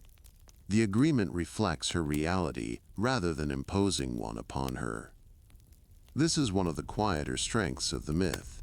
Persephone is not asked to choose between identities. She is allowed to inhabit both. The bargain is formalized without ceremony. There are no oaths sworn before thunder or witnesses gathered for spectacle. The gods recognize that this agreement must function continuously rather than impress immediately. Its success depends on consistency, not performance. Zeus establishes the terms clearly. Persephone will spend part of the year with Demeter on the surface, allowing growth to flourish. She will spend the remaining part in the underworld, maintaining balance among the dead. The exact division varies across tellings, but the structure remains the same. Time itself becomes the mediator. This decision reshapes Zeus' role as well. He is no longer simply the enforcer of outcomes. He becomes the guarantor of a system that must be maintained through restraint. His authority now includes the responsibility to honor limits, not just impose them. The bargain does not solve everything immediately. The earth does not bloom overnight. Trust does not return instantly, but the world responds. Slowly, predictably, life resumes its rhythm. The gods observe this response and recognize the agreement's effectiveness. This reinforces an important lesson. Balance is not achieved through dominance, but through accommodation. The bargain works because it acknowledges complexity rather than simplifying it. Persephone's divided existence is not a flaw in the system, it is the system. Mortals experience this outcome without understanding its full context. They see seasons return, they feel warmth and cold, growth and decline. What they do not see is the negotiation behind it. The gods' agreement shapes mortal experience without requiring mortal awareness. This distance preserves the myth's quiet tone. There is no grand resolution scene, no moment where grief is fully healed. The bargain accepts that some losses persist even after solutions are found. Persephone's absence will always hurt Demeter. Demeter's grief will always shape the seasons. The agreement does not erase pain. It contains it. This containment allows life to continue without denying the cost of that continuation. The myth refuses to present harmony as perfection. Instead, it offers functionality, sustainability, and meaning shaped by compromise. Persephone's role within this bargain is neither passive nor absolute. She becomes a living connection between realms, embodying the agreement rather than merely benefiting from it. Her movement creates order, her presence anchors cycles. The gods rely on her consistency rather than her obedience. This shift redefines power. Authority no longer flows from command alone. It flows from cooperation, acknowledgement, and shared responsibility. Zeus, Hades, and Demeter all adjust their expectations as a result of this agreement. The bargain marks the end of one kind of conflict and the beginning of a different understanding. The world will never return to how it was before Persephone's disappearance. That world no longer exists. What replaces it is not lesser but more complex. Growth now carries memory. Rest carries meaning. The agreement between the gods does not close the story. It stabilizes it. From this point forward, the myth moves not toward resolution, but toward continuity. Persephone's life unfolds within a structure shaped by experience rather than innocence. The gods maintain balance not by denying change, but by integrating it. And in that integration, the world finds a rhythm it can sustain. Persephone's first return to the surface is not sudden or dramatic. There is no rush upward, no explosion of light, no moment where the underworld releases her all at once. The transition happens slowly, almost carefully, as if the world itself understands that she is no longer who she was before she left. She moves upward with awareness. The path back to the surface feels familiar but not identical. Persephone recognizes the direction, the pull toward warmth and movement. Yet something in her perception has shifted. She is no longer only anticipating what waits above. She is also conscious of what she is leaving behind, and that awareness stays with her rather than causing hesitation. The surface receives her gently. Light does not overwhelm her. Air does not rush her senses. Instead, the world unfolds at a pace that matches her own. Persephone notices details she once overlooked. The texture of soil beneath her feet, the uneven rhythm of wind through trees, the way sound travels farther than it does below. Nothing feels foreign, but nothing feels untouched either. Demeter senses Persephone's return before she sees her.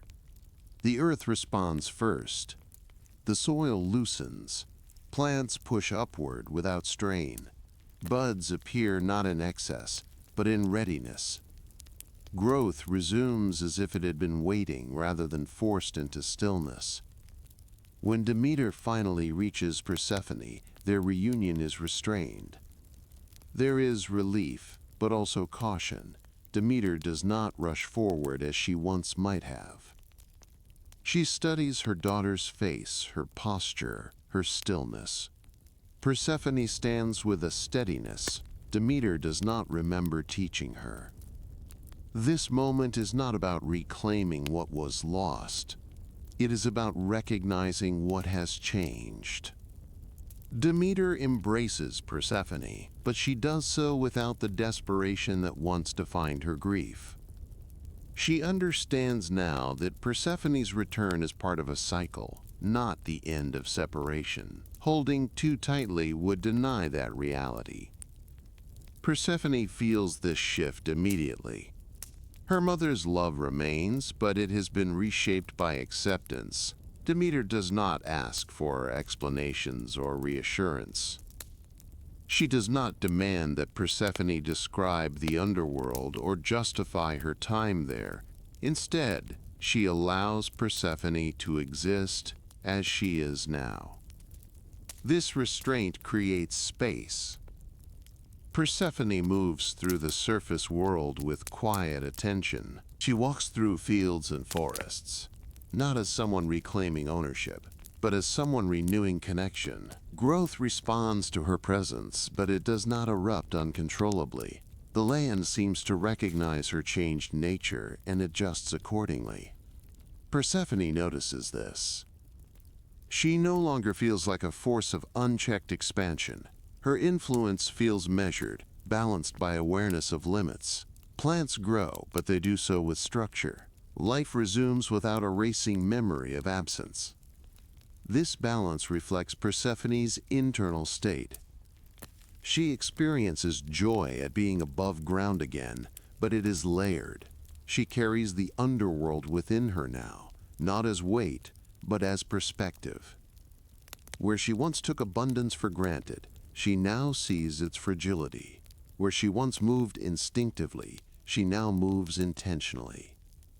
Mortals begin to notice these changes without understanding their source. Fields recover, crops return, livestock thrive. The world feels alive again, but not excessive. Growth feels deliberate, almost thoughtful. People attribute this shift to divine favor without knowing its origin. Persephone does not reveal herself to mortals. Her return is not meant to be witnessed directly, it is meant to be felt. The myth emphasizes impact over appearance. Persephone's presence restores rhythm rather than spectacle. Demeter resumes her care of the earth, but her approach has changed. She no longer attempts to prevent decline entirely. Instead, she nurtures growth with an understanding that rest and loss are part of the cycle. This understanding comes from Persephone's experience, though it is not spoken aloud. Mother and daughter share time together without urgency. They speak of simple things, the shape of the land, the feel of rain, the way growth begins quietly before becoming visible. These conversations are not nostalgic. They are grounding. Persephone is not trying to return to who she was. Demeter is not trying to preserve her daughter unchanged. Both understand that this return is temporary. That knowledge does not diminish its value. In fact, it sharpens it. Persephone's time on the surface becomes purposeful. She engages deeply rather than widely. She does not wander endlessly as she once did. Instead, she spends time understanding how life responds to her presence now. She notices that growth follows patterns that mirror her own duality. Some plants thrive quickly and fade just as fast. Others grow slowly, developing resilience over time. Persephone recognizes these rhythms as reflections of the balance she now embodies. The surface world responds to her not as it once did, but as it needs to now. Zeus observes this return from a distance. He does not interfere. The bargain is functioning as intended. The world stabilizes. Worship resumes. The system holds. Zeus understands that this stability comes not from his authority alone, but from the restraint exercised by everyone involved. Hades remains in the underworld, continuing his role without disruption. He does not treat Persephone's absence as loss. The underworld maintains its order. Time passes differently there, but it passes nonetheless. Hades trusts the structure of the agreement rather than resisting it. This mutual trust reinforces the balance. Persephone, aware of her eventual return below, does not resist the passage of time on the surface.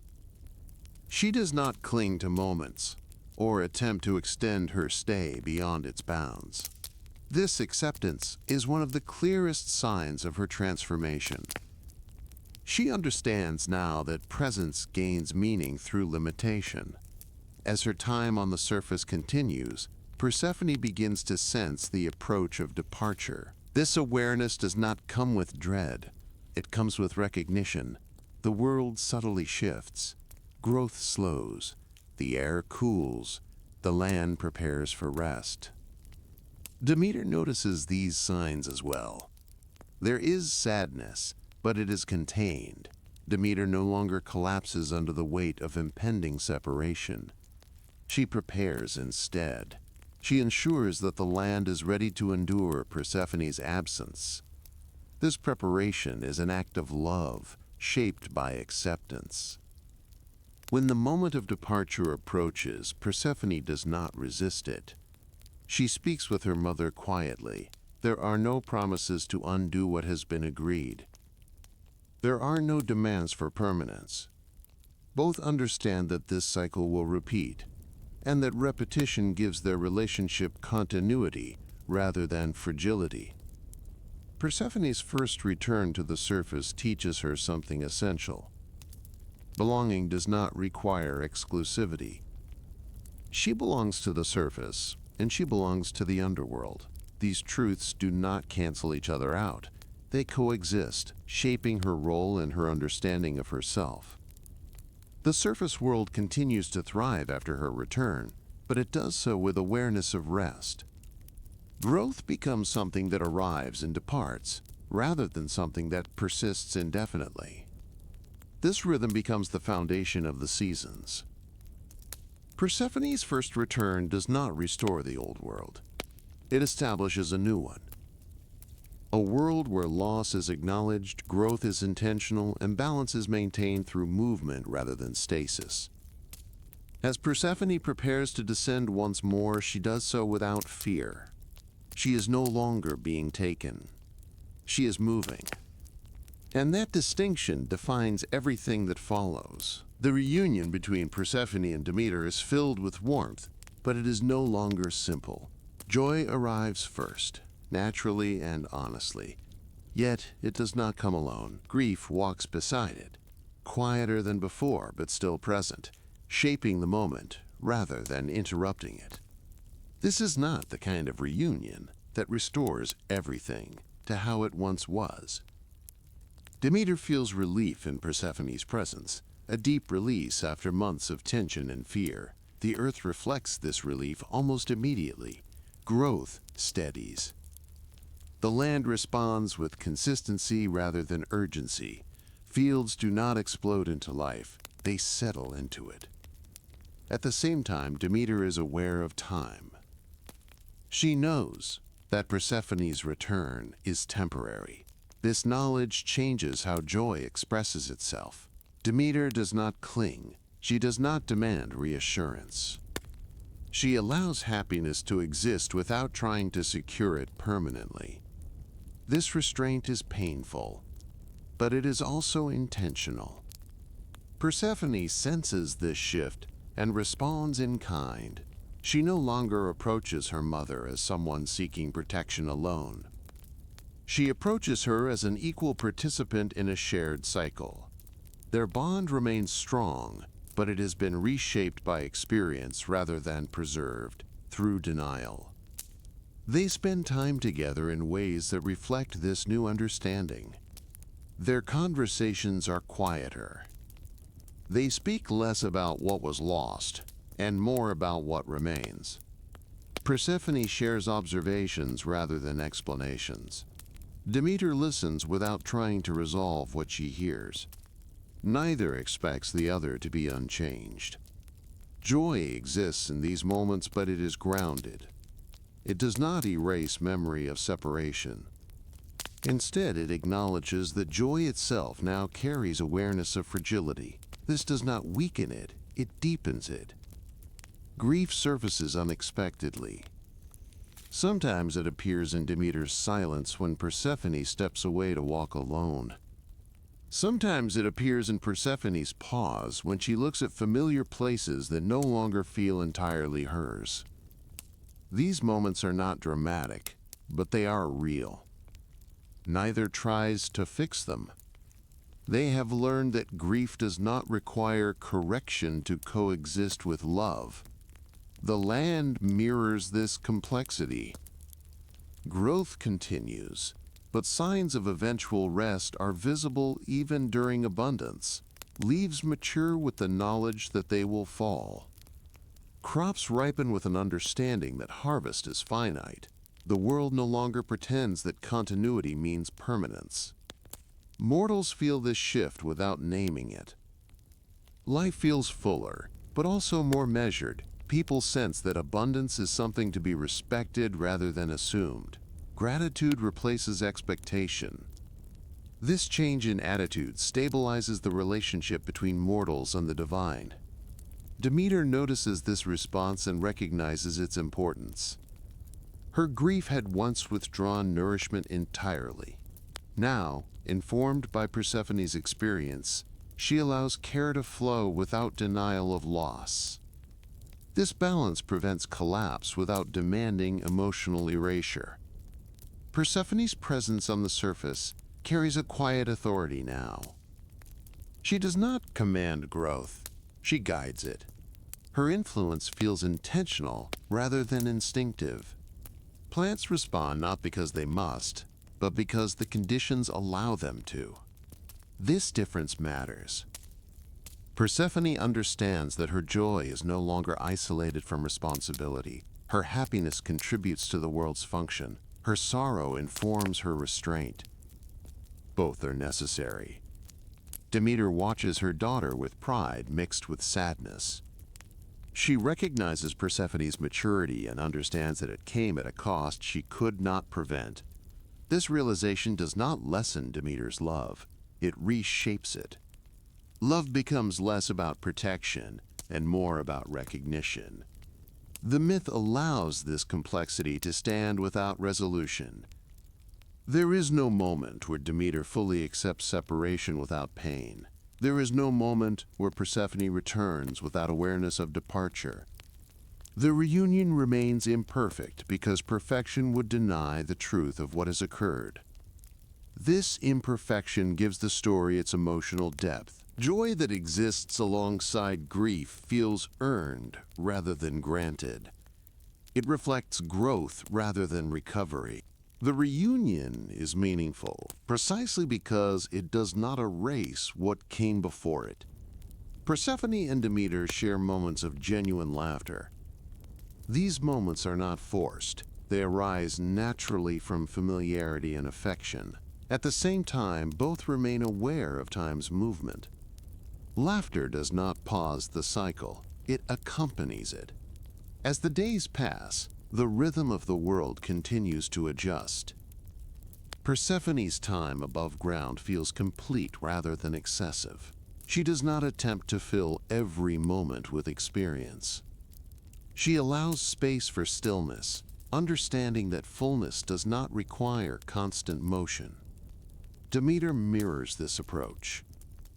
She tends the earth with care rather than intensity. She allows growth to reach its natural limit rather than pushing beyond it. This restraint preserves vitality over time. Grief returns most strongly as Persephone's departure approaches. It is quieter than before, but no less real. Demeter feels it in anticipation rather than shock. Persephone feels it as a weight balanced by acceptance. Neither tries to delay the inevitable. Instead, they prepare. Preparation becomes an act of love. Demeter ensures that the land is ready for Persephone's absence. Persephone spends time grounding herself in the surface world, knowing that these memories will sustain her below. Their actions reflect trust in the cycle rather than resistance to it. When they speak about separation, they do so plainly. There are no dramatic vows or desperate pleas. They acknowledge the pain without inflating it. This honesty prevents grief from becoming overwhelming. The reunion teaches both of them something essential. Joy does not require the absence of grief to be genuine. Grief does not negate joy's value. The two can coexist without diminishing one another. This understanding reshapes the myth's emotional center. The story is no longer about loss alone. It becomes about how beings adapt to loss without surrendering meaning. Persephone's return does not undo her descent. Demeter's joy does not cancel her sorrow. Both are true. The world responds to this truth with stability. Seasons gain emotional texture. Spring feels hopeful without being naive. Autumn feels reflective without despair. The cycle holds because it acknowledges complexity rather than simplifying it. As Persephone prepares to return to the underworld once more, the reunion reaches its quiet conclusion. There is no dramatic farewell, just understanding. Persephone carries her mother's love with her, not as a shield against grief, but as a companion to it. Demeter releases Persephone not because the pain has vanished, but because she trusts the rhythm that now governs their lives. Joy remains. Grief remains. Together, they shape a relationship that endures not by avoiding loss, but by living honestly alongside it. And in that honesty, the world continues. The year does not settle all at once. It takes time for the rhythm to find itself, for the world to adjust to Persephone's movement between realms. At first, the changes feel tentative, as if the earth itself is learning how to breathe again after holding still for too long. Growth returns, but it does not rush. Spring arrives not as an explosion, but as a gradual opening. Soil softens. Buds appear carefully, as though testing the air before committing to it. The world remembers how to grow, but it does so with awareness now, informed by the memory of absence. Demeter guides this process without forcing it. She understands that growth must be sustainable to endure. Her care becomes measured rather than urgent. She allows the land to wake slowly, trusting that resilience comes from pacing rather than excess. Persephone's presence above ground shapes this transition. She does not command the seasons into being. Instead, her movement aligns with them. As she walks the surface, warmth follows naturally. As she prepares to leave, the air cools without resistance. The world responds to her rhythm because it reflects balance rather than dominance. This relationship between Persephone and the year is not symbolic alone. It is functional. Her time above ground creates conditions for growth. Her time below creates conditions for rest. The year begins to take shape around this division, forming a cycle that is neither random nor imposed. Summer arrives as a continuation rather than a peak. The land is fertile but not strained. Crops mature steadily. Animals thrive without excess. the world feels alive in a way that is calm rather than frantic. This is not abundance driven by desperation. It is abundance shaped by trust. Mortals adapt quickly. They learn to read the land's signals rather than assume endless supply. Planting and harvest align more closely with natural cues. People work with the seasons rather than against them. This cooperation strengthens the connection between human life and the divine order that supports it. As Persephone's time on the surface continues, the year moves forward with consistency. Days lengthen and then begin to shorten without surprise. The transition feels expected rather than disruptive. This predictability reassures mortals and gods alike. Stability returns not through rigidity, but through repetition. Autumn does not arrive as punishment. It comes as a gradual withdrawal. Leaves change color not out of decay alone, but as part of preparation. Crops are harvested with care rather than urgency. The world does not collapse into scarcity, it adjusts. Persephone senses this shift before it becomes visible. Her awareness of time has been shaped by the underworld, where duration carries different weight. She recognizes when her presence is no longer needed above ground to sustain growth. This recognition guides her movement without conflict. Demeter feels the approach of separation, but she no longer resists it. She allows the land to follow Persephone's rhythm rather than trying to anchor it permanently in abundance. This acceptance prevents the extremes that once defined her grief. Winter settles in as rest rather than absence. The world does not feel abandoned. It feels quiet. Fields lie dormant without feeling dead. Life withdraws inward, conserving energy.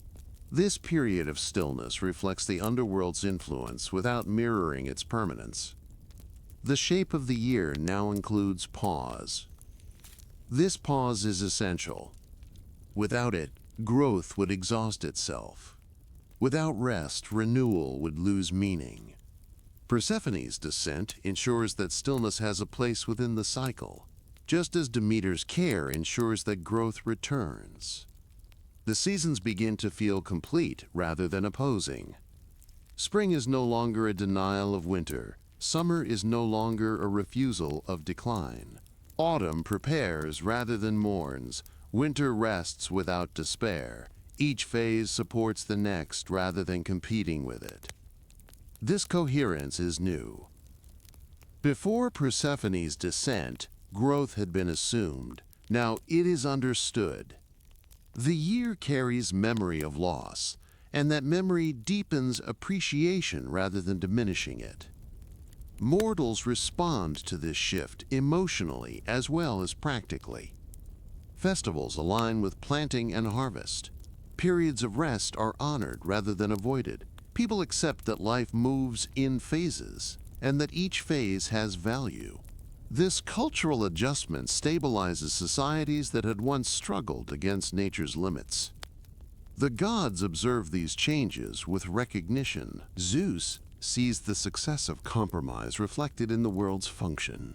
Authority has not weakened. It has become less visible because it no longer needs to intervene constantly. Balance maintains itself through structure rather than enforcement. Hades notices the underworld's place within the cycle solidify. It is no longer isolated. It becomes a necessary counterpart to growth. Souls arrive with an understanding shaped by seasonal rhythm. Death feels integrated rather than opposed to life. Persephone exists at the center of this system. Her movement defines the year's shape, but she does not control it alone. The cycle responds to her presence, but it also responds to Demeter's care and Hades' stability. The year becomes a shared creation rather than a single god's expression. This shared responsibility strengthens the system. No one bears the full weight of balance alone. When Persephone leaves the surface, Demeter does not collapse.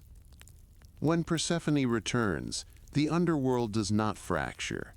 Each realm maintains integrity through cooperation rather than exclusivity. The shape of the year becomes predictable but not rigid. Minor variations occur. Some winters are harsher, some springs are slower. These fluctuations reflect the living nature of the system. Balance does not mean uniformity, it means resilience. Persephone understands this deeply. Her experiences have taught her that identity and function both adapt over time. The year reflects this lesson. It evolves without losing coherence. It remembers without becoming trapped in memory. As cycles repeat, the myth shifts from crisis to continuity. The story is no longer driven by conflict alone. It becomes a framework for understanding change. Persephone's descent and return cease to be singular events, and instead become the foundation of an ongoing pattern. Demeter finds stability within this repetition. Though separation still carries pain, predictability offers grounding. She knows when Persephone will return and when she will leave. This knowledge allows love to exist without constant fear. Mortals, too, learn to live within this rhythm. They plan, prepare, and rest in alignment with the seasons. The year becomes a guide rather than an obstacle. Life gains structure without losing vitality. The shape of the year reflects the myth's central truth. Balance is not static. It is movement held within limits. Persephone's story does not end with her return or descent. It continues through every season that follows. Each cycle reinforces the agreement made between gods and the understanding earned through loss. The world settles not into perfection, but into function. Growth and rest alternate. Joy and grief coexist. Presence and absence define one another. And through this ongoing rhythm, the year takes its shape, steady enough to endure, flexible enough to live. Persephone's role does not settle into place through a declaration or a coronation. There is no single moment when she is named queen in a way that changes everything instantly. Instead, her position forms gradually, shaped by repetition, responsibility, and the quiet acceptance of what her life has become. She does not rule through command. She rules through presence. In the underworld, Persephone is no longer a visitor or a figure defined by transition. Her time there is structured and expected. The realm adjusts to her return each year without disruption. The dead recognize her not because she demands recognition, but because her presence brings continuity. Persephone understands the underworld now in a way she did not before. She sees how order sustains itself through routine. She understands how memory functions when time stretches without urgency. The underworld has taught her patience, and that patience informs how she interacts with its inhabitants. She listens more than she speaks. When she does speak, her words are deliberate. She does not promise release or comfort she cannot give. Instead, she acknowledges existence. This acknowledgement matters deeply to those who have been reduced, over time, to names and stories. Hades respects this approach. He does not attempt to shape Persephone into a mirror of his authority. He allows her influence to develop naturally, recognizing that her strength lies in contrast rather than imitation. Where Hades maintains structure, Persephone introduces awareness. Where he enforces boundaries, she interprets them. Their partnership is functional rather than romanticized.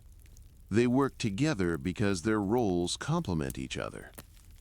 Persephone does not soften the underworld into something it is not. She makes it more humane without weakening its purpose. This balance preserves the realm's integrity. On the surface, Persephone's role is equally defined. She is no longer simply a symbol of growth or renewal. Her presence carries memory of absence. When she walks the earth, life responds with intention rather than excess.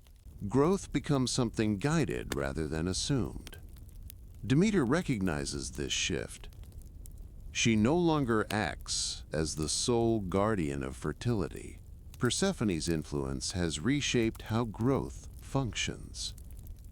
Mother and daughter share responsibility without competition. Demeter nurtures. Persephone stabilizes. This shared role prevents imbalance. Neither growth nor rest dominates entirely. The surface world thrives because it acknowledges its limits. Persephone's time above ground reinforces this understanding year after year. Mortals sense Persephone's authority without seeing it. They feel it in the predictability of seasons, in the reliability of cycles that no longer swing between extremes. Persephone becomes part of the structure that supports life rather than a figure who disrupts it. Her queenship exists between realms. This dual role defines her final position more clearly than any title. Persephone belongs to both worlds, not as a divided being, but as a connecting one. She carries knowledge from one realm into the other without attempting to merge them entirely. This position requires restraint. Persephone cannot favor one world at the expense of the other. Her decisions must account for consequences across realms. This responsibility shapes her judgment, making it careful rather than impulsive. She understands now that power is not about preference. It is about balance.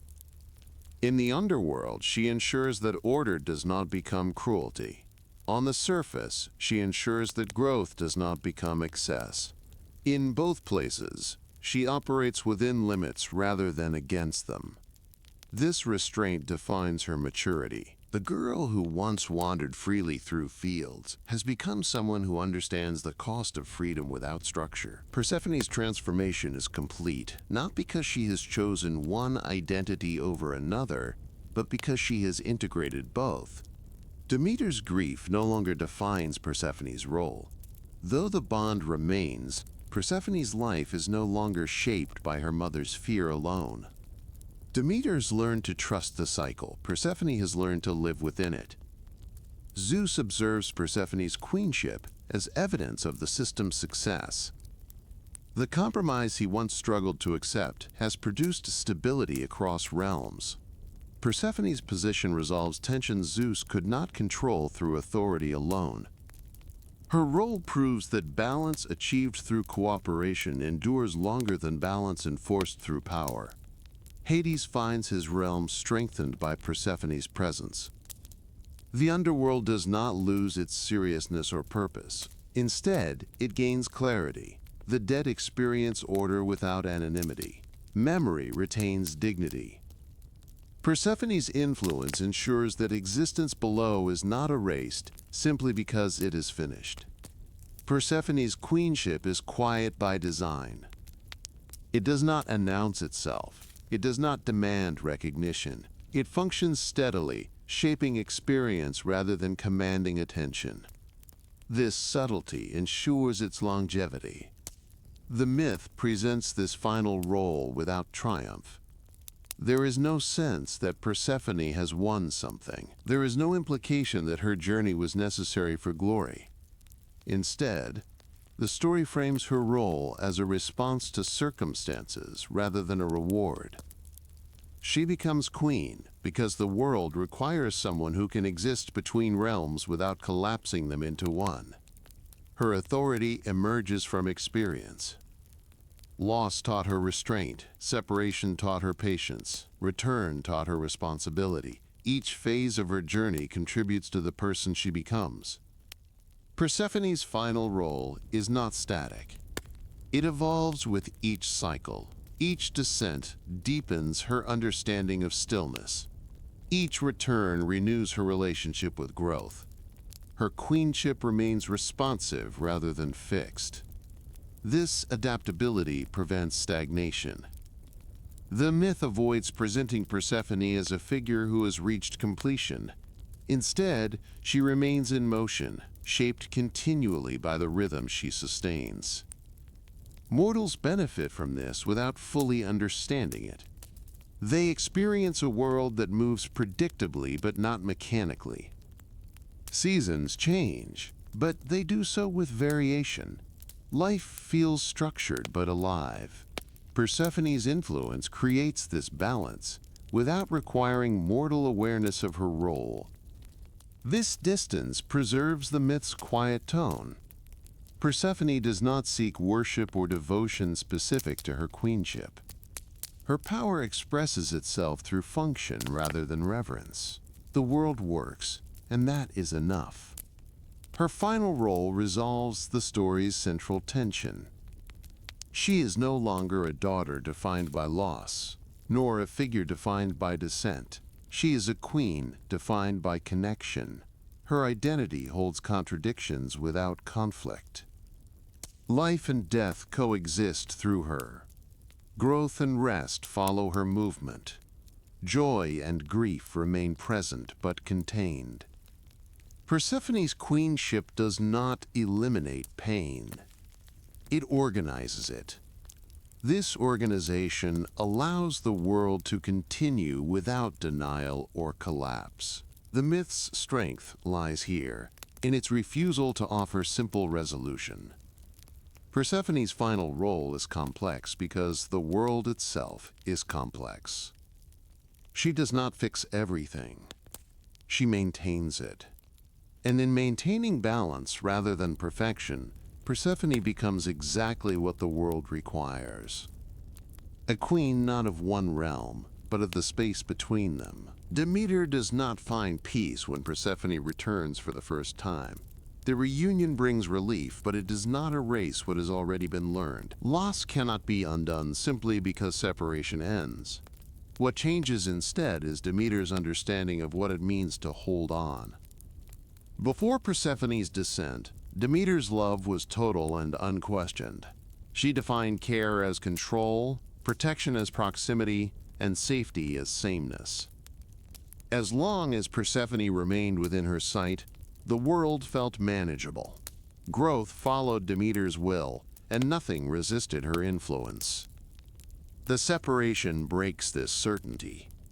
Demeter learns that love does not guarantee permanence. She discovers that power cannot prevent change, only respond to it. These realizations do not arrive gently. They are forced upon her through grief, exhaustion, and the slow collapse of a world that depended entirely on her emotional state. When Persephone begins moving between realms, Demeter is confronted with a reality she cannot reshape. Her daughter belongs to more than one place now. No amount of mourning or refusal can alter that truth. The cycles settle, not because Demeter approves of them, but because they exist beyond her authority. Acceptance does not arrive as forgiveness. Demeter does not suddenly agree with the choices made by Zeus or the structure that binds Persephone to the underworld.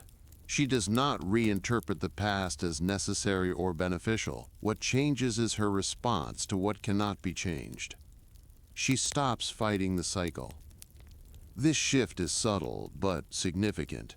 Demeter no longer attempts to halt the world when Persephone descends. She allows the land to rest rather than collapse. The seasons still reflect her sorrow, but they no longer become weapons. The earth cools instead of dying. This adjustment represents Demeter's new balance. She learns to express grief without letting it consume everything connected to her. The difference is not emotional distance, but restraint. Demeter remains deeply attached to Persephone. Their bond does not weaken with distance. Instead, it adapts. Demeter learns to wait rather than search, to prepare rather than panic. Anticipation replaces desperation. This transformation is difficult. Waiting requires trust, and trust is something Demeter has never needed before. As a goddess whose domain responds immediately to her will, patience was not a skill she cultivated. Persephone's absence forces her to develop it. The world benefits from this change. Fields no longer fail completely during Persephone's descent. Crops rest instead of withering. Mortals experience hardship but not annihilation. Demeter's grief becomes seasonal rather than absolute. This restraint preserves life. Demeter's acceptance does not mean she becomes indifferent.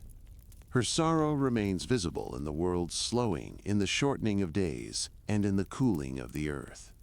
What changes is the scale. She learns that suffering does not need to be total to be real. This lesson reshapes her identity. Demeter begins to see herself not only as a mother, but as a steward of balance. Her role expands beyond personal attachment. She remains deeply emotional, but her emotions no longer dictate universal outcomes. This shift requires humility. Demeter must acknowledge limits to her authority, something she previously resisted. She recognizes that even gods exist within systems larger than themselves. Persephone's dual role demonstrates this reality clearly. Motherhood changes meaning for Demeter. She no longer measures love by proximity or control. Instead, love becomes something sustained across distance. Care becomes preparation rather than prevention. Demeter learns to support Persephone's role without fully understanding it. She does not need to approve every aspect of Persephone's queenship to respect it. She trusts Persephone's judgment, even when it leads her away. This trust is not easy. Demeter still feels loss with every descent. The difference is that she no longer lets that loss define the entire world. She allows herself to grieve without demanding that everything grieve with her. The seasons reflect this maturity. Winter exists, but it does not dominate indefinitely. Spring returns reliably. Growth resumes without excess. The land mirrors Demeter's emotional regulation. This balance does not erase pain. It organizes it. Demeter's fear evolves into vigilance rather than panic. She watches the cycle carefully, attentive to its effects, but she no longer seeks to disrupt it. Her role becomes one of maintenance rather than reaction. The myth does not portray this as a victory. Demeter does not overcome grief. She lives with it. Acceptance does not resolve her pain. It contextualizes it. This distinction is essential to understanding her transformation. Her love remains fierce. What changes is how that love expresses itself. Demeter no longer equates love with possession. She understands that holding too tightly can damage what she seeks to protect. Persephone's survival within two realms proves that independence does not negate connection. This realization reshapes Demeter's interactions with the world. She nurtures growth with greater awareness of limits. She allows rest without seeing it as failure. Her influence becomes steadier, less volatile. Mortals experience this as reliability. They learn to prepare for seasons rather than fear them. Demeter's acceptance stabilizes human life in ways that extend beyond agriculture. The rhythm of the year becomes something communities can plan around. Demeter does not withdraw from the world. She remains actively involved, guiding growth and ensuring fertility. What changes is her relationship to control. She accepts that not every outcome reflects her will. This acceptance strengthens her rather than weakening her. Demeter's power becomes sustainable. She no longer risks destroying what she sustains through unchecked emotion. Her role aligns more closely with the world's needs. Her relationship with Persephone becomes mutual. They share understanding rather than dependency. Demeter supports Persephone's authority without attempting to reclaim it. Persephone respects Demeter's influence without submitting to it. This mutual respect stabilizes both realms. The myth frames this balance as necessary rather than ideal. Demeter's acceptance allows the cycle to function without constant disruption. It does not erase conflict, but it prevents collapse. The world continues because its forces learn to coexist. Demeter's journey ends without resolution. She never fully accepts Persephone's absence without pain. The myth does not demand that she do so. Instead, it acknowledges that acceptance can exist alongside grief.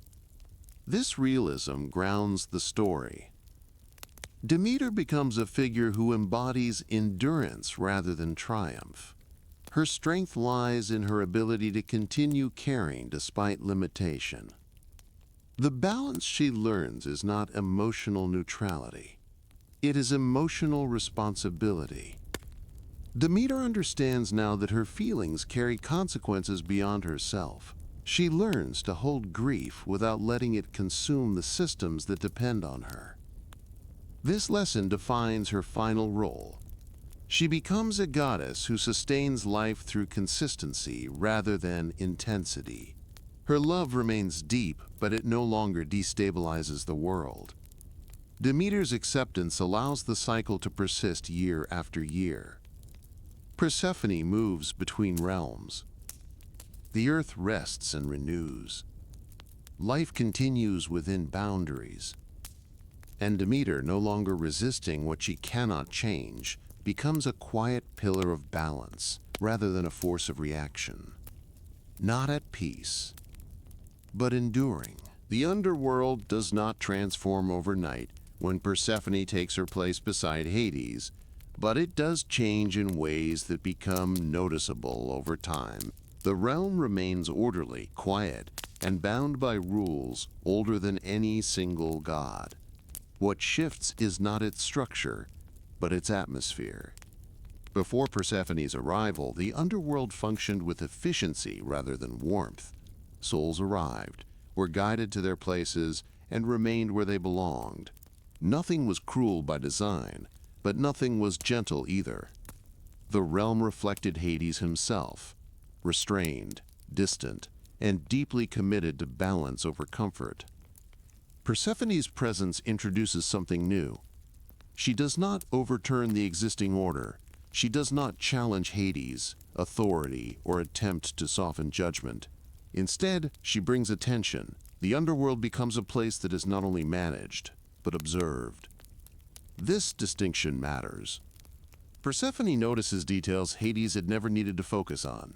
She listens to the patterns of silence. She observes how souls settle into stillness, how memory fades unevenly, and how longing persists even when desire no longer has a place to act. Her awareness does not disrupt the system, but it alters how it is maintained. The underworld becomes more responsive. Paths grow clearer, boundaries remain firm, but guidance becomes gentler. Souls are still held to the consequences of their lives, yet they are no longer processed as if they were interchangeable. Persephone does not grant mercy indiscriminately. She understands that balance depends on limits. What she changes is not judgment, but tone. The underworld becomes less impersonal without becoming forgiving. This subtle shift affects even the judges of the dead. They remain bound to law, but their deliberations gain nuance. Persephone encourages reflection rather than speed. Decisions are made with greater care, not to reduce consequence, but to ensure accuracy. The dead are seen rather than sorted. This does not mean the underworld becomes comforting. It remains a place of finality. There is no false hope introduced, no promise of escape. Persephone does not challenge death itself. What she offers is recognition. Souls are acknowledged for what they were, not just what they owe. This recognition eases something long embedded in the realm. The underworld becomes quieter, but not emptier.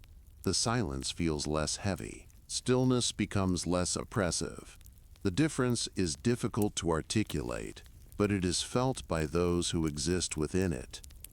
Hades notices the change. He does not resist it. Persephone's influence does not undermine his role. Instead, it complements it. Hades continues to ensure stability. while Persephone attends to continuity. Together, they govern without overlap. Hades maintains structure. Persephone maintains meaning. This division allows the underworld to function with greater coherence. Each ruler addresses a different need, neither competing nor replacing the other. The realm becomes more balanced internally. The dead respond to Persephone in quiet ways. Some souls become calmer, others become more reflective. There is no mass transformation, but there is a gradual settling. The underworld becomes a place where existence continues in a steady, predictable form. This stability benefits even the living indirectly.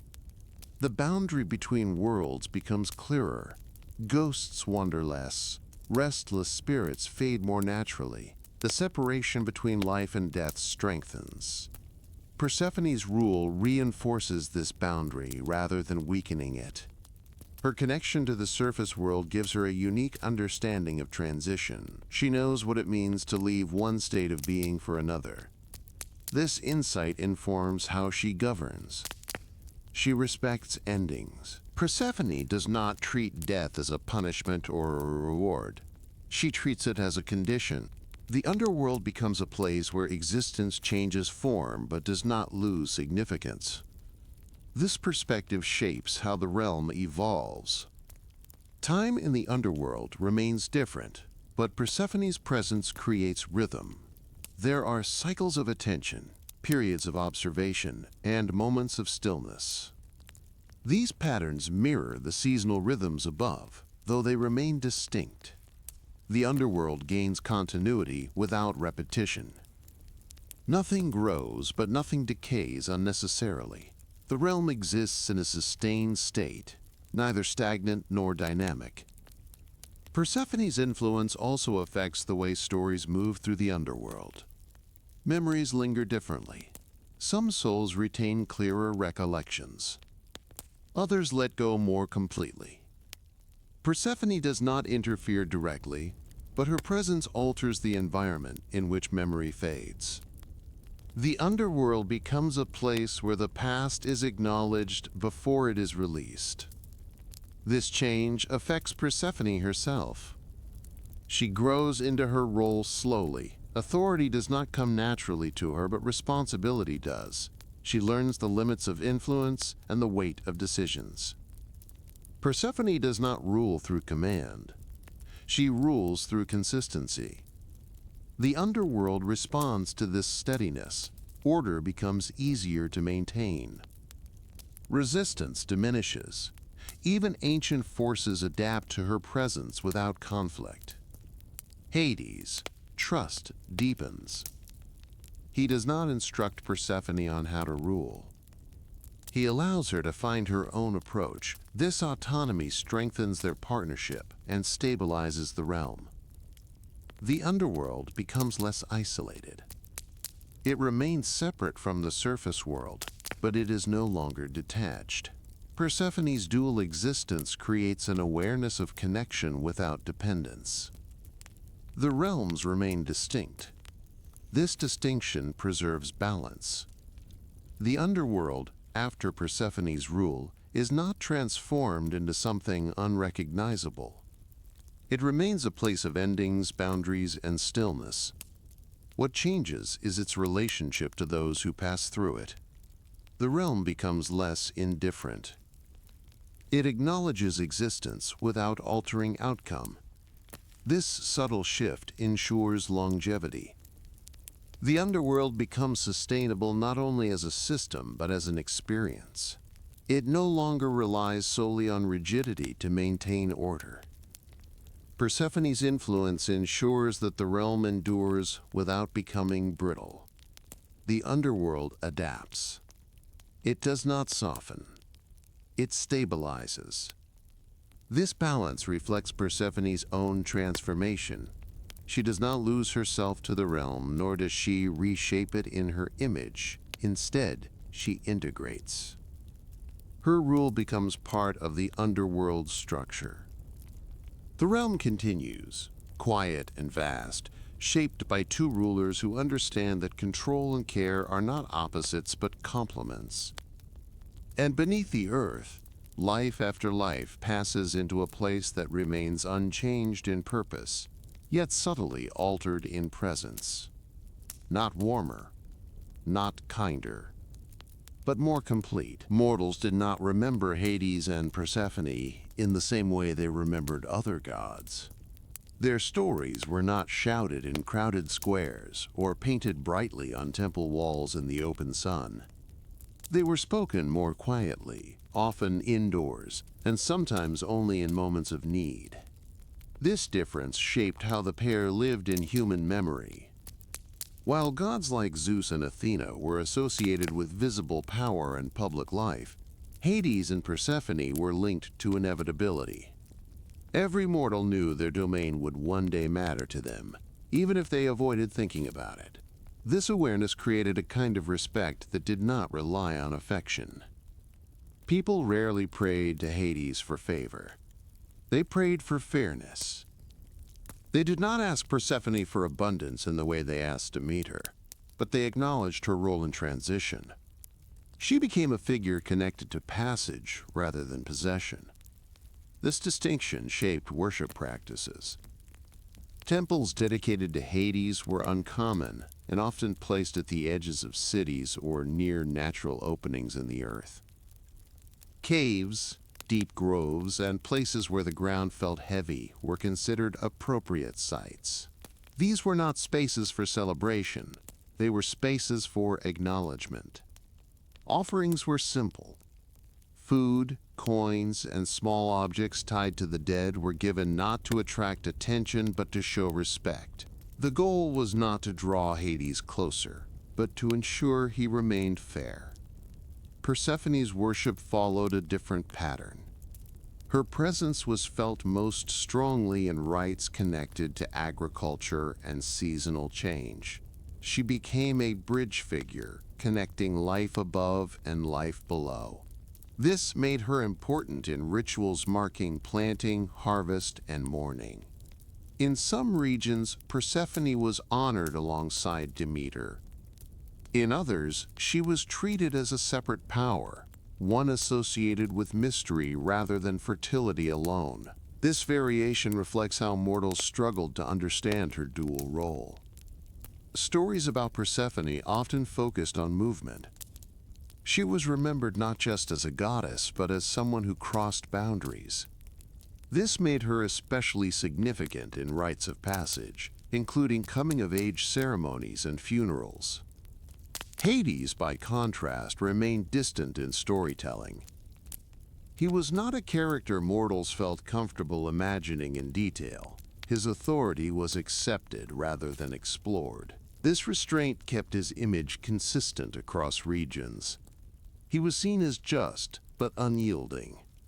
Persephone introduced nuance. Through her, mortals found a way to think about the underworld without reducing it to fear. Her presence suggested that death, while final, was not chaotic. It had structure and continuity. This idea comforted some. For others, it deepened unease. The Eleusinian mysteries reflect this tension clearly. These secret rites focused on Demeter and Persephone, emphasizing loss, search, and return. Participants were not given clear explanations, but shared experiences meant to evoke understanding rather than knowledge. Hades was present in these mysteries indirectly.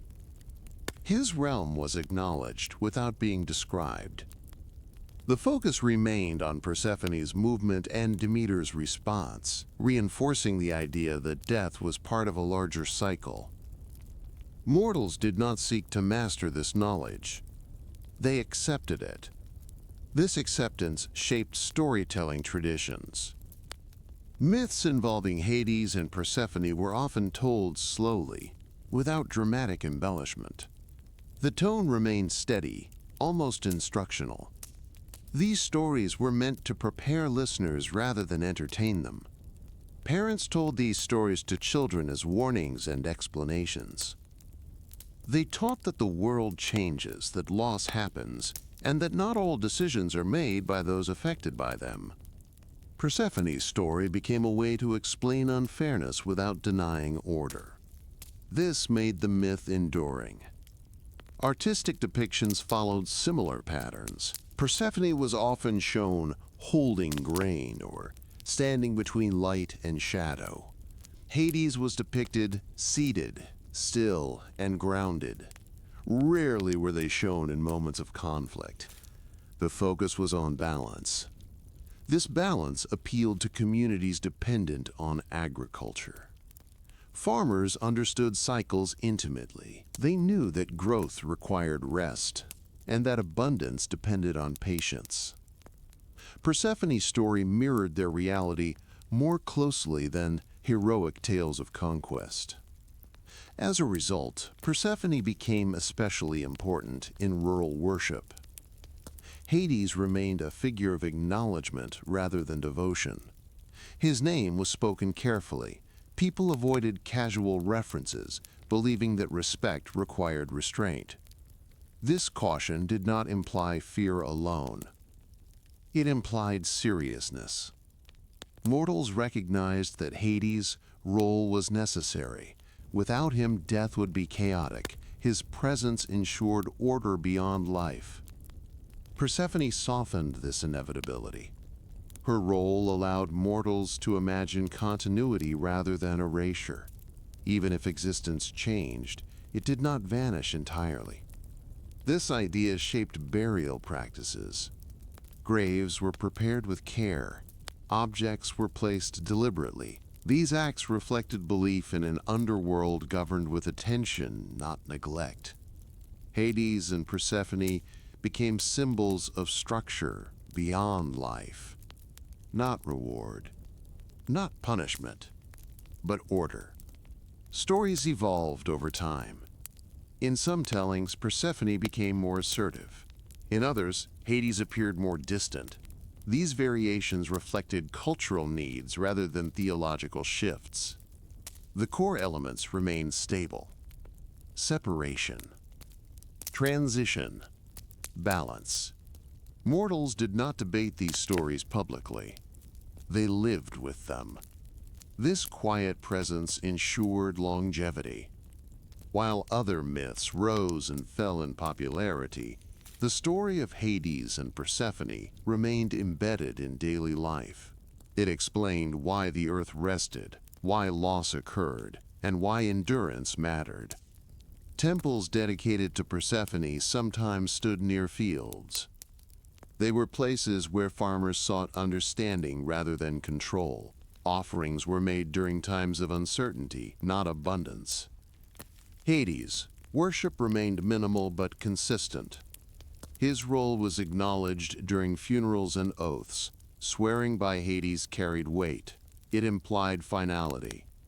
This seriousness reinforced trust. Mortals believed that gods who governed endings could not be easily deceived. Persephone's presence humanized this belief. She was remembered as someone who experienced change rather than commanded it. This made her relatable without diminishing her authority. Over generations, the myth adapted. It absorbed local customs and values. In some places, Persephone became more closely linked to rebirth. In others, she remained primarily a queen of the dead. Hades remained constant. This stability anchored the myth. Mortals remembered the pair not as dramatic figures, but as reliable ones. They did not represent hope in the conventional sense. They represented continuation. This made their story essential. Even those who avoided religious practice understood the myth's implications.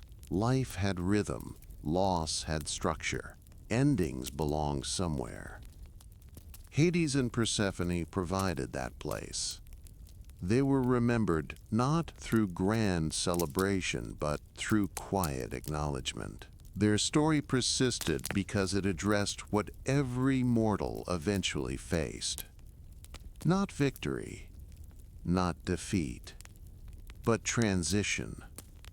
And so, across generations, their names remained present in whispers, rituals, and steady traditions, shaping how mortals understood the boundary between life and what follows. Not loudly, but enduringly. The Eleusinian mysteries were not mysterious because they were confusing or dramatic.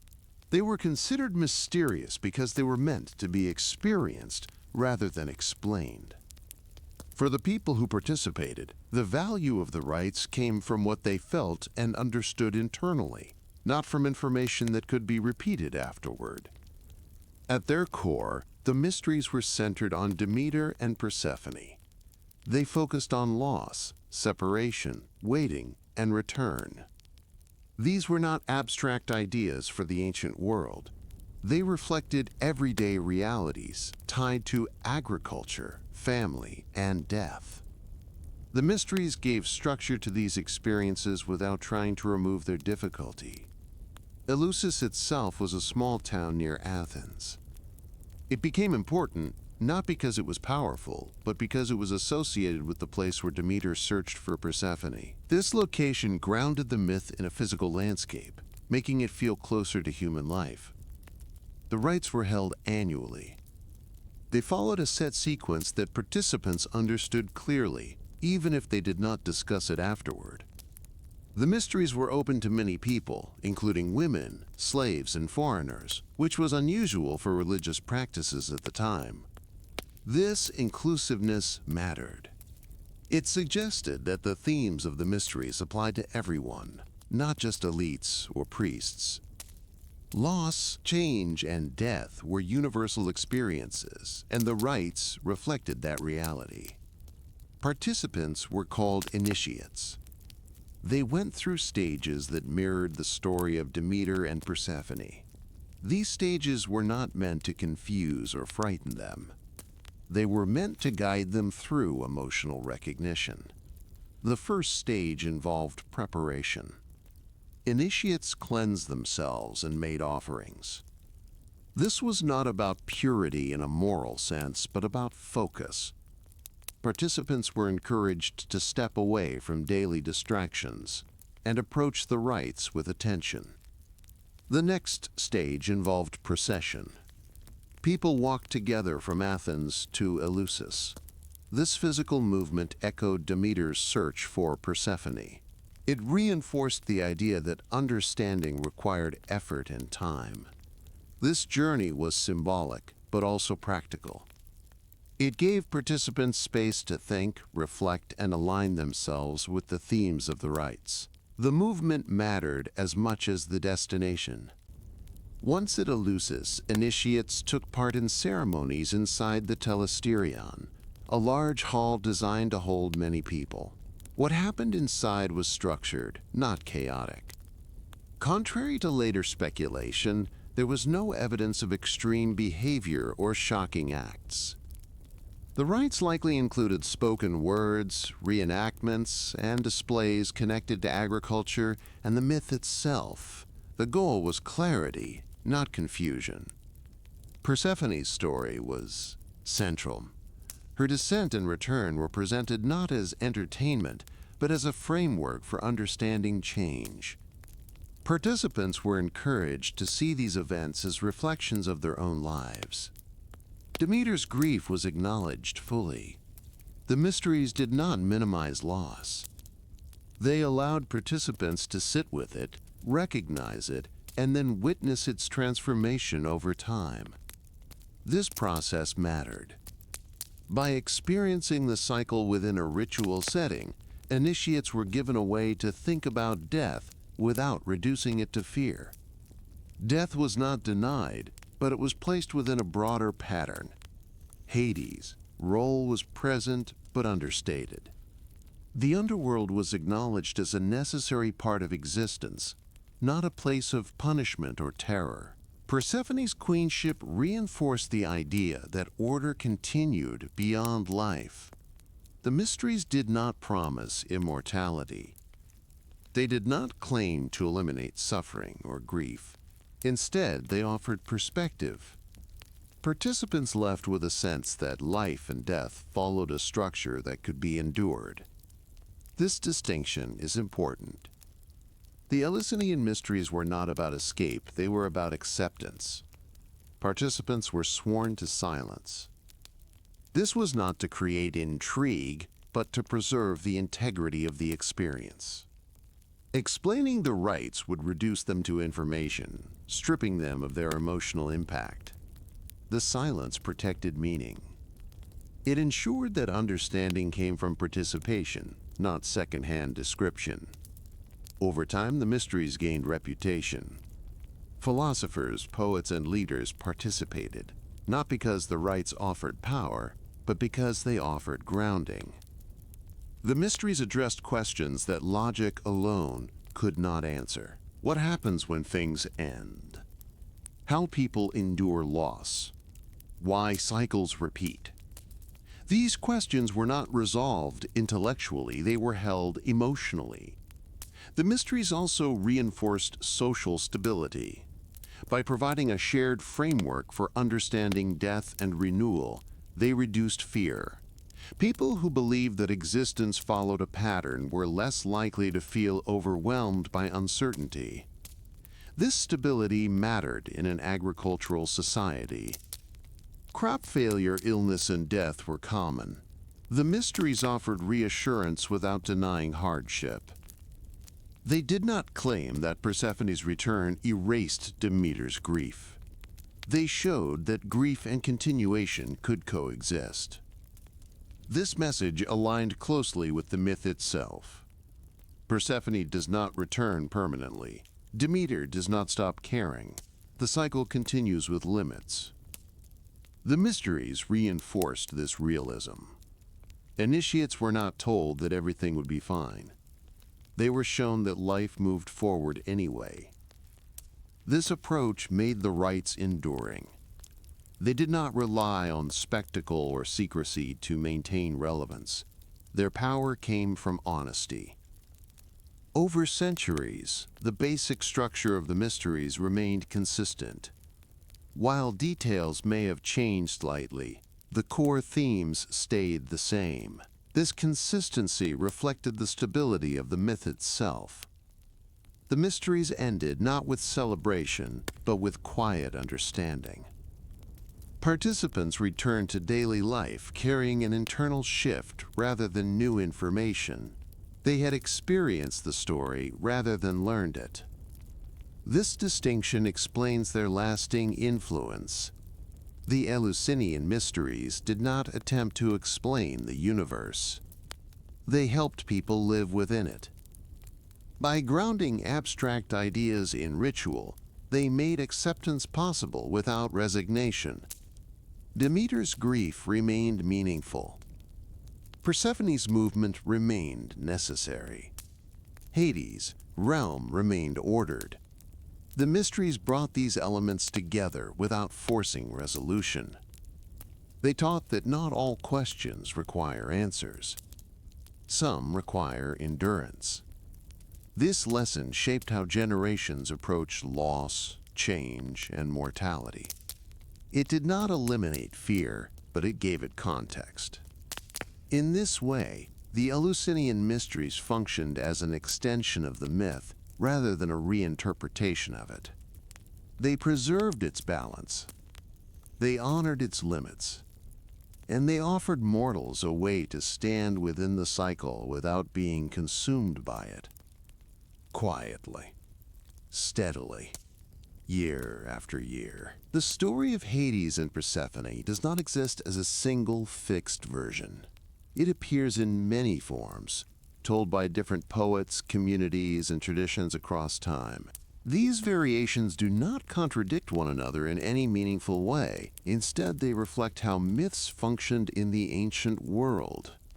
Myths were not treated as records.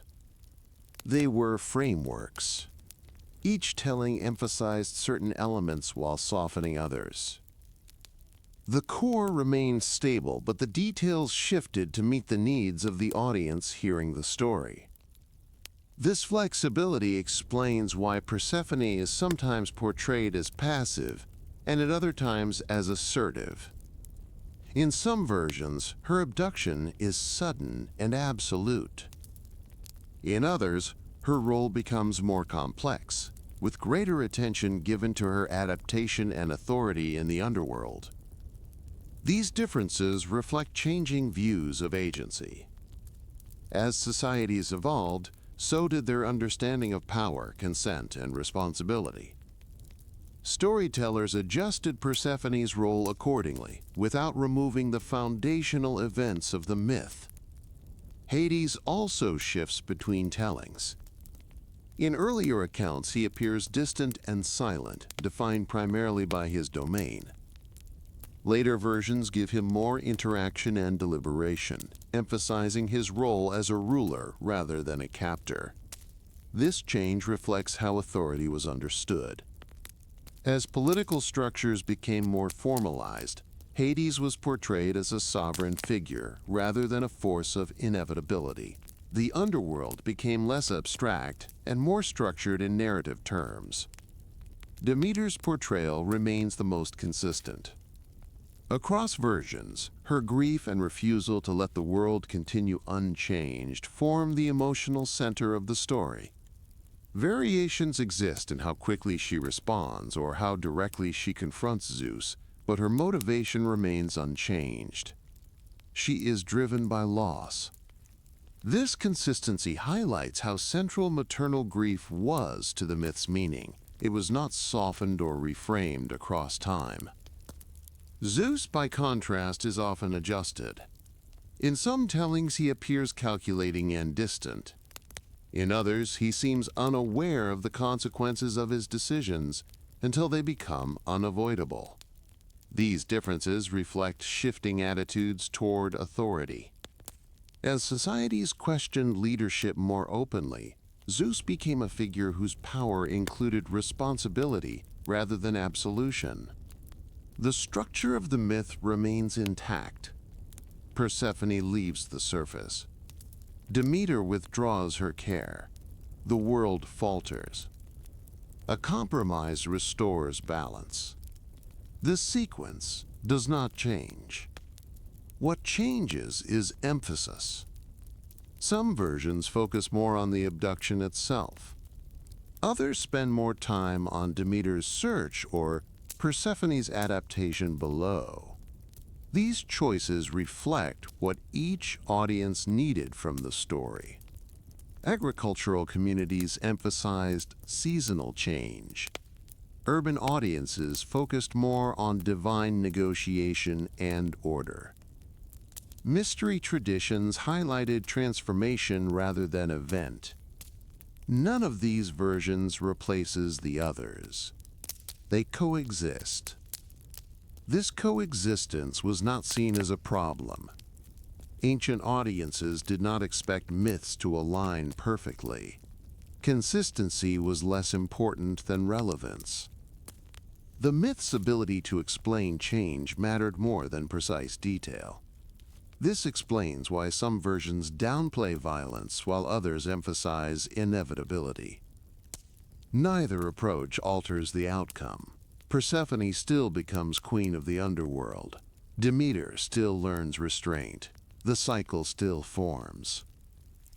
These outcomes define the myth. Language also influenced variation. As the story moved between regions and dialects, phrasing shifted. Metaphors changed. Names were emphasized differently. These linguistic changes shaped tone without altering structure. Oral tradition amplified this effect. Storytellers adjusted pacing, description, and focus based on audience response. Over time, these adjustments became established variations. Written accounts preserved certain versions, but they did not eliminate others. Poets, like Homer and Hesiod, captured moments within a larger tradition. Later writers expanded, interpreted, and reframed the story without claiming authority over it. This layered tradition explains why no single telling dominates. The myth survives because it allows room for interpretation without losing coherence. the core remains identifiable. Persephone's movement between worlds. Demeter's grief and restraint. Hades' role as a stabilizing force. Zeus' negotiation under pressure. These elements anchor every version. Details orbit around them. Modern readers sometimes seek a definitive version. This impulse reflects modern expectations rather than ancient practice. For ancient audiences, variation was not a flaw, it was evidence of vitality. A myth that adapts remains relevant. The story of Hades and Persephone endured because it could be retold without losing meaning. Different versions also served different functions. Some explained seasonal change. Others addressed death. Some focused on family relationships. Others explored power and compromise. The myth accommodated all of these without contradiction. This adaptability made it suitable for ritual, storytelling, and instruction. It could be whispered during mourning or spoken during harvest.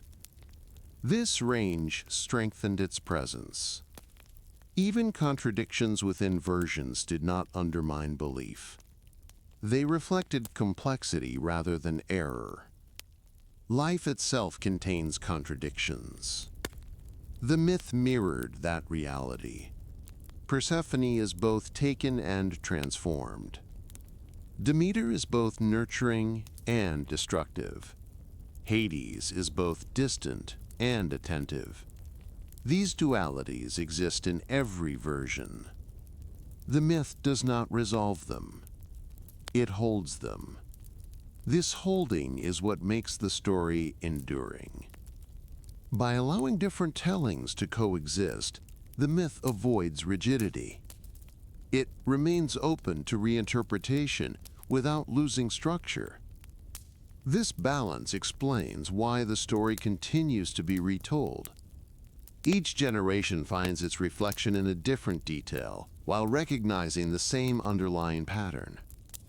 The myth persists not because it is fixed, but because it is stable at its core and flexible at its edges. Different tellings. Same meaning. Same cycle. And the same quiet understanding that change, loss, and continuity are inseparable. Always have been. Always will be. When the agreement was finally set and the movement between worlds became fixed, nothing dramatic followed. There was no final confrontation, no celebration among the gods, and no declaration that everything had been resolved. The world did not return to what it had been before, and no one expected it to. Instead, the world adjusted. Persephone began her cycles with quiet regularity. When she rose from the underworld, the earth responded without hesitation. Seeds broke open, fields softened, and growth resumed with a familiarity that suggested memory rather than command. When she descended again, the world did not collapse. It slowed. Life pulled inward, conserving what it needed to endure the pause. Demeter learned to work within this rhythm. She did not deny her sorrow during Persephone's absence, but she no longer let it consume the land. The fields rested instead of failing. The cold arrived without cruelty. Her care remained constant, shaped now by understanding rather than fear. The underworld continued its function. Hades maintained order as he always had, ensuring that boundaries held and that balance remained intact. Persephone ruled beside him, not as a replacement and not as an ornament, but as a presence that completed the structure. Together, they governed a realm that remained distant from the living, yet no longer felt detached from meaning. Nothing was undone. What had happened remained part of the world's fabric. Persephone did not return to being only a daughter. Demeter did not return to unchallenged control. The gods did not pretend that their decisions had been without consequence. Instead, they adapted. The seasons settled into place not as a reward but as a result. Spring followed winter because the cycle demanded it, not because grief had disappeared. Growth returned because the world required continuity, not because loss had been erased. Mortals learned this pattern slowly. They stopped expecting permanence and began preparing for return. They learned when to plant and when to wait. They understood that abundance would come, but not without pause, and that rest was not failure. The story passed quietly through generations. It was told without spectacle, without embellishment, and without urgency. Parents told it to explain why the earth changed. Elders told it to explain why life moved forward even after loss. It became a story that did not promise comfort, but offered structure. Persephone became a figure of transition rather than tragedy. She was remembered as someone who moved between states of being without breaking under their weight. Her presence explained change without softening it. Demeter remained the keeper of growth. Her love stayed fierce, but it no longer ruled unchecked. She became a goddess who sustained life through endurance rather than intensity. Hades remained steady. He did not seek devotion or fear. His role continued, unchanged in purpose, anchoring the boundary between what lived and what had ended. Zeus returned to his distance. The world functioned without requiring constant intervention. The balance held because it had been negotiated, not imposed. Nothing about the world became simple, but it became stable. The myth ends without resolution because the world itself does not resolve. It continues. Loss happens. Return happens. Separation remains part of existence. Persephone rises. Persephone descends. The earth follows. And so the story does not close with a final moment, but with a pattern that repeats without announcement. Not perfect, not painless, but held together. And in that holding, the world continues to turn, season by season, carrying the quiet memory of a goddess who belongs to more than one place, and a world that learned to move forward without forgetting what it lost. Without hurry, without judgment, simply continuing.